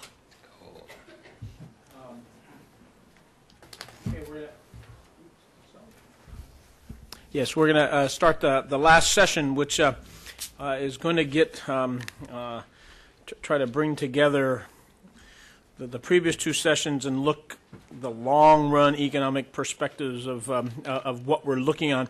And there's going to be two speakers doing three talks. Tom Roski once again will impersonate Lauren Brandt, and Zhu Shangdong on long-run growth. He's going to give his own paper, and then Barry will give the final paper. So, yes. Okay. The first paper, long-run growth and China's economy. Very good. Again, I must apologize for my limited acting ability. I will be very brief in my summary of this paper by Lauren Brandt of the University of Toronto. Or just pull it towards you, maybe. Now is it on? Yes. The paper is by Lauren Brandt at the University of Toronto, by Changtai Xie at the University of California, Berkeley, and by Xiaodong Zhu, also at the University of Toronto, on growth and structural transformation of China. That's probably not what's on the on your outline. I'll be very brief because I'm not 100% comfortable with what they are doing, but essentially the purpose of their analysis is to focus on the importance of moving labor resources out of the farm sector and into the non-farm sector, which includes manufacturing and services, as a factor in China's long-term economic growth. They make the point that the agricultural labor force has declined sharply between 1980 and the present. I myself, now speaking in my private capacity, think that they understate the rate of decline. If you look at Scott Rozell's figures showing that about something like 45% of the rural labor force are working in agriculture, these people say that something like 45% of the whole labor force is working in agriculture. I'm with Scott and not with them. So whatever they have to say in this paper about the importance of the structural transformation should be magnified. So they begin by pointing out that agricultural output per worker increased faster than economy-wide output per worker between the late 1970s and the recent past. And they say, what's going on here? Is agriculture the leading sector in Chinese growth? And their answer is no, this is not the case, even though output per worker seems to have grown faster in agriculture than in non-agriculture. The level of output per worker is much higher outside agriculture, and therefore every time we move one worker from low productivity agriculture to high productivity services or manufacturing, total output goes up. So there are really three things going on in the growth process. One is growth of output per worker in agriculture, one is growth of output per worker in the non-farm sector, and one is the shift of millions of workers into the higher productivity non-farm sector. So they make this decomposition statistically.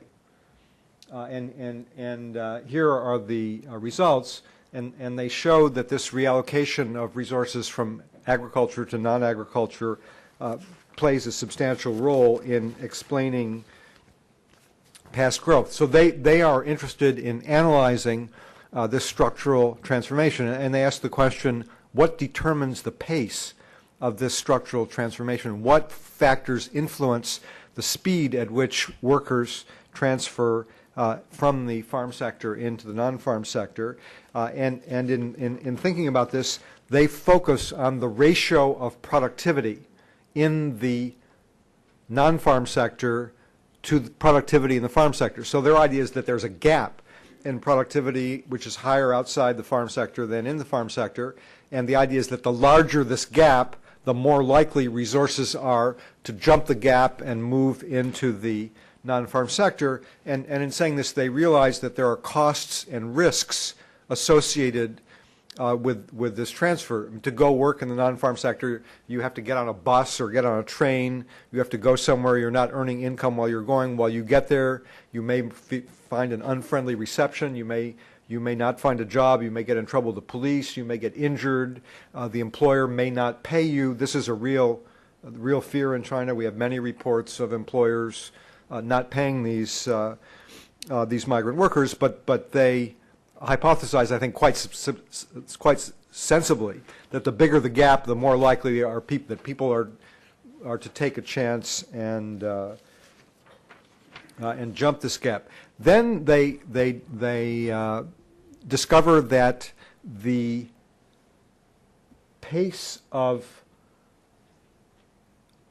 structural change is not only affected by the productivity gap, it's also affected by various kinds of administrative barriers, restrictions on migration, and so on. And they discover that the impact of the state sector is present in the form of a drag on this reallocation process. They find that when the state sector is large to begin with, the transformation is slower. There is a persistence of the state sector that we also see in other contexts. And they find not only do we see this drag effect over time, and I'm out of sync here with the, here we go. Not only do we see this drag effect in time, and that the pace of transformation is slower in regions that have a larger state sector to begin with, but they also find that if you look across regions at one date, you can see the drag effect of the state sector on this transformation. So they talk about entrenched interests associated with the state sector. They talk about distortions in credit allocations, which we've already heard about, and which I myself, speaking for myself, will have more to say about momentarily. And they talk about institutional innovation being slowed by the presence of the state sector. In essence, what these authors are discovering is that one of the advantages of the southern tier of provinces during the reform period is that they were out of the loop in economic development during the socialist period. My own training is a good example of this. I wrote my dissertation many, many years ago on the Chinese engineering industry. And as far as I was concerned, all action took place on or north of the Yangtze River. I knew that they produced railroad cars in Hengyang, in Hunan. I read about the General Machinery plant in Guangzhou, and that was about it. The places that I studied were all in the north or in the center or in the west and none in the south. And the result was, when the reform came, there was rather little of the state sector in these southern provinces to get in the way of new enterprise formation or credit allocation compared to what was in place further north. And these authors emphasize the importance of what they call growing out of the state sector, which is a polite dig at our colleague, Professor Naughton here, who wrote a highly regarded book about growing out of the plan. They say he talked about growing out of the plan, and that's all well and good, but we still are in the process of growing out of the state sector, which they regard as the second transformation that they see as taking place in the Chinese economy over these past 25 years, the first being this shift of resources out of the farm sector. Let me not try and comment extensively and extemporaneously on these figures. Essentially what they're showing here is that where the share of the state sector in non-farm employment is high, then in the past, then in the present, it's still high. So this is the persistence effect. Big state sector then, big state sector now, and the rising slope of a curve drawn through those points will reflect that reality. And again, where the share of state sector employment is high to begin with, we tend to have a lower rate of increase in in non-agricultural employment. The argument is very simple, that absorbing these new workers requires resources. Where you have a big sector, state sector, the state sector tends to gobble up all the resources, and there's not very much left for other purposes. Again, where the state sector's initial share of non-farm employment is high on the horizontal line, then labor productivity growth outside agriculture is low. And the slope is going down, so the bigger the initial share of state sector in employment, the lower the growth of productivity. And again, for the same reasons that the presence of a large state sector tends to suck up resources in a holding operation of the sort that were described in the previous panel. So what about the future? There's still a big gap between productivity in the farm sector and outside the farm sector. So this process of transfer of resources is going to continue, and they will conclude by talking about forces that they think will impinge on the pace at which this takes place. If I may add a comment on my own, one of the other papers in our panoply here deals with urbanization issues. And what these authors find, this is very interesting. We're talking about Chinese data in the intermission.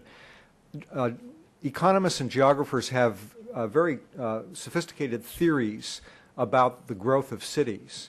And many of these theories cannot be tested because they require GDP figures for cities. And we brought in a specialist in this area who is not a China person, who discovered what we knew all along, is that there's an urban statistics yearbook that gives GDP for hundreds of cities in China and has done so for many years. Seemingly, China is the only country in the world that gives aggregate output data for cities, so he's now able to put these theories to empirical test for the first time. And what he finds is that Chinese cities are undersized. They conduct analyses which look at labor productivity of cities, which varies with the proportion of manufacturing and non-manufacturing activities. And so they ask the question, at what structural circumstance is output per worker at a maximum? And they discover that many Chinese cities are undersized, and they conclude that a more rapid acceleration of urbanization, bringing more of these people from farms into cities, not only will raise their personal productivity, but would have the effect of raising the productivity of the entire urban aggregate. So here is another dimension that this paper doesn't yet touch on, but probably will touch on before we are finished. Let me stop there and invite you to applaud the ingenuity of these authors in raising an important issue. Uh-oh. And now, Tom. Yes, right. Now we will have do the next one. Yeah, we The now real have Tom Roski. Right, and again, he doesn't know how to operate the machinery. Let's see. If he exits this file, he's going to close down the whole program, and then he must find his own. Here we go. Okay. Now you can blame the rest of it on me, because now I'm speaking for myself. And oh yes, we really brought Professor Rosell here to teach me PowerPoint, but he does it so fast that I can't even follow, and even though this is the 4th time, I still don't know what he's done. Very simply, in our project, Dwight Perkins and I have undertaken to write a paper on China's economic prospects. You'll notice that only my name appears here, and that is because Dwight was not entirely comfortable with the content of the initial draft, and he said, we don't have time to hash this out between now and March 2nd, so you just do it yourself, and we will dispute about various things later. Very simply, ladies and gentlemen, there are many projections about China's economic future. We have China's coming disaster or crash. We have China's preparations to take over the world, and many sensible and less sensible projections in between. This is not surprising. What we've seen in China so far has many commonalities with the first quarter century of booms in Japan and Korea and Taiwan. But after the first quarter century in these countries, we have great divergence. Korea and Taiwan continue to grow. Japan has landed in the muck for the past 15 years. So it's not surprising that there's divergence of opinion about Chinese prospects either. We're trying to approach this, I shouldn't say we. Well, we are trying to approach this in a systematic way. Think of it this way. If you approve of what I have to say, if it sounds sensible, think Dwight Perkins' influence in the background. If you think it's crazy, then you'll understand why he didn't want to sign on to this paper just yet. Here we have a list of variables that come up in growth-oriented analysis of OECD economies. So the first question we ask is this. If we look at standard growth models that people use to describe and analyze the economies of the Western world, how do the Chinese look? I mean, these are the factors that come up in analysis of OECD growth in descending order of importance.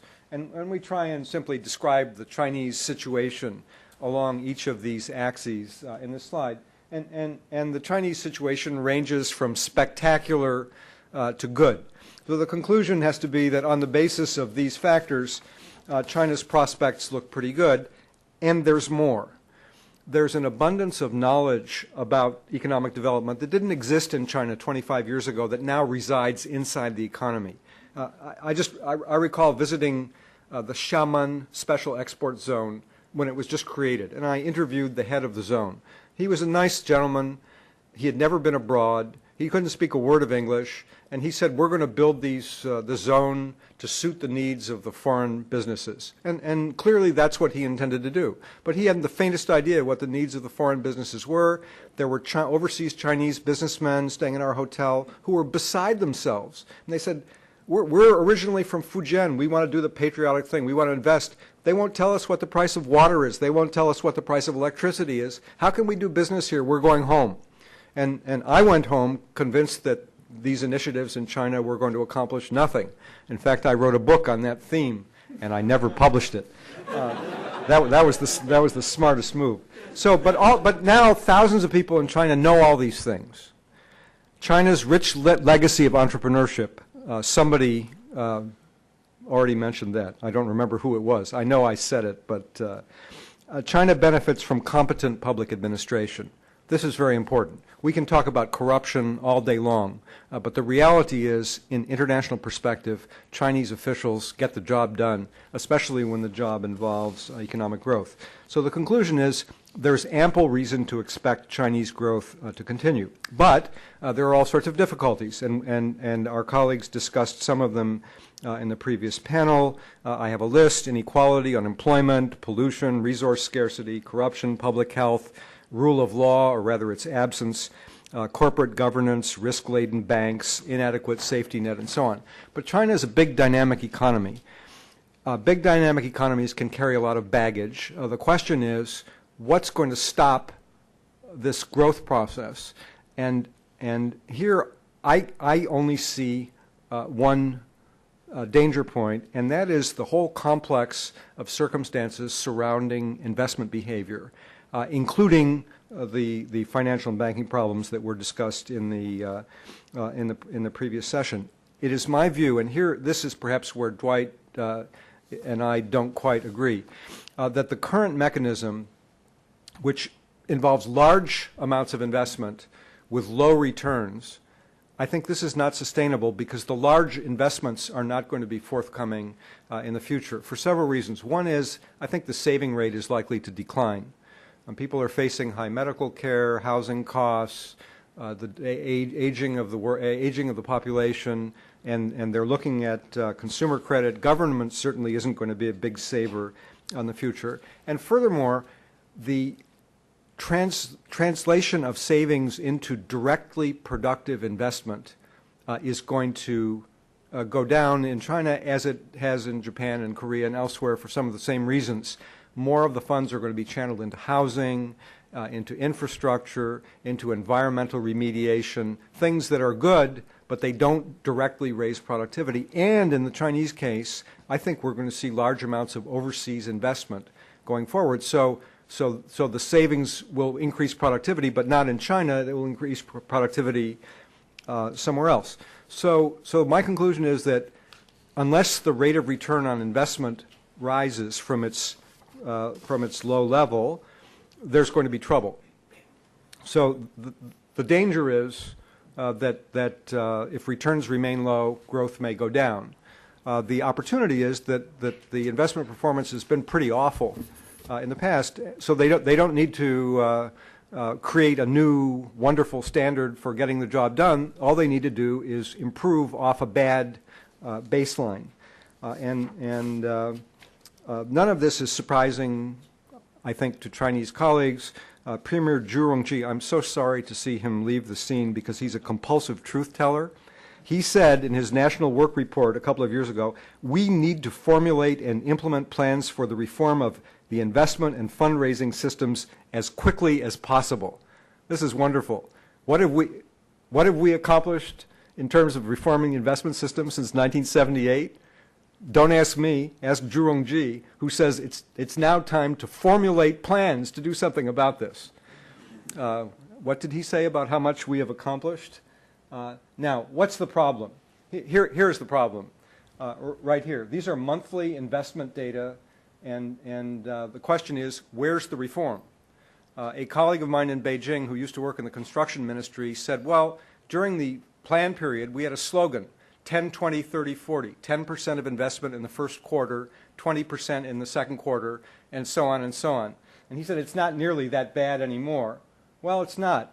They've gotten the fourth quarter investment now down to 37 and 38% rather than 40. But the point here is if you look at the data before the reform, during the reform, and in the latest year, it's the same. I'm no econometrician, but if there are econometricians in the group, they will not wring any reform out of these data. This leads to big fluctuations in Chinese quarterly GDP. These are quarterly fluctuations in nominal GDP going back to 1996. The heavy barred horizontal lines are at plus and minus 10%. That's the boundary of quarterly fluctuations in U.S. nominal GDP going back to about 1870. So as soon as you get outside those lines, you're pretty well outside the guidelines for market economy. And look at this. Now the situation is getting better because these hideous peaks in the fourth quarter are not as high after 2000 as they were before, and the hideous troughs in the first quarter are not as low. And in fact, to jump to the conclusions, one way of keeping score about reform is simply to keep extending this chart. If there is reform, these peaks and valleys are going to shrink, and action will take place inside the heavy barred lines rather than all over the map, as you see here. Here's a graph that compares quarterly fluctuations in nominal GDP with China and neighboring East Asian countries. The dark blue is China, The other ones are not so easy to see, but the reality is that there are only 1 or 2 quarters in which China does not have the largest absolute change in nominal quarterly GDP. I constructed this diagram because some of my Chinese friends said, oh, you don't understand. We have Chinese New Year. That's why the first quarter is low. We have winter in North China. That slows things down. So, okay, Taiwan has Chinese New Year. Hong Kong has Chinese New Year. Korea has winter. None of them have fluctuations like China. I should add that the source of these fluctuations is all investment. If you take investment out of the total, the Chinese line is in with the rest of them. There's nothing unusual about Chinese fluctuations in consumption or anything else. Here's the problem with investments. These are data on the steel industry, scale on the horizontal axis, returns, pre-tax profits on the vertical axis. If there are economies of scale, and of course we know there are economies of scale in the steel industry, or there should be, especially in China where there are lots of small plants, the regression line is going to slope upward. The bigger the plant, the higher the returns. Unfortunately, it slopes downward. The bigger they are, the harder they fall. Cement factories in Hunan province, the same thing. And many such diagrams can be drawn. I have found very few that don't have this downward slope. So here's the problem. The big projects are mostly in the state sector. The big projects are mostly less productive than the smaller projects. 80% of the bank loans go to the state sector. Even in Guangdong, I have a quotation saying in 2000, the private sector in Guangdong got, I can't remember the exact figure, 2 or 3% of total bank loans. And this is what happens. This is downtown Beijing last spring. And that one has been sitting there for a while. A couple of years ago, without a camera, I stayed in a hotel in Chongqing, which was across the street from a gas station, which was built underneath a 28-story reinforced concrete empty building. That's a pretty expensive way to build a gas station. Yes, we can see exactly what's going on here. The bigger the share of the states, this is very similar to the Brandt and so on paper. The bigger the share of the state sector, the more fluctuations we get, and a couple of more diagrams that show the same thing. Enough of that. Let me give you the conclusion before the chairman pulls the plug on me. I am basically forward-looking. I hate to use the word optimistic, but there it is, about China's future. As the panelists said last time, the first panel was the boom panel, then we had the problem panel. I still feel that way, both as myself and perhaps as all these other people I've been impersonating all afternoon. But two things. One is that confidence about long-term growth trends does not translate into confidence about high growth next year, high growth the following year, high growth forever. I think this is an economy that's extraordinarily open to fluctuations. I mean, you can just think now auto demand growth has slowed. So we're going to have excess capacity in autos, and that's going to mean excess capacity in steel, and so on, and the auto people won't be repaying loans, and the steel people won't be repaying loans, and this could easily accumulate into something quite unpleasant. A recent issue of The Economist talked about Japan's stagnation and attributed the problem to what the author called the unholy alliance between zombie enterprises, meaning enterprises that would have died if the banks had not kept them alive, and banks, has proved to be one of the most durable, distorting, and debilitating compacts in modern economic history. And the point I'd like to make, ladies and gentlemen, is that the same compact exists in China, where shambolic banks and loan-gobbling zombie cohorts could tip China's dynamic economy into the quicksand of declining growth. Institutional reform is the key to avoiding this. The Chinese economists and the Chinese government understand this very clearly. They're working very hard at institutional reform in the banks, in the financial sector, in the stock exchanges, in corporate governance, in local government as we speak. So I think going forward we have to look carefully at institutional change, which is notoriously hard to measure. I'm right on target here. And I conclude by offering you two handy metrics for measuring the progress of institutional change in this area. I think these seasonal data are the best source. If they reform, we're not going to have these big seasonal fluctuations anymore. We can see that in the market-oriented provinces of the South, we don't have big seasonal fluctuations anymore. I also think the share of private sector in investment and in bank loans is a rough guide to the success of institutional reform, although I think the seasonal figures are a much more sensitive and accurate indicator. So the conclusion is, want to know what's going on in the Chinese economy, get out your statistics book and look at some pretty obscure indicators. Thank you very much, ladies and gentlemen.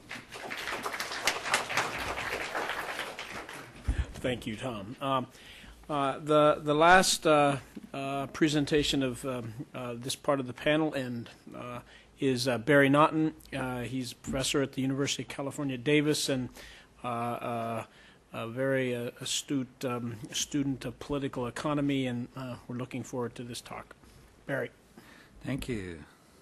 Well, I'm in a very advantageous position because we've just had 8 previous speakers who've really laid out an enormous amount of material about the Chinese economy.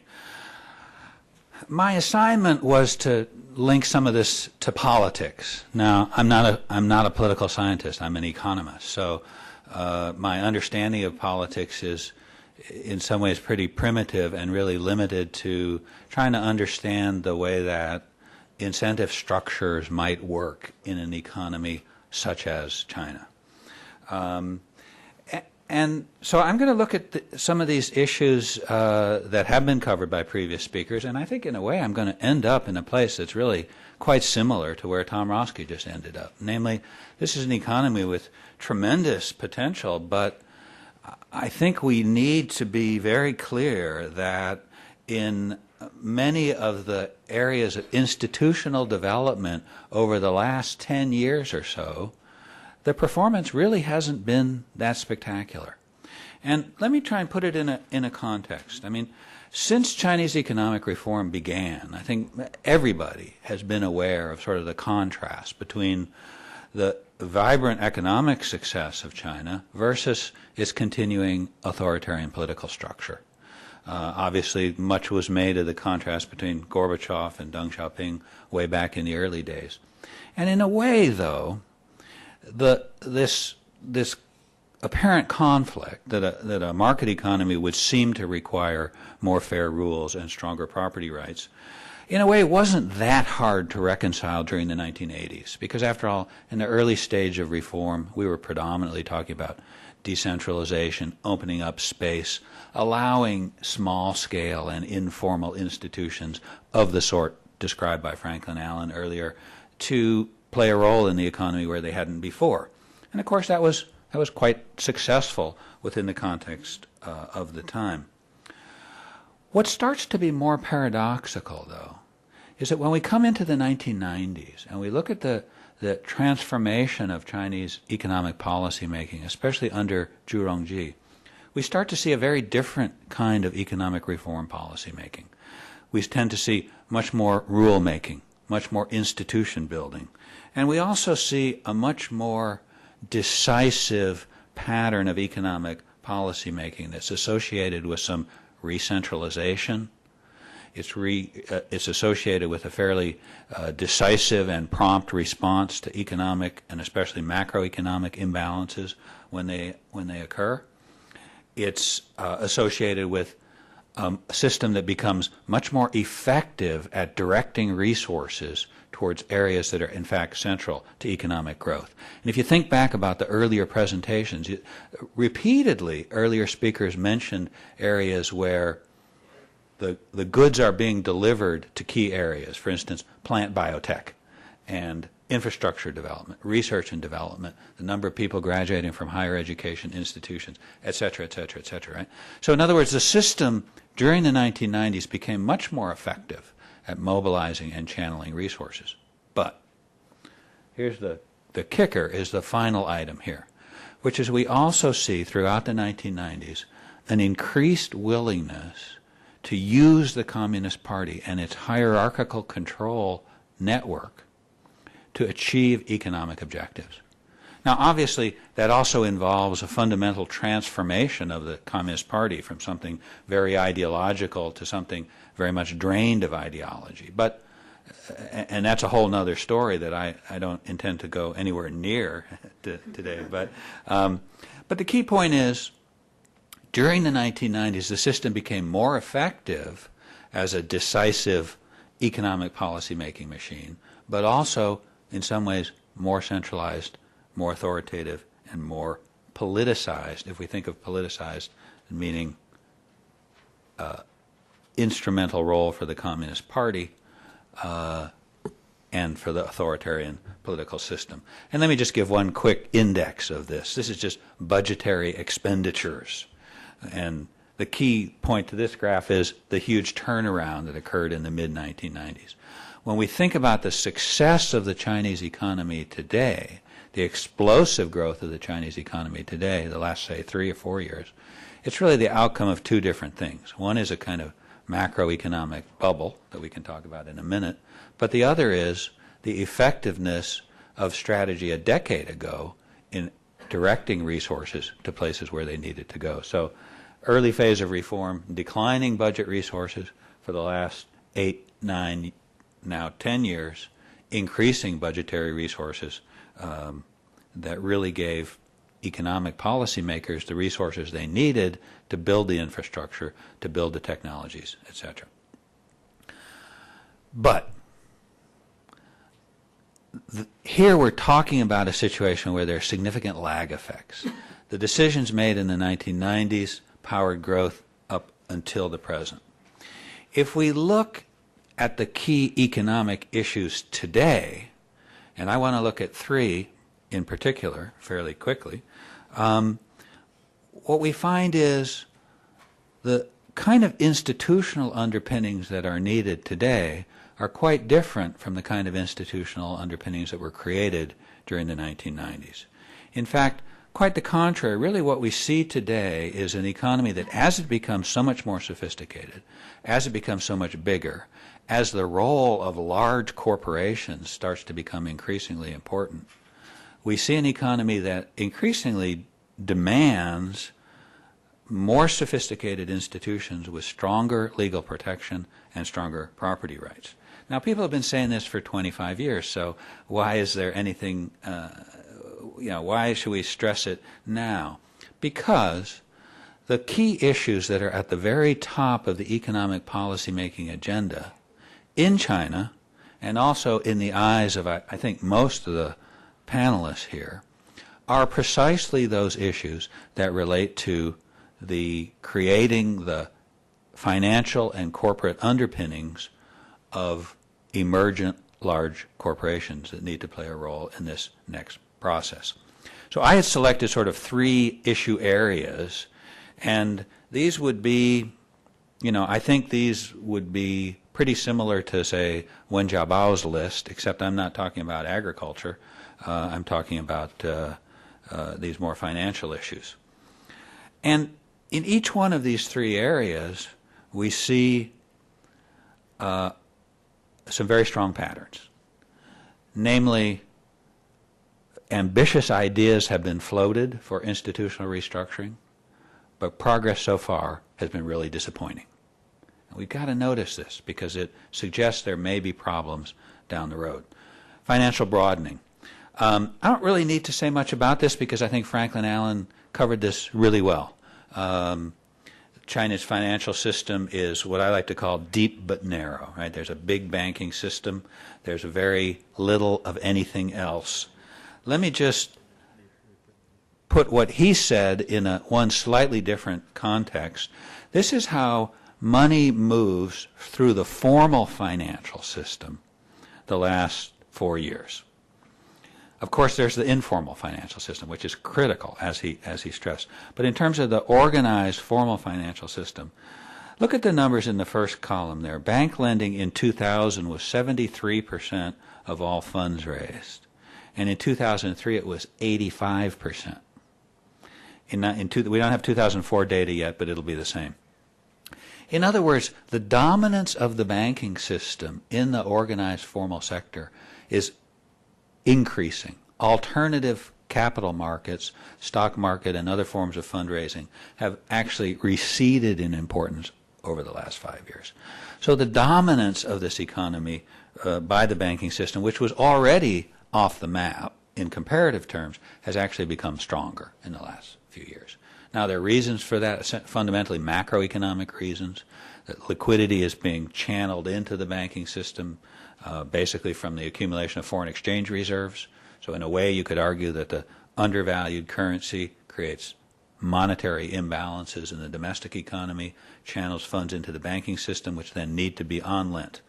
But regardless, the point is that the banking system, I'm going to skip a couple of these things, increases its dominance of the financial system. And that's what really lays behind the worries about financial fragility. Now, what if we look right now at the current situation? It's very paradoxical because what we seem to see is substantial improvement in the ratio of non-performing loans to overall credit extended. For instance, here are the most recent figures from the two stars of the Chinese state banking system, the Bank of China and the Construction Bank, which are trying to list on international stock markets. They claim that their non-performing loan ratios have come way down and their capital adequacy ratios way up. So one thing we can say is the $45 billion worth of foreign exchange that was injected into these banks was well spent, in a sense, used to write off the non-performing loan burden that they had. But at the same time, when we probe deeper, the picture is a lot shakier. Overall, one of the main reasons that non-performing loan ratios are down is just because the economy is in this cyclical upswing. Overall lending is increasing so rapidly. Because lending is increasing rapidly, a lot larger share of loans are new loans, and new loans haven't had a chance to go bad yet. Even when we look at the Bank of China and the Construction Bank, notice they were supposed to be listed last year. Now their listing is provisionally to go ahead in 2005, and the reason it's been delayed is pretty straightforward. They're not ready. The capital controls aren't ready. The overseeing controls aren't ready. And there's just been a new scandal that emerged in like a little district bank in Harbin where the local bank managers somehow managed to abscond with $200 million. So lots of problems in this area. And, you know, years ago, Nick Lardy began to write about the depth of the financial problems in the banking system. And he predicted a financial crisis, a kind of a meltdown. And, you know, recently people said, well, what happened to that financial crisis, Nick? And the answer should be, actually, there has been a financial crisis. Because the Chinese government has now injected money into the financial system annually since 1998 in amounts that are really very substantial and quite staggering. You know, billions of dollars over and over again. When we talk about $45 billion in foreign exchange reserves being given to these two banks, that's also that's a kind of a bailout. That's an injection of resources, about 4% of China's GDP. And that's just one of about 20 or 30 of these successive bailouts. So we've got a situation which, if this money is spent and achieves a restructured banking system, that's fine. Then it's money well spent. But if we look at the banking system and we determine, hey, it's still not ready, it's still not operating under sound enough principles and with hard enough budget constraints, then the flow of resources into the financial system is a very dangerous signal of problems to come. Second issue area, the fiscal system. And again, a number of our speakers have already touched on this. So the graph that I showed shows that overall China's fiscal position is not too bad. Fiscal resources have increased dramatically.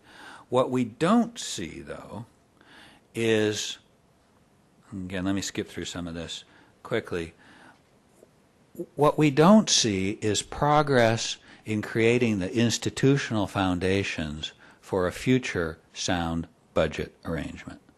Scott Rozelle mentioned what was happening in rural areas. We've reduced non-agricultural tax, and now we've reduced agricultural tax. Do we have a system that provides rural areas with financing on a sustained basis? No. What we have is a series of ad hoc transfers where the central government is making payments to localities that have reduced their tax base. And those payments are discretionary.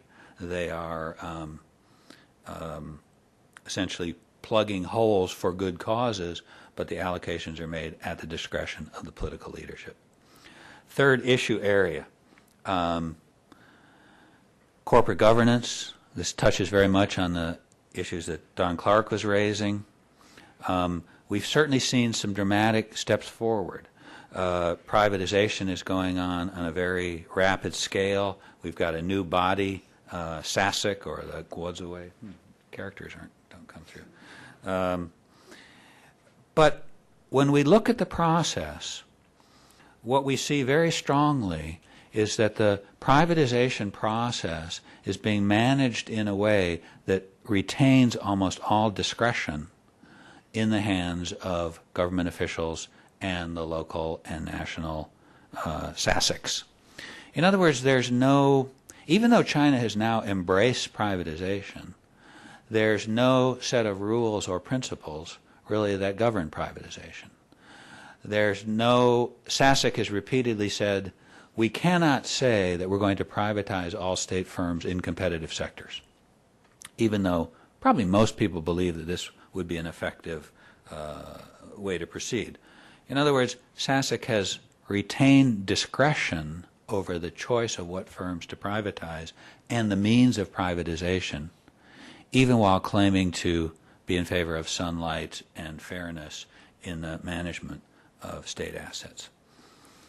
Finally, there's a kind of a personnel conflict, because SASIC is supposed to be the manager of state firms, and therefore it's supposed to appoint the managers. But the Communist Party already has that job. The main thing that the Communist Party does is to manage personnel throughout the economy, and including in state-owned enterprises. The most recent meeting of the Communist Party, the fourth plenum, was very explicit that its objective was to improve so-called governance capabilities. That, in other words, the Communist Party was going to be a more effective, more rational, and more transparent manager of human resources, but not to reduce its role as a manager of human resources. So we see a very strong and continuous role for the Communist Party as a human resources bureau of the entire state economy. Let me give one example of this. This is what happened in November 2004 to the CEOs of the three main telecommunications providers. Every one of the CEOs, of the new CEOs, was brought in from a competing firm. In other words, it's as if the U.S. government took the vice president of Verizon and appointed him to I don't know, AT&T. Well, I can't even say that anymore. Everything's changing so rapidly. But these companies, which are nominally competitors, in fact find that their managers are subsumed into a nationwide cross-unit career pattern that is managed by the Communist Party. So to whom do these managers owe their loyalty? To whom do they wish to perform, to whose standards do they wish to perform up to? Well, inevitably it's got to be the Communist Party, because the Communist Party runs the career paths. So, what should we take away from this? It seems to me we really need to, as we look ahead, we need to use two developments as kind of guides to our assessment of the future, which I agree very much with Tom Rowski. It's kind of rocky, right? Because first, the underlying contradiction between an authoritarian political system and a market economy has always been there. It's latent. But it's now taking on a much more specific and concrete form, which is, will the Chinese government and the Communist Party restrain their discretionary power in order to allow corporations, large corporations, which have hybrid ownership, to develop truly independent business strategies and really link the incentive system of their managers with the interests of market-driven corporations. That conflict, which was only latent before, is now right on the surface. Will stock market reform go forward? Will financial restructuring go forward? What's going to happen with the Bank of China and the Construction Bank? These are all very specific policy decisions that immediately bring to the surface this sort of fundamental underlying contradiction. And when we look over the last 5 or 6 years, if we say, how are we doing? We'd have to say, we're not doing that well. There hasn't been a very substantial breakthrough in any of these areas yet. Now, why not? Well, maybe it's just because the new leadership needs to consolidate its power. Certainly a factor is the depth of the corruption and the rot is deeper than a lot of people anticipated. So it takes a long time to create the regulatory structure, to improve standards. There have been so many corruption scandals. It takes a longer time to deal with that. If we look at the stock market, look at the Chinese stock market. It's been declining for 3.5 years. New lows last month. What does that mean? Well, it means the stock market is working off unrealistic values that were created by overly politicized and distorted procedures before. So maybe that's a necessary process. So you can look at all these unpleasant facts and you can still be optimistic, because this is one case where the next step forward requires some very substantial institutional changes, and we see in the past that Chinese policymakers have been willing to put crucial economic objectives at the top of their agenda as long as they recognize that they're vital. Because, as Deng Xiaoping said, only development is the only hard truth. So that's reason to say, all right, these items are at the top of the agenda. Yes, progress is slow, but at least they're moving forward. But you can also be pessimistic, because I think you have to take account of the fact that in nearly every one of these areas, the Communist Party has not yet accepted substantial limitations on its discretionary power. And here's a little list. Channeling bank credit to political priorities. Certainly, it's not as out of control as it was 10 years ago. But the surge of bank lending and the way that bank credit has been used the last couple of years clearly shows that local officials are able to channel some of that bank credit to their political purposes. They can still expect bailout of financial enterprises. They can still use budgetary resources almost without systemic controls to support political needs when necessary. Control of personnel paths is still intact. And perhaps most crucially at this stage, the ability to shape the privatization process in a way that benefits insiders, and that means both managers and government officials, is still pretty much intact. So why have we made so little progress in these areas? I think we've got to say that that's alarming and suggests that we may be reaching a point where the political limitations of the Chinese system actually do start to interfere with economic development. I think I better stop there and look forward to a discussion.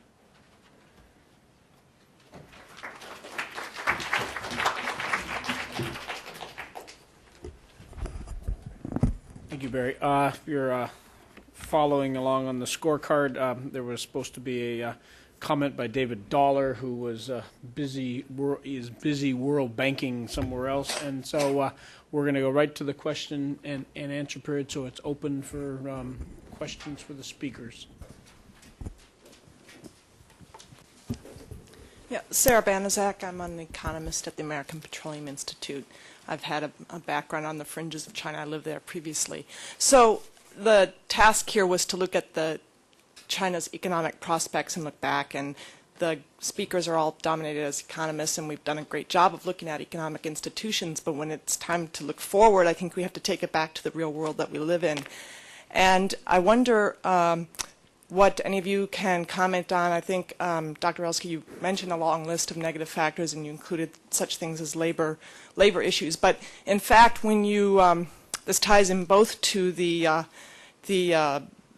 non-performing bank loans and to the social sector, because these loans are primarily to state companies which are bankrupt, and so even if the loans are paid off by foreign exchange reserves, you still have non-performing bankrupt state companies probably seeking more loans in the future, as you've indicated, you know, in your statistics. What happens then when we finally deal with the bankrupt nature of these companies and allow these companies to go bankrupt and deal with the large populations that are employed with them? So we have tremendous labor unrest, and I think that is, in my view, a very key consideration in trying to incorporate the economic view with some of the real-world issues. I guess I don't share that view. The state enterprise problem is largely an investment and lending and governance problem for the simple reason that tens of millions of workers have already been sacked, and there aren't that many left. In manufacturing, at the peak, state enterprise employment in 1993 or 1994 was just under 45 million. It's now under 10 million. Now, some of those workers were transferred into corporate entities that are still controlled by the state, so the statistics are difficult. But the reality is that there have been a total of about 60 million layoffs in the past 10 or 12 years, almost all in the state sector, heavily concentrated in manufacturing. And everybody in China knows what's going to happen to these workers. They invented something called shagang, which essentially means on-the-job layoff. You don't come to work. You're still associated with the employer. You get some sort of fractional wage payment. But now they've invented a new word called funliu, and I think there are a lot of Chinese speakers in the audience who can say better than I, but I think funliu means you're fired, and you're no longer connected with your former employer. And everybody knows where this is going to end up. My view on the social unrest is that it's notably absent. The volume of layoffs in the parts of China that are most severely affected is on a scale that we haven't seen in this country since the 1930s. And although it's true that there was protest here and demonstrations there, and all the news reporters rushed to try and go to wherever it is that they heard there was a protest, given the scale of layoffs, I think that it's remarkable that there's not so much protest but so little, and that many of these workers are in a position of saying something like, well, shall we go to the demonstration? Don't think so. We better go down to the labor market and see if we can get a job, because the demonstrators are going to be down there tomorrow, so maybe we can get ahead of them in line. Yeah, I would say if we think of state firms not so much as bankrupt but as corrupt, that a lot of the missing loans are not because state firms are value destroying, but because state managers are value diverting. And it's reasonable that they should be so. They're clever people and they see opportunity, and a lot of the conversion has already taken place. The difficulty in the system, I think, is that it hasn't been able to legitimate that widespread privatization of what were formerly public assets. But I think the workers know. I just want to thank you both for your answers. What I've learned most of all today is that in maybe 4 or 5 years of not looking closely at China, a lot has changed very dramatically, and I appreciate that. Thank you. Thank you.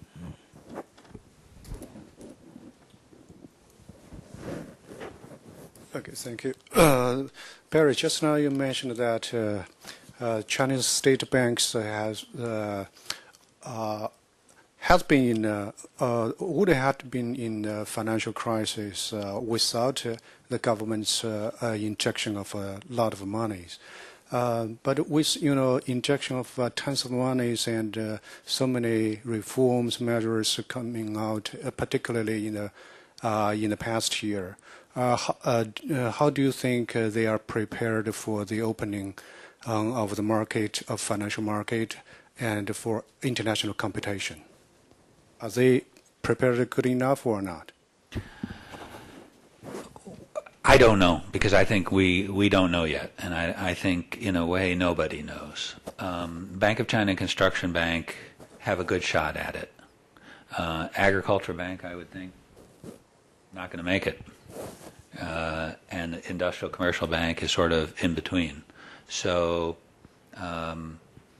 there are lots more financial costs coming down the road.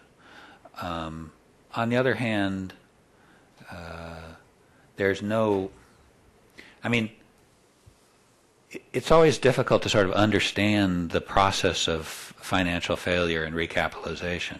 All the bad loans have already been made in some sense. The economic costs of lending to create unproductive capital has already been paid, and restructuring the financial basis of these institutions is a technical problem. I mean, it's a really difficult technical problem, but there's no inherent reason why it's impossible to restructure this financial system, even as foreign banks come in and outcompete domestic banks. You've just got to be willing to accept that your financial system is controlled by foreign-based entities. Korea has accepted that. Mexico has accepted it. Argentina has accepted it. China will probably have to accept that. If they don't want to accept it, they'll have to come up with a much more effective way of restructuring the financial sector. But maybe that question should be directed to Professor Allen, who... You want to? No. Next question.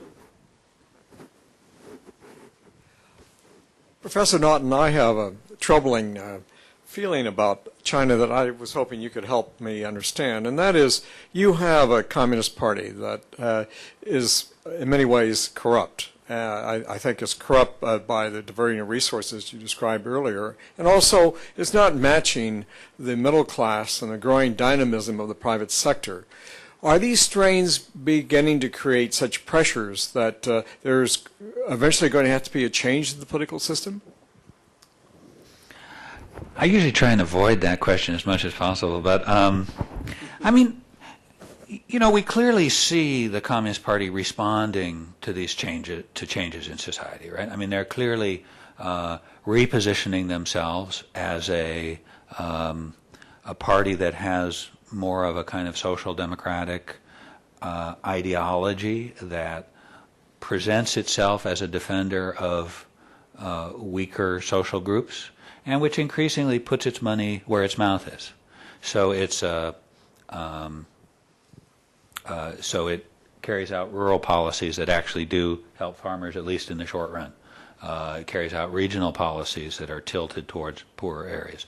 So, in that sense, it definitely responds, and the demands on it are greater and greater.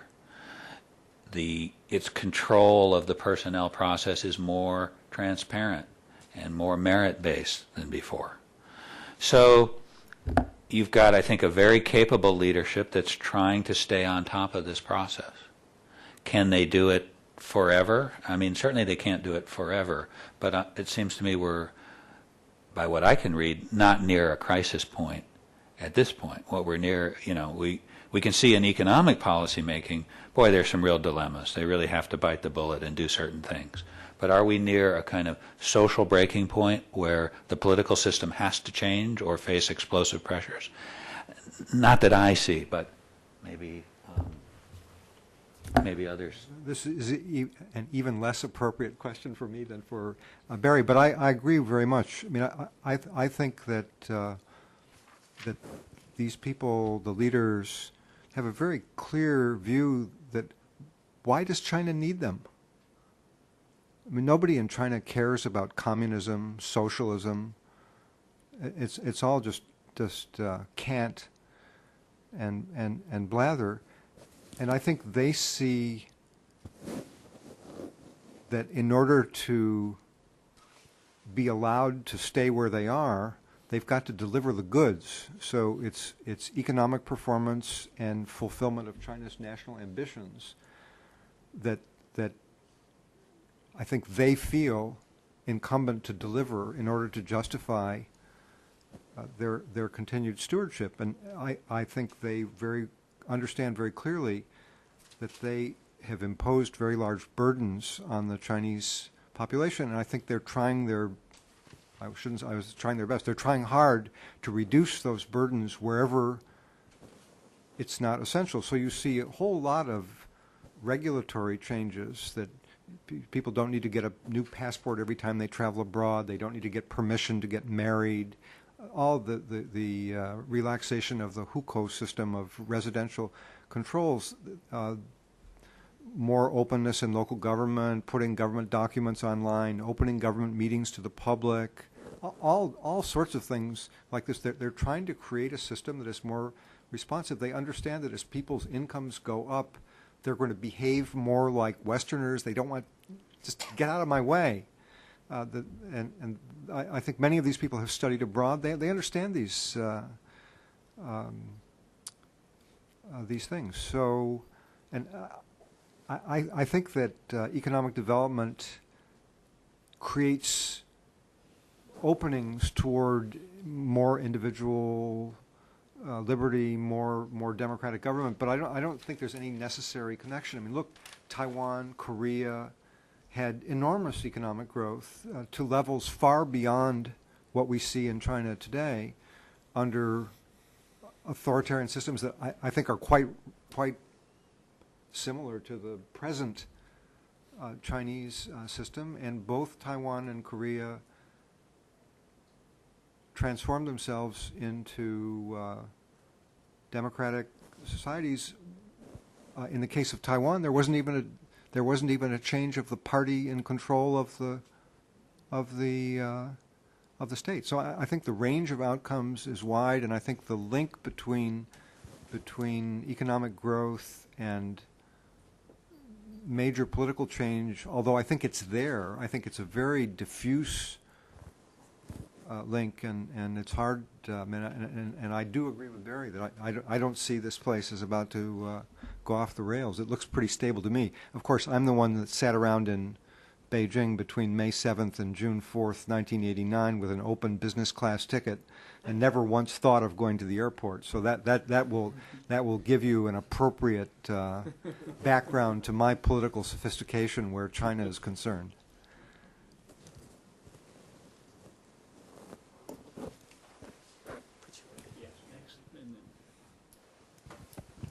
David Adams, the Council for International Exchange of Scholars.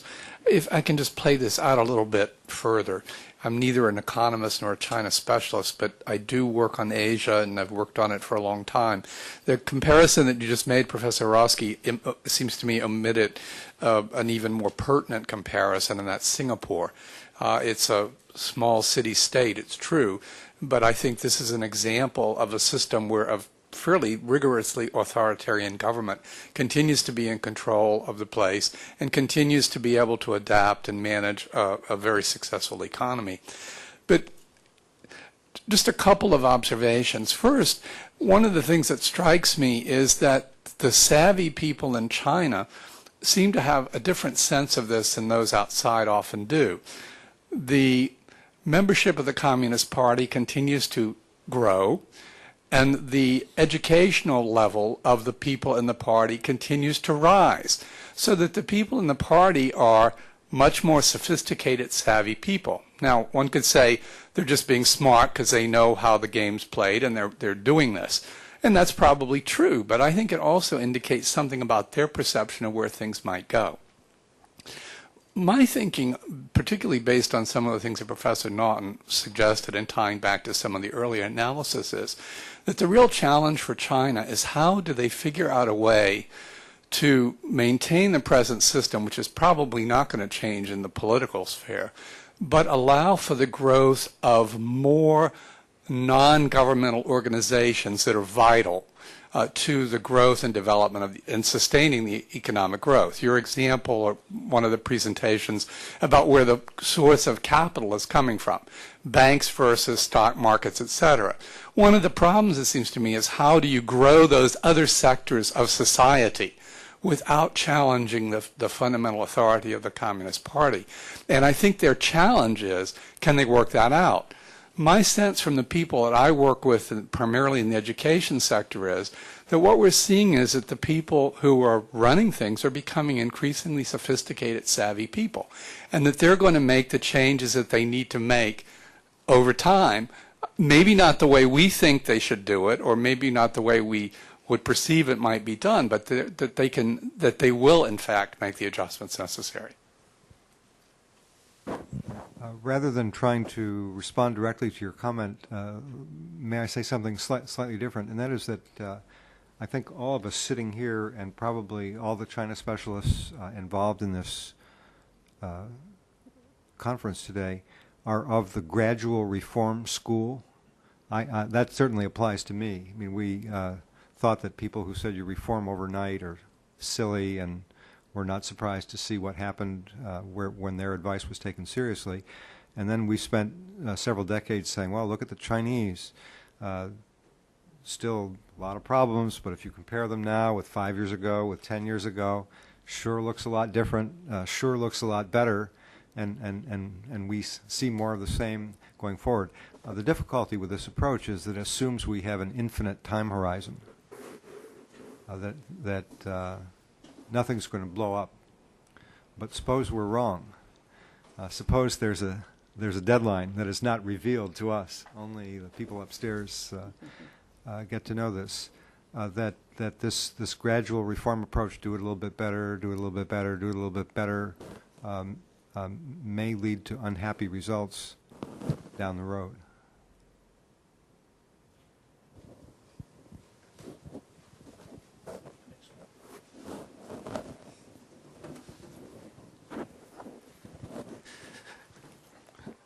My name is Bob Collender. I'm with the Economic Research Service of USDA. And I've been trying to understand China's financial reforms. And quite a few of the issues I've been grappling with have been touched on in this session and the previous session. One question that I have is, Professor Rowski pointed out the low productivity of capital investment in China. And I think Professor Wang talked about the importance of the informal sector, although he characterized it as a bunch of hooligans or something like that. But going forward, I'm wondering if anyone in this room is very sanguine about the opening up of China's banking markets to foreign banks, and whether that will have a salutary effect on the allocation of capital within the domestic markets in China, whether it will move the banking system more towards the kinds of productivity we see through the FDI and the informal sector, and whether it will undermine to any extent the ability of the CP to control the personnel and the capital allocation in the country. I think we really want some opinion from Professor Allen down here at this point. He needn't comment on the Communist Party if he doesn't want to, but he better say something about opening up of the financial system. So, I mean, I think it's an open question quite how it'll develop when, with WTO, that the foreign banks do go in. But when Citigroup and HSBC get into the Chinese market, it's presumably going to shake things up a lot. And I think it may well have a very positive effect on how they operate, and may relax some of these constraints of lending to state-owned and other enterprises. So I think it'll be a good thing that the competition will start driving things in a positive direction, in much the same way that competition is very positive in many of the other sectors, and the successful sectors are precisely the ones which are very competitive and have to compete. It's very like Japan in that way. The successful companies there are the ones that have to compete, and I think the financial sector may well be the same way. Do you think the entry of foreign banks will deprive the domestic banks at all of deposit resources? depends exactly how the transition occurs, but yes, I think that's quite likely to happen, yeah. Thank you.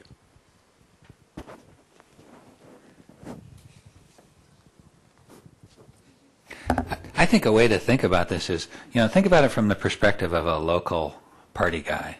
The last 5 years have been a really good time, right? I mean, yet the quality of these people is way up. They're really smart. When you meet them, you're really impressed. And they're having so much fun right now. The economy's booming. There are all these firms being privatized. There's money available. It's a wonderful time to be a local Communist Party functionary.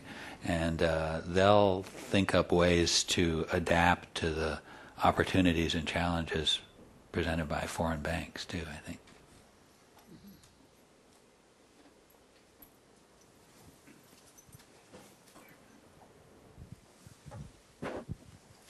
Yes, Ann Kiefer. You mentioned before that the banks had increased their share in terms of dominance over the financial transactions versus the stock market. And I'm wondering if you could elaborate a little bit on the current status of the stock market, why the share is declining, why I gather the returns are declining, and what it would take to strengthen that, since that would be the alternative form for corporate finance, or at least one alternative form in terms of formal institutions to the banking system. Do you want to do that? Great.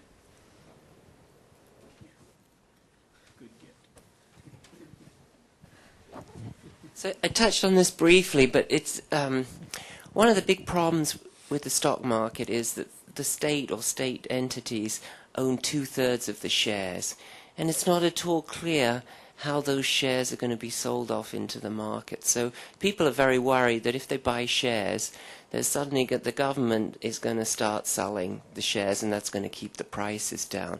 So it's had this very depressing effect on the market. And that's why I think what they should do is come out and announce exactly what they're going to do. So as I said, my recommendation would be that they announce a plan to sell off a small amount each year for a certain number of years, so that that uncertainty goes away and people will know that this big overhang of shares won't disrupt things going forward in an unexpected way. With regard to the other markets, there really isn't a corporate bond market at all. There are very few. But that's typical of most of Asia outside Japan. So it seems unlikely that that's going to develop in the short run. Bond markets are relatively rare outside the US and a few other countries. So in the short run, the big problem is the overhang of the shares, I would say. What about, though, for new firms, the non-state, raising money, IPO, for example, for new firms? So at the moment, the way that the IPO process works is not conducive to doing that. The way that you have to reveal information, the bureaucratic processes and so forth that you have to go through are not conducive for good young companies to do that. They're conducive for bad old state-owned companies to list and then raise money which they use for their own purposes. So that's the sense in which they need to reform a lot of the processes underlying the market. The other thing that they need is they need an institutional investor base in a way that they don't have at the moment. So they don't have, they have banks, and they don't really have large amounts of other kinds of institutions. They have some insurance companies, but they don't have pension funds or mutual funds in the kinds of way that I think you need to have a sophisticated market. So it's very much a market which is sort of a speculative market rather than for capital raising at the moment. And it'll take time for that to change, I would say.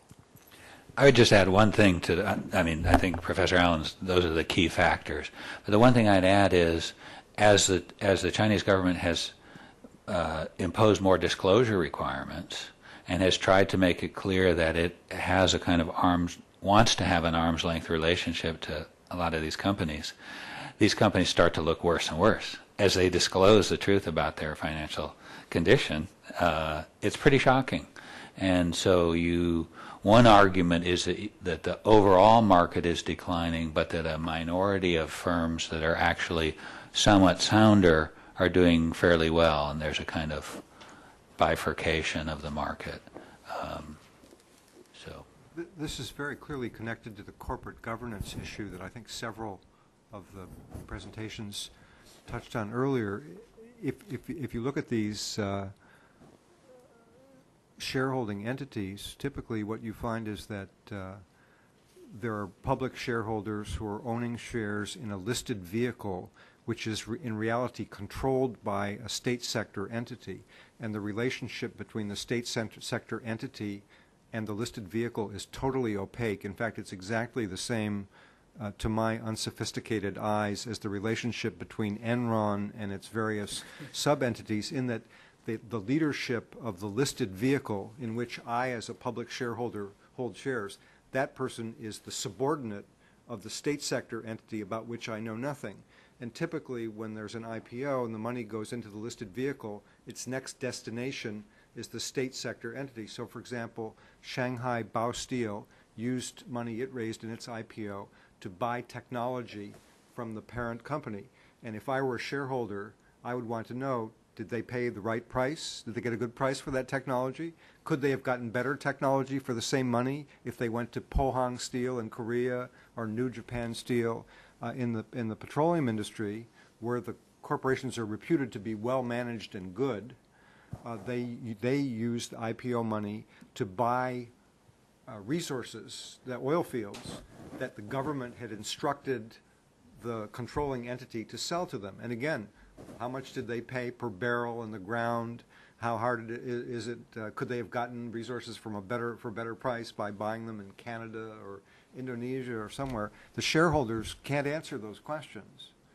And I think part of the reason why these markets may be languishing is that the shareholders may be becoming more sophisticated and realize that they're just dangling on a string out there. They have no idea what's going on. The corporate management is reporting to these opaque entities, and whether the shareholders do well or not is mainly a function of decisions made within the government system about which the shareholders don't know anything, can't find out anything, and over which they have no influence. I mean, that certainly... And in fact, I mean, to build on it, I mean, in fact, one of the reasons valuations were so high before is that most investors assumed that the net transfer of assets would be from the parent to the listed vehicle because, oh, the government wants the stock market to succeed. But as the government has taken more of an arm's length attitude, and these insider trading problems, emerge as the key problem that determines the flow of assets back and forth between the listed vehicles and the parents, then people are justifiably worried and valuations tank. Franklin Allen said that the speculation on the renminbi has turned into a source of revenue for the Chinese government. I think there are a lot of people in the Chinese government who view the share markets and the IPO process as a handy cash register that they can dip into and to collect money from credulous investors. And I think what you're seeing is perhaps realization of this on the part of would-be investors who decide they don't want to participate in this transfer.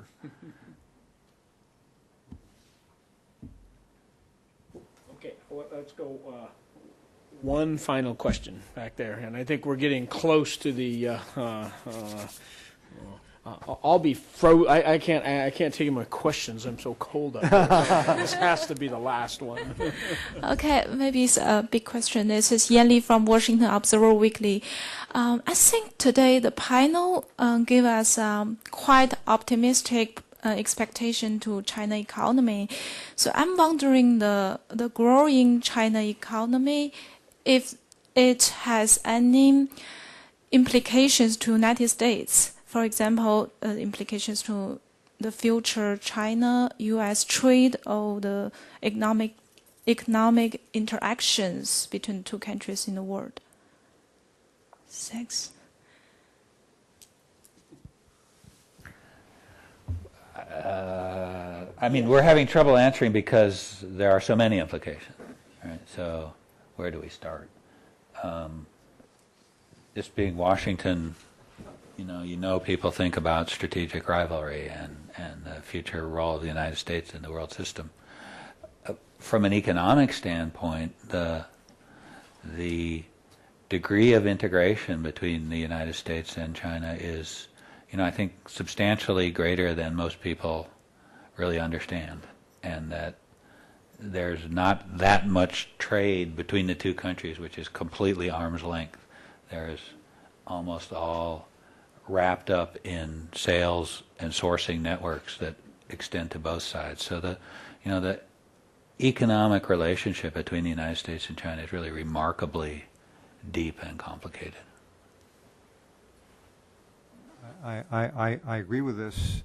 I also think that this relationship is beneficial on both sides. I mean, since we're in Washington and people think about policy issues, I think one of the things that we've learned, or I think we should have learned in the last years, is the enormous benefit to the United States of having large numbers of Chinese come here as students, for example, because these people, wherever they go, they and I'm talking about statistical regularities, they become ambassadors for the United States. They become reference libraries. They know what's going on in the United States, and they can cut through mispresentations and misperceptions that are the result of political tensions that have arisen in the past and will arise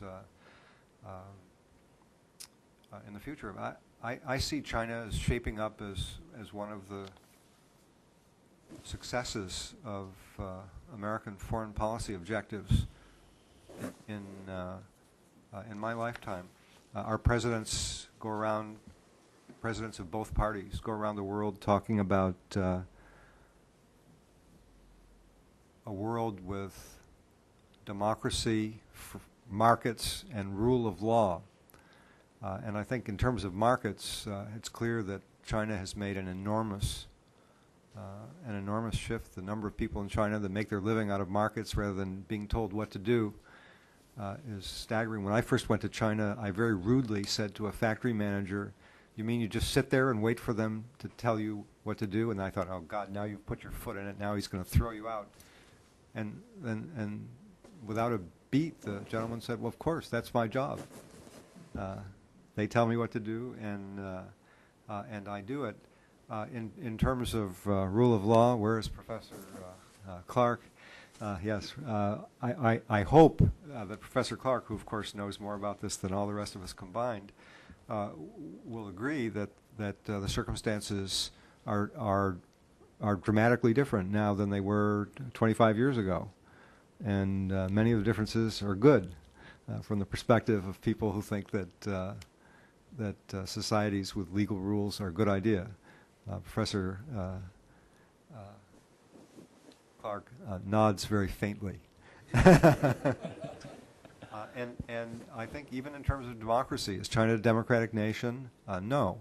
But for those of us who've been going to China for a long time, I think the reality is that there have been enormous improvements in every dimension of human rights. And I think it's important, particularly important if we're discussing economics, to highlight the not unlimited, but the very, very dramatic freedom of speech that's enjoyed by Chinese economists. They don't say everything that they have in mind in the direct fashion that we might say it, but I think they say just about everything that they have in mind, sometimes indirectly. But it's quite astonishing. I mean, I've had the experience of writing something for publication in a Chinese journal, having a friend translate it for me, and then getting it back from the Chinese journal and saying, revise it, you got to do this, do this, do this. So I revise it, and I give it back to my friend and say, can you translate this? And my friend says, they'll never publish this. And I said, why not? Because you said here the Chinese government wastes a lot of money and has conflicting objectives, and therefore most economists would agree that in China, as everywhere else, giving government more money may not be a good idea. He says, no man dares to publish this. I said, come on, who's going to stop it? He said, what do you think they appointed these political people as the head of our institute for? That's what they do all day long. So I said, okay, take out that part about the Chinese government. Just say that most economists think most governments would be better off with less revenue rather than more, and so on, and the readers will get the point. So that was the agreement. And then 6 months later, the journal comes back, exactly what I said. Clearly, my friend had decided to write it in anyway and see what would happen. Could the long-nosed foreigner get away with this? And nobody gave it the least. I've been consistently surprised over the years at what Chinese economists can and do say in print, in public, all over the place, with the press presence. So I think in terms of the objectives that we work for nationally, China's just achieved a great deal. I mean, because of what's happened in China in the past 25 years, the world that we live in looks considerably more reflective of patterns that we hope to achieve than it did when all this started, and I myself don't see why this can't continue.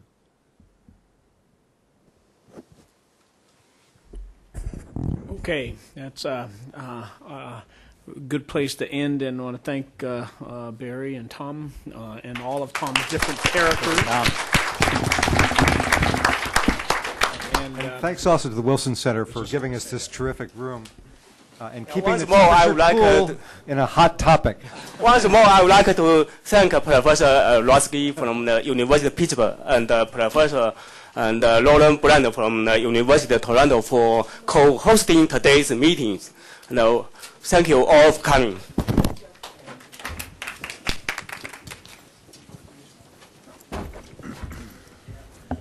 It's cold over here where you're sitting. Yeah. Oh my God. That's about 60 degrees. It's worse than that, Sheriff. That's the cold stuff. It was blowing right down my neck.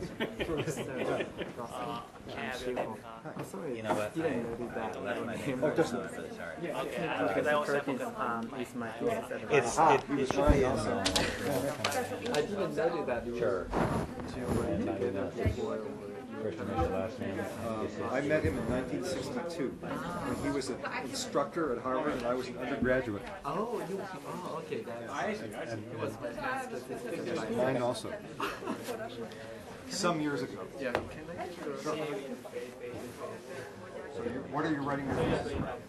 It's about the competitiveness of the auto part industry. Oh, really? In China. Auto part industry in China. Are you at the writing stage? Well, I've already finished.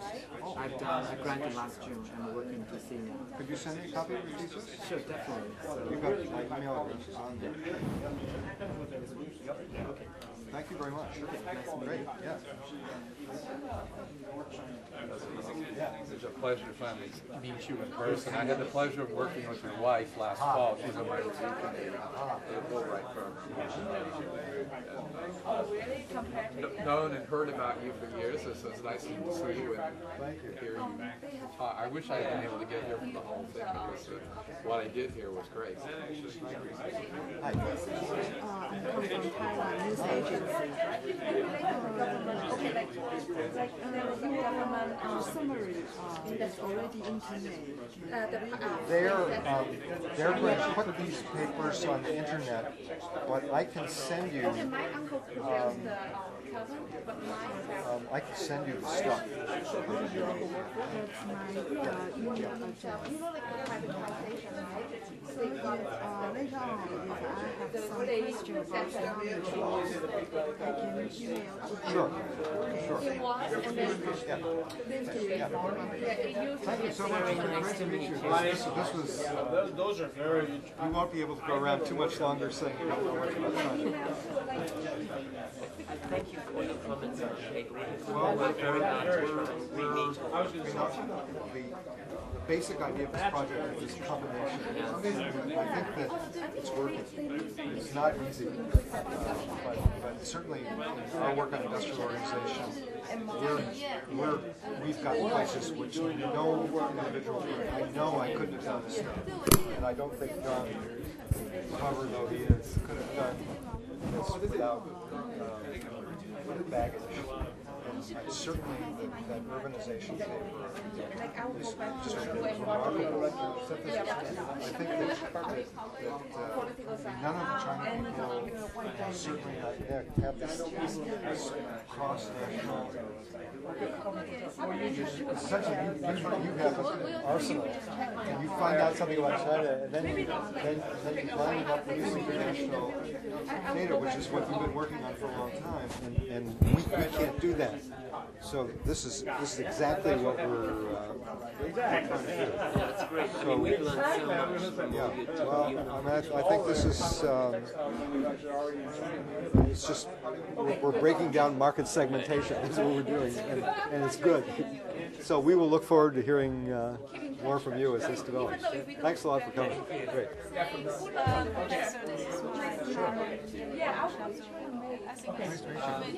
Yeah, you enjoyed the point that China's problem of the lower return of the investment. Yeah. I'm wondering, after Zhurongji, the Chinese current leaders realize this problem? Oh, I think that everybody in China, this is well understood in China.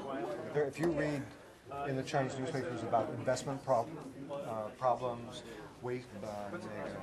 they call it manfu and manfu and chongfu tozi. This is all over the place.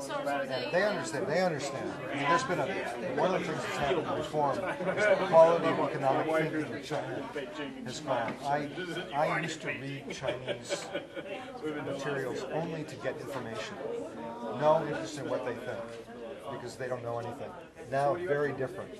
Now, when I have ideas, usually I discover later the Chinese economists having the same idea at the same time. Oh, yes, yes. So did the government do anything to They're trying to reform the banking system. They're trying to reform the stock market. They're trying to reform local governments so they won't make these stupid decisions. They're telling them don't just blindly pursue GDP growth. Oh, they're trying, but it's not easy. It's not easy. And just now, the Shenzhen government has published some long document is saying, why are we duplicating all the facilities that they have in Hong Kong? And we shouldn't do that. And that's what they need. If you look down there, there's an airport at Shenzhen. There's an airport at Zhuhai has an air. Everybody, there are all these. There are probably 9 airports around there, and most of them are going to fail. So you think the Chinese government is doing a good try to solve the problem? They understand what the problem is, and they are diligently, they understand how important it is. They understand that the clock is ticking. And I think Zhurongji, I think some of the people, the Securities Regulatory Commission, Central Bank, I think these are good people, and they're trying their level best. But it's a tough problem. Yeah. Markets are there. For sure. And it may not work. They could have a banking crisis. They could have a financial crisis. But there's certainly, if they do, it certainly will not be because nobody tried or nobody understood what the problem was. They know. They know. Yeah, sure. My pleasure. Yeah. Bye-bye. Well, I know who it is. We know. But they don't have that.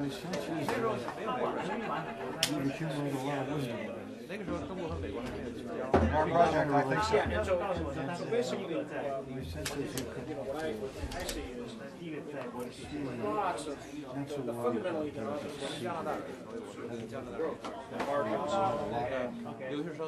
I think so. But remember, we are China lovers. That's right. I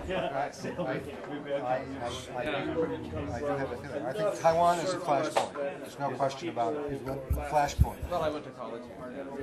But if we are able to get beyond Taiwan, enough to allow some transition, from rural to urban.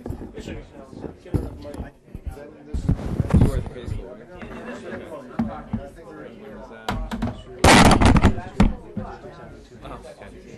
So 你现在主要是做现在是做有关中国贸易的一个研究。如果你去访问我的网页，有我的那个就可以点击一个什么 publication 那个 link， 可以看。但是你以前是在 law firm， 只有3年，只有3年，大部分时间是在那个 academic 世界。对。其实，在那个介绍可能写错了，不是 Washington School， 是 University of Washington， 在西雅图。Washington 是在圣路易市 ，Washington 是在 St. Louis。现在这个地方是长的，所以很多人。Yeah, they have a Washington College of Law. Right. 也是不同的。Right. So everybody gets it.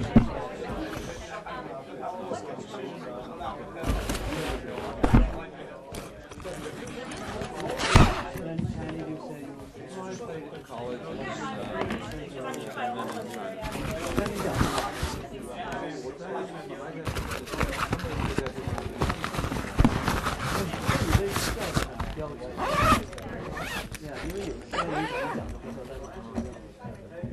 Well, they had a very good Chinese program. Yeah, my first year Chinese teacher was Ferry Lake, you know, the Ferry.